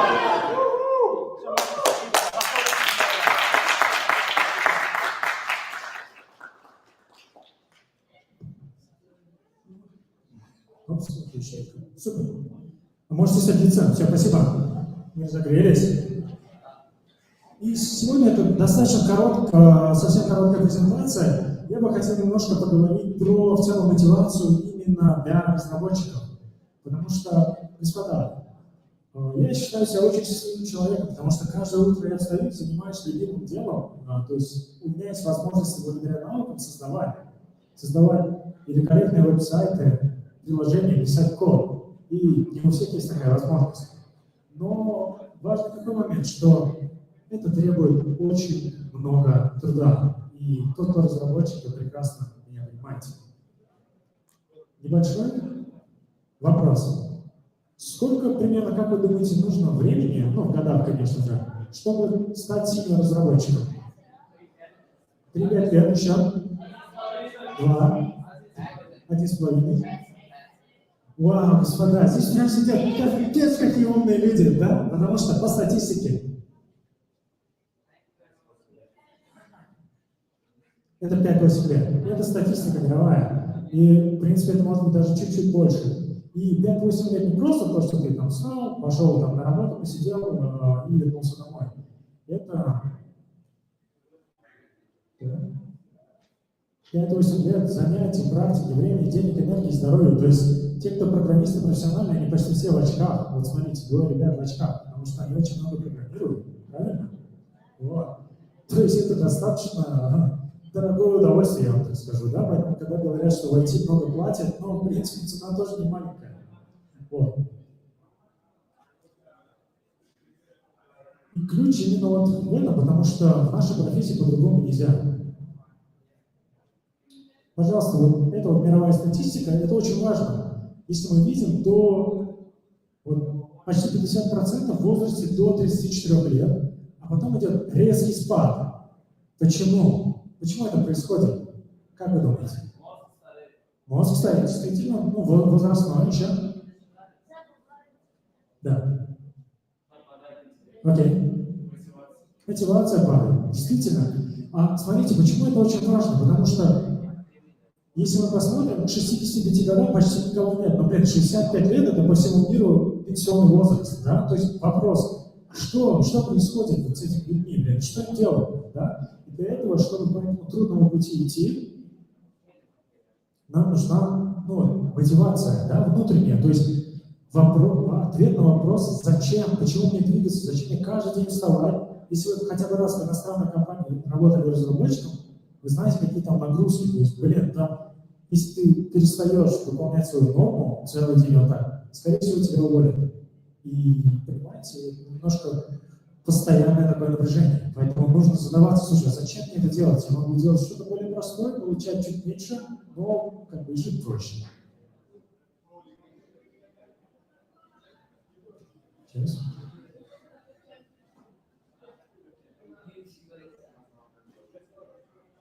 Окей. И вот я также задал себе вопрос, как бы, а что конкретно делает, помогает мне утром вставать, чтобы продолжать двигаться по этому пути? Сейчас. Желание. Задать себе вопрос. Отлично. Вопросы. И как бы я задал вопросы, конечно, многих из нас вот мотивируют известные люди. Например, кто вас мотивирует? Из известных людей. Илон Маск, Томас Эдисон, еще. Так, секундочку. Еще. Айнштейн, отлично. Марала, тебя кто мотивирует? Ладно, Марала мотивирую я, отлично. Вот. Смотрите, опять же, также многих из нас, скажите честно, мотивируют наши близкие, наши дедушки, бабушки, тоже очень много достойных людей. И помню такую историю, как-то раз я был в салоне красоты, куда пришла женщина, чтобы что-то сказать, и она сказала, мой дед химик, я им очень горжусь, а он лаборант. И я подумал, ух ты, у нас вот у всех какая-то есть близость с нашими близкими людьми, то есть наши люди. И, конечно же, то, к чему я сегодня приходил, иногда мотивация приходит из того места, которое мы даже не ожидали. И я бы хотел поделиться одной небольшой историей. В прошлом году вы знаете, это огромный миллионный город, там все улицы забиты людьми, ты просто быстро идешь, чтобы там, не потеряться, чтобы тебе ничего не забрали из кармана. И в какой-то момент я понял, что каждый что-то пропустил. И я обернулся. И там был невидящий человек, он был с палочкой, я это понял. И я вот так быстро пошел и просто решил на него посмотреть. Знаете, что он делал? Крал вещи. Интересная версия. Нет, он, знаете, он не просил. Нет, он реально был невидящим. Вот. И нет, он не просил денег, он не просил еду. Он трудился, он продавал салфетки. Представляете, вот он не видит, то есть не видит, что он продает салфетки, он работает, он трудится. И это первый раз в жизни увидел такое, что человек, которого в такой ситуации, что он работает, да, и для меня это был вот этот такой аха-момент. Как бы человек, у которого есть право на пособие жить, потому что из-за такого состояния сидеть дома, он выбирает, подчеркиваю, выбирает идти трудиться.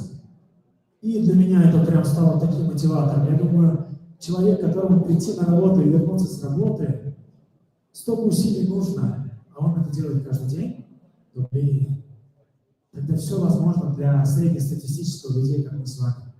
И интересно, что, видимо, это в Турции нормально, потому что я буквально 10 дней назад был снова там, уже в другом месте, и там на туристической площади увидел человека в инвалидном кресле, у него ДЦП было, и я там подумал, наверное, просит деньги, смотрю, нет, он продает салфетки. То есть, господа,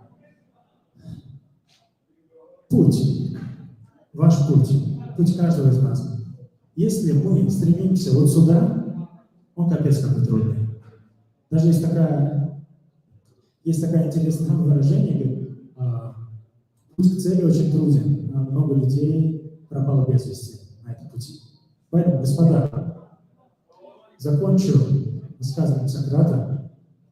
Как видите, не ищи легкого пути, ищи тот путь, который сделает тебя сильнее. Поэтому каждый из вас, я желаю силы, движения по пути и веры в себя. Успехов, Александр. Спасибо.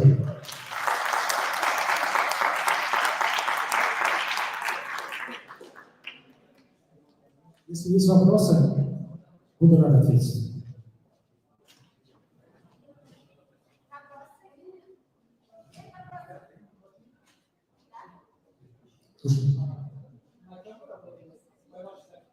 Фронтенд разработчик у меня React в основном. Это была вот полный мастер-класс был отдельной сессии. Там все было на эту тему. Да.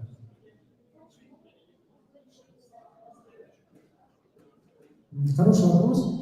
На самом деле у меня это естественно произошло. То есть я еще когда в школе в Ашгабаде учился, я в олимпиадах по программированию участвовал здесь, побеждал достаточно часто. Потом я отучился в России и просто выбрал путь и все. Мотивацию? Наверное, мотивацию дало то, что у меня были успехи в этом деле. Получалось, понимаешь? Продолжало получаться. Как-то так.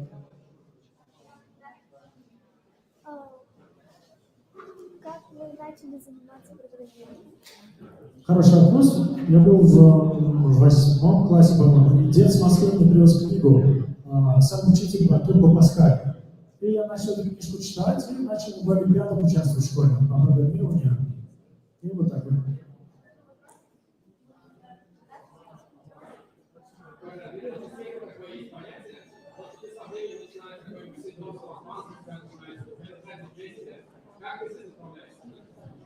Я не справляюсь с этим. Самозванец. Последний вопрос.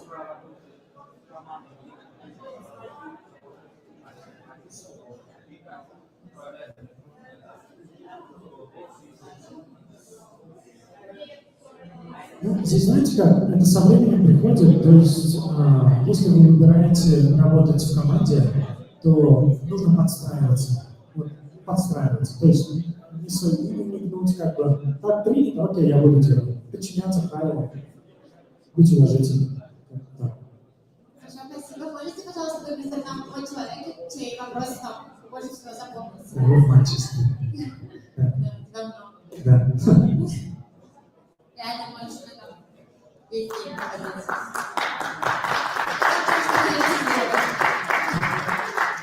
Спасибо большое, Ильяс. А сейчас наша заключительная сессия, наша онлайн-гостья Равшана Рахмат, доктор Равшана Рахмат, потому что у нее PhD в AI. Да, 4 года. Hello, everyone. Равшана подключается. Я хотел сюда позвать Марат Реджепову. Hi, everyone. Can you hear me? Хотел бы вас отметить. Можно, пожалуйста, минуточку? Да.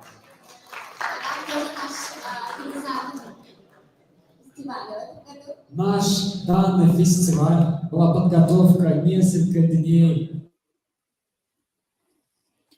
Hi, everyone. Can you hear me? Hello. I can't hear you guys. Can you hear me?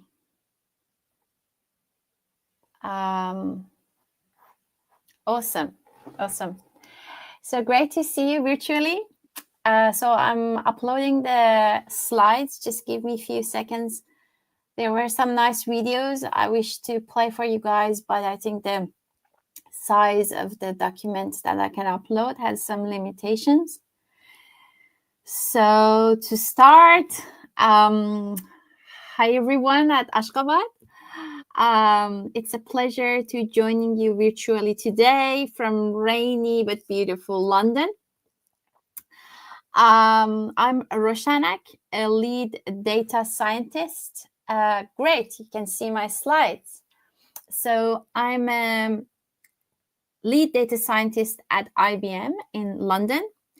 And I'm very excited to talk about how we can accelerate computer vision with Vertex AI and Gemini. I know you had so many talks today about Gemini, but just another one to just make it more interesting and give you more ideas about better use cases. Please note that while I work as a data scientist, my talk today is based on my personal interests and exploration in the field of AI. Let me move to next slide.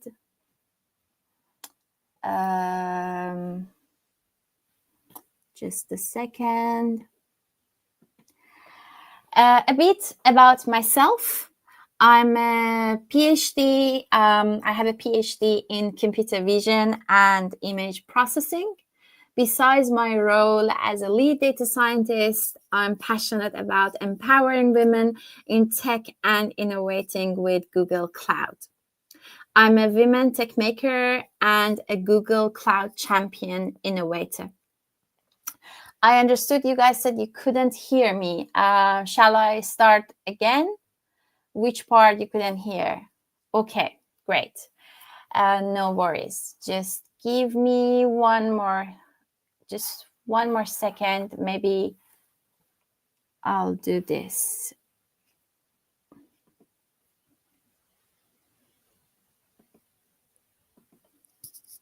Okay.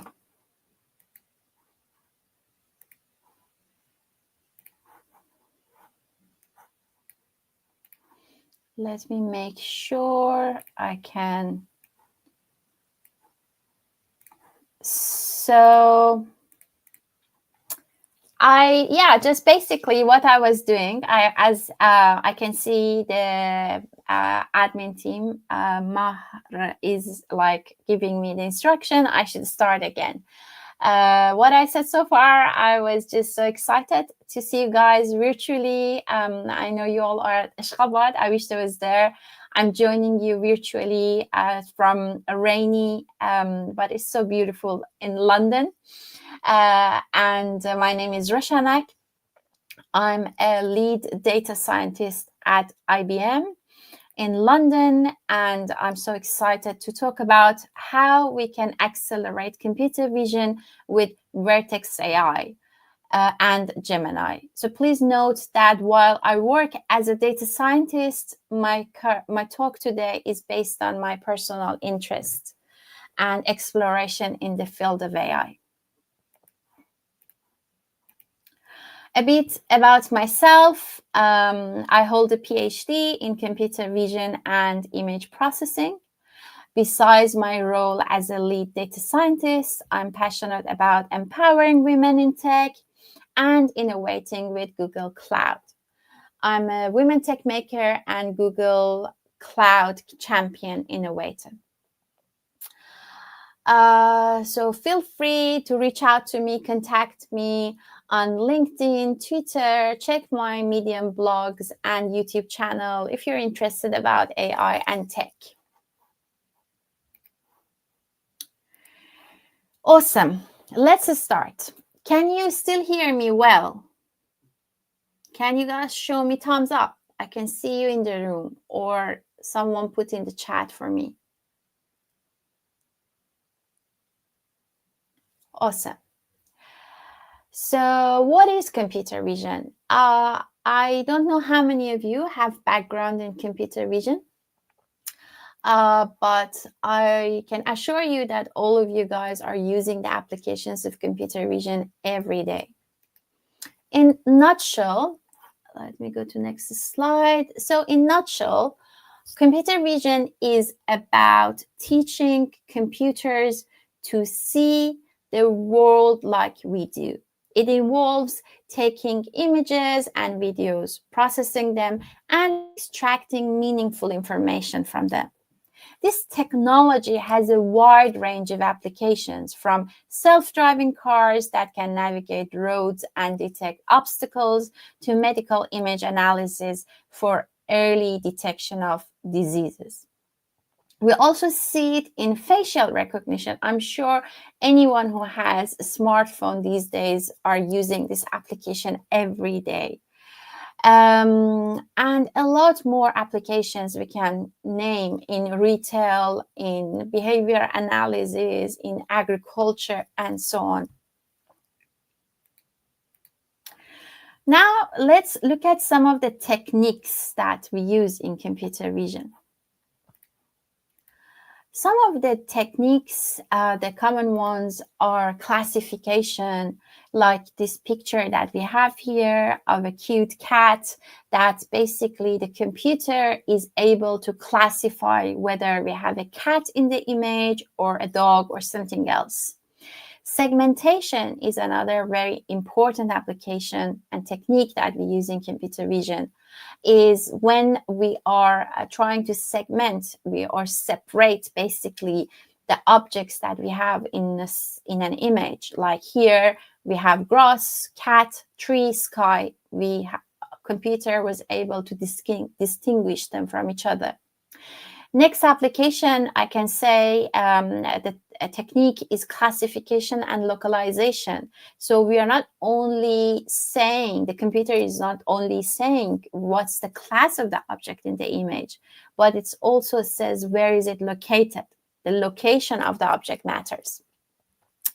Other tools that are very used in many applications are object detection and instance segmentation, that here we can see we are able to detect and segment basically different objects from even the same class.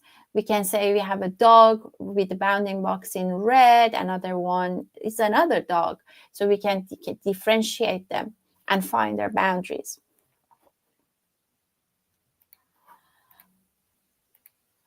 Now let's look at some of the other techniques. For example, image registration. If you see the satellite imaging, they usually are not great in capturing the whole scene because the data is huge. So what we do, we capture different images and we stitch them to each other. We register them to be able to understand what's happening in the whole scene.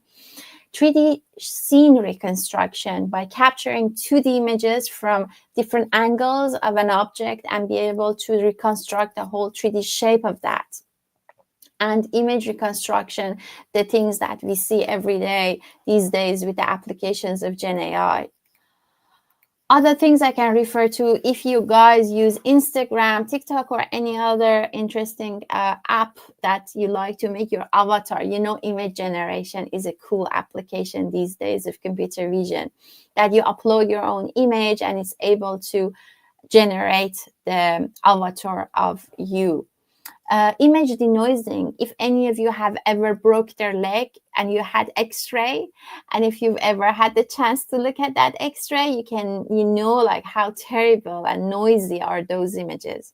And of course, with the computer vision techniques, we are trying to denoise them, remove those noise to improve the quality, that we are able to extract more information. Especially, it's a great application for doctors. Image captioning, by uploading an image and the computer is able to describe that image, provide us a nice caption to understand what's going on. To move to the next slide, I want to talk about Google AI in computer vision. So let's look at this nice diagram here, the chart here.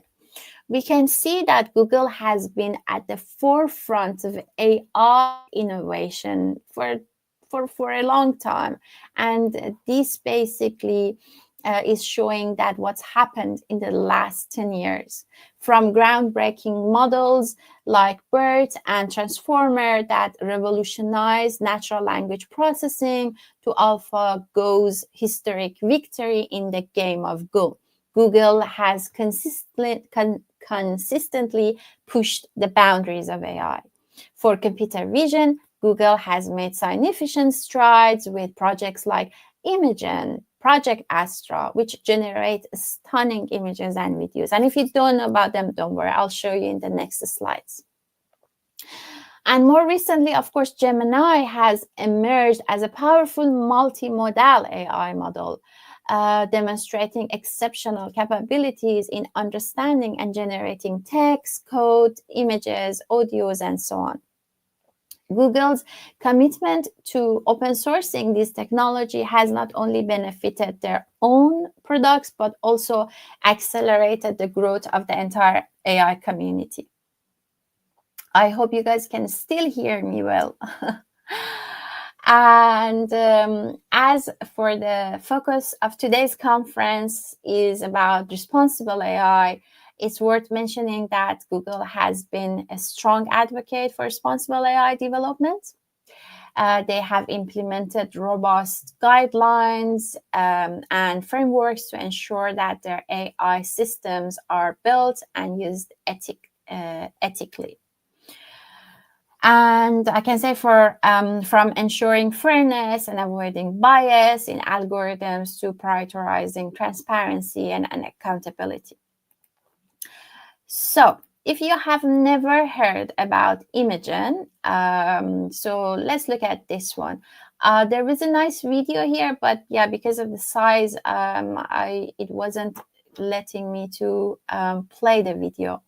But Imagen is one of the Google's most impressive models and a cutting-edge text-to-image model that can generate incredibly realistic images based on text descriptions. As shown here, the creativity in prompting is limitless now in image generation. So you can choose different scenarios and it can generate different images. DALL-E is another similar application that has been done by OpenAI and Imagen by Google. This was also another very cool video that sadly it's not there, that it's about Project Astra. Project Astra is another groundbreaking AI assistant from Google DeepMind, which leverages the power of Gemini models to understand and respond to various forms of information, including text, images, audios, and videos. It engages in natural conversations, provides real-time assistance, and learns from user interactions to continuously improve its capabilities. So I do recommend you guys to Google this, go to YouTube or the link I provided and watch this demo. It's really cool if you have never heard about Project Astra before. And now Gemini. Gemini, you heard a lot about it today, but let's talk more about Gemini. So in late 2023, Google released the Gemini models, representing a major leap forward in the advancement of large language models. Gemini wasn't just another LLM. It marked a new standard for multimodality. That's what's very interesting to me, multimodality in AI using Gemini. And I want you to think of it as an AI that can seamlessly understand and generate text, translate languages, write different kinds of creative context and content, and answer your questions in an informative way, even if they are open-ended, challenging, and strange. And now, yeah, I wanted to talk more about Gemini, but I know you heard a lot about it today. Don't want to make you guys feel bored. Now let's move to Vertex AI. How many of you are using Vertex AI into your daily applications? I'm not in the room, but if you show me some hands up, maybe I can get an idea that how many of you are using Vertex AI. For those who are using it, so definitely you know what is it, but for those who don't know, Vertex AI is like a supercharged platform that makes building and deploying AI models a breeze. It automates data preparation and labeling, speeds of model training and tuning them, simplifies deployment and monitoring them, and it integrates seamlessly with other Google Cloud tools. The user-friendly dashboard provides a clear overview of your entire AI pipelines, making it a powerful tool for any AI project. To get access to Vertex AI, if you haven't used it yet, make sure you have a Google Cloud account. Sign up for free at google.com, cloud.google.com. if you don't have one yet. And the good news is the new customers get $300 in free credit to try Google Cloud products and build a proof of concept. So it's really great. Once you signed in, you need to go to console by clicking here and create a new project, or use your previous ones from here.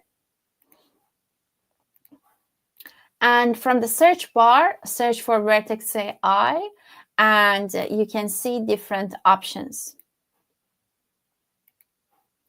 Vertex AI dashboard is a one-stop shop for all your machine learning needs.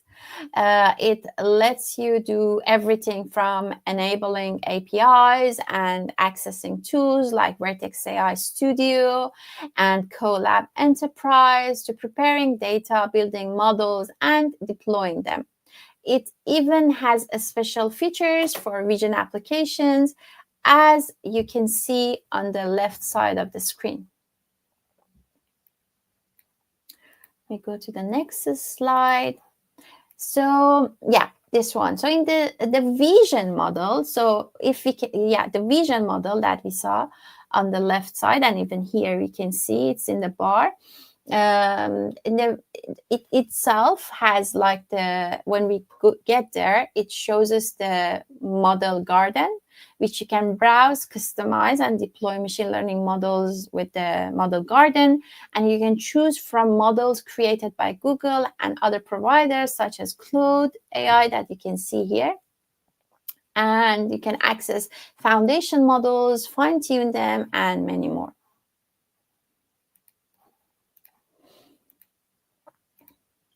When you get to the Vertex AI Studio, there are lots of options for text generation, images, and speech. Now, let's talk about the real magic, Vertex AI Vision. That's the main part that I would like to talk about today. It's like giving your computer superpowers, allowing it to understand and analyze images and videos with incredible accuracy. Imagine that I want you to be more creative and come up with more applications that you can think about. But of course, there are lots of the different models there that you can use, and you can also train your own model to do lots of different applications, like recognizing an object, detecting the anomalies there, classifying the emotions that the people they have in an image. So with Vertex AI Vision, it's possible to do lots of interesting work, and I like you to guys have be more creative, be creative, and come up with good ideas to use this amazing tool. Just while the full access, as you can see, I put here, is currently limited and not everybody has access, but you can request it. Request access here to unlock the full potential of this amazing tool. And so Vertex AI, so it's a nice image that I like that you guys pay attention, that I got it from the Vertex AI Vision documentation, that it shows this powerful platform that streamlines the entire computer vision pipeline. You can easily ingest various types of visual data from images to videos and analyze them using pre-trained Google AI models or your own custom models. The platform allows you to store and search your visual data efficiently and provides robust analysis. Whether you're building a simple image classification app or a complex video analysis system, Vertex AI Vision offers these tools that helps you and makes your design and builds much faster. And although you might not have immediate full access to the whole vision features, you can still get started with quick and easy computer vision applications right in the Vertex AI Studio. For instance, you can use this free-form prompt to upload an image and generate a description.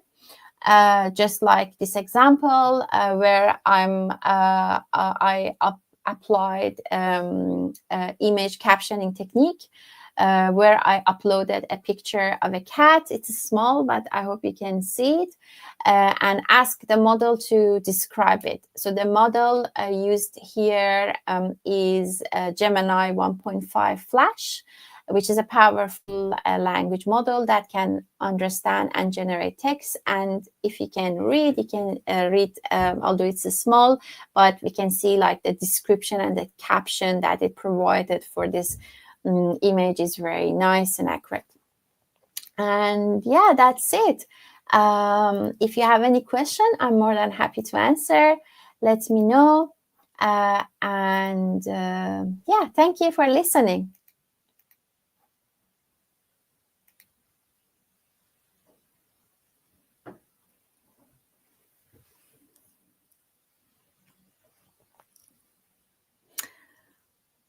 I can't hear any of you guys, but please, yeah, I saw you. Thank you for your claps. So yeah, the moderators, please let me know what should I do next.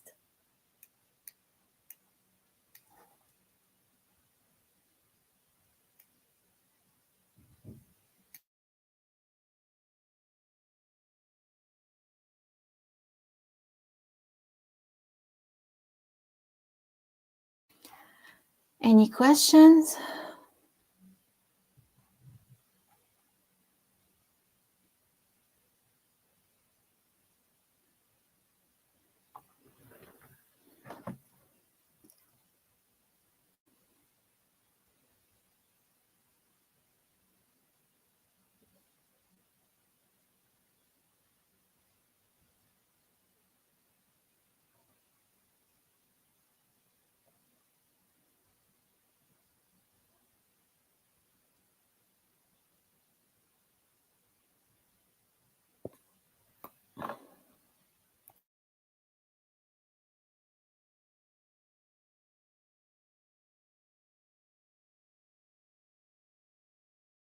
No, can you?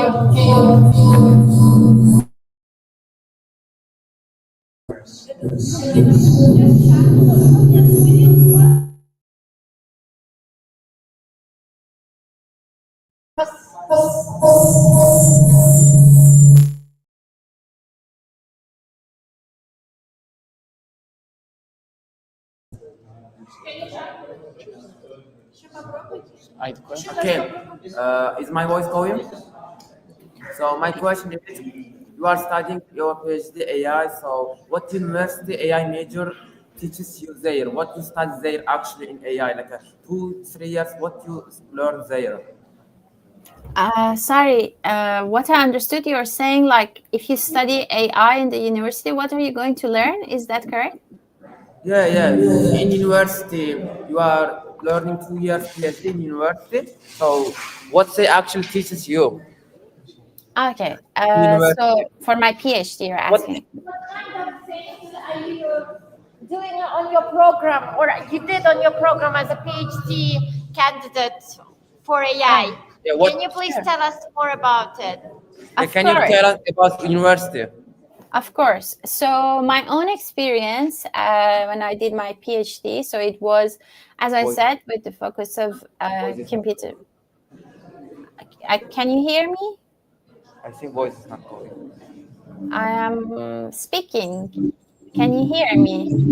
Yes, we can. Awesome. So there's some background noise, but anyway, so I'll try to focus and give you the answer.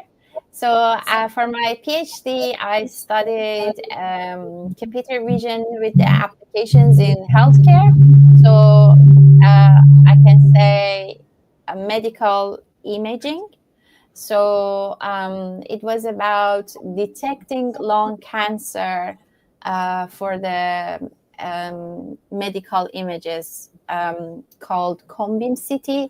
So basically, it was the understanding where is the shape of the tumor, how is it responding to the treatment, which is a very challenging, still a challenging task. And if you are interested to do your own PhD, it's like really. Can you guys still hear me? Yeah, we are hearing. Sure. So as my background also, I'm an academician, lecturer, and I've been supervising lots of students. So in case if you're interested to do research, whether in master's or PhD, make sure like the topic you're choosing is very interested to you, because as PhD student, you spend 3 to 5 years to spend on project, and especially with the field of AI is growing, and there are a lot of interesting things to do. University by university can be slightly different, but at the end, if you're interested in computer vision, and it's lots of different applications of that, so yeah, you can look for it, and there are lots of universities offering it these days. So I think I got my answer. So in 2-3 years, you are learning the styles of the programs, which programs you can use in AI, yes? PhD usually takes more than 2 years, but it depends really on the university, on the country, the system, education system they have. But after, of course, like 2 years, definitely, whether you're in your PhD or after your graduation, you would be able to apply AI. So in case if you don't have AI background or data science background, maybe you can have a look on some online courses, think about some, if that's you only are looking for getting the knowledge to be able to get a job and implement that. So maybe you can just choose some other paths like masters or online courses. But if you're interested in research and new applications, something you can have more contribution yourself, more niche areas, PhD is a great choice. Thank you for answers, Miss. Welcome. All right. Thank you for your answer. Of course, feel free to connect with me on any of the social platforms that I added, and I'm more than happy to answer your questions there. Your voice is not coming well. Oh, no worries. That's not. Yeah. I just said like, as can you hear me now, guys? Do we have any more questions?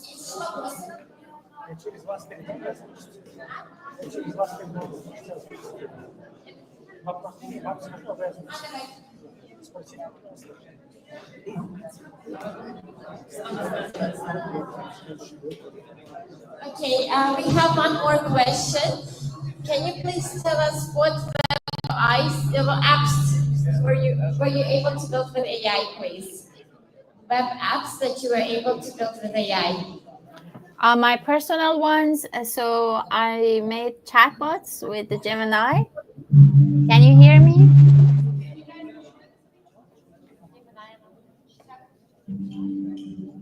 Can you hear me now? Yes, we can. With the Gemini chatbot and some other apps like the traditional apps I've done in the past, I suggest if my voice is not clear, please reach out to me on LinkedIn, Twitter, and also I put some of the apps that especially the Gemini one, on YouTube. So feel free to reach out to me, send me your question, and I'm more than happy to answer. Just I'm afraid if there is not clear audio there.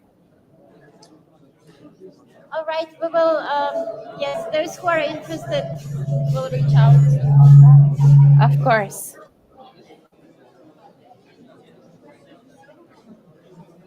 Okay, if we don't have any more questions, it seems like we don't have any more questions. Thank you for your lovely, informative session.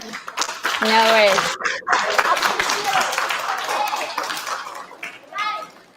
Awesome. Goodbye, everyone. Goodbye, Ashgabat'. Спасибо, что пришли. Надеюсь, вам понравилось. Я, например, как человек очень далекий от IT, очень много смогла сегодня понять.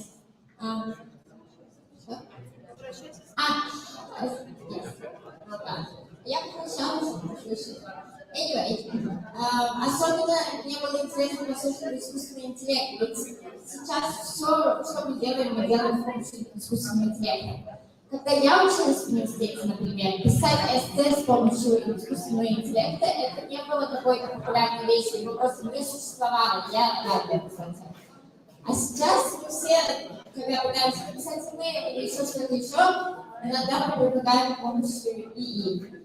Надеюсь, этот день был такой же полезный и информативный для вас, такой, как он был для меня. И спасибо, что вы пришли. Thank you. Спасибо всем волонтерам, всем гостям. Было очень приятно видеть более 1000 зарегистрированных мемберов у нас на сайте. Но перед тем, как мы завершим наш DevFest 2024, мы хотим позвать сюда на сцену самых лучших волонтеров, всех, кто помогал организации проведения нашего DevFest. Под ваши аплодисменты. Пожалуйста. Газ, да, надо. Надо выключить или включить. Можем разобраться вот здесь. Ой,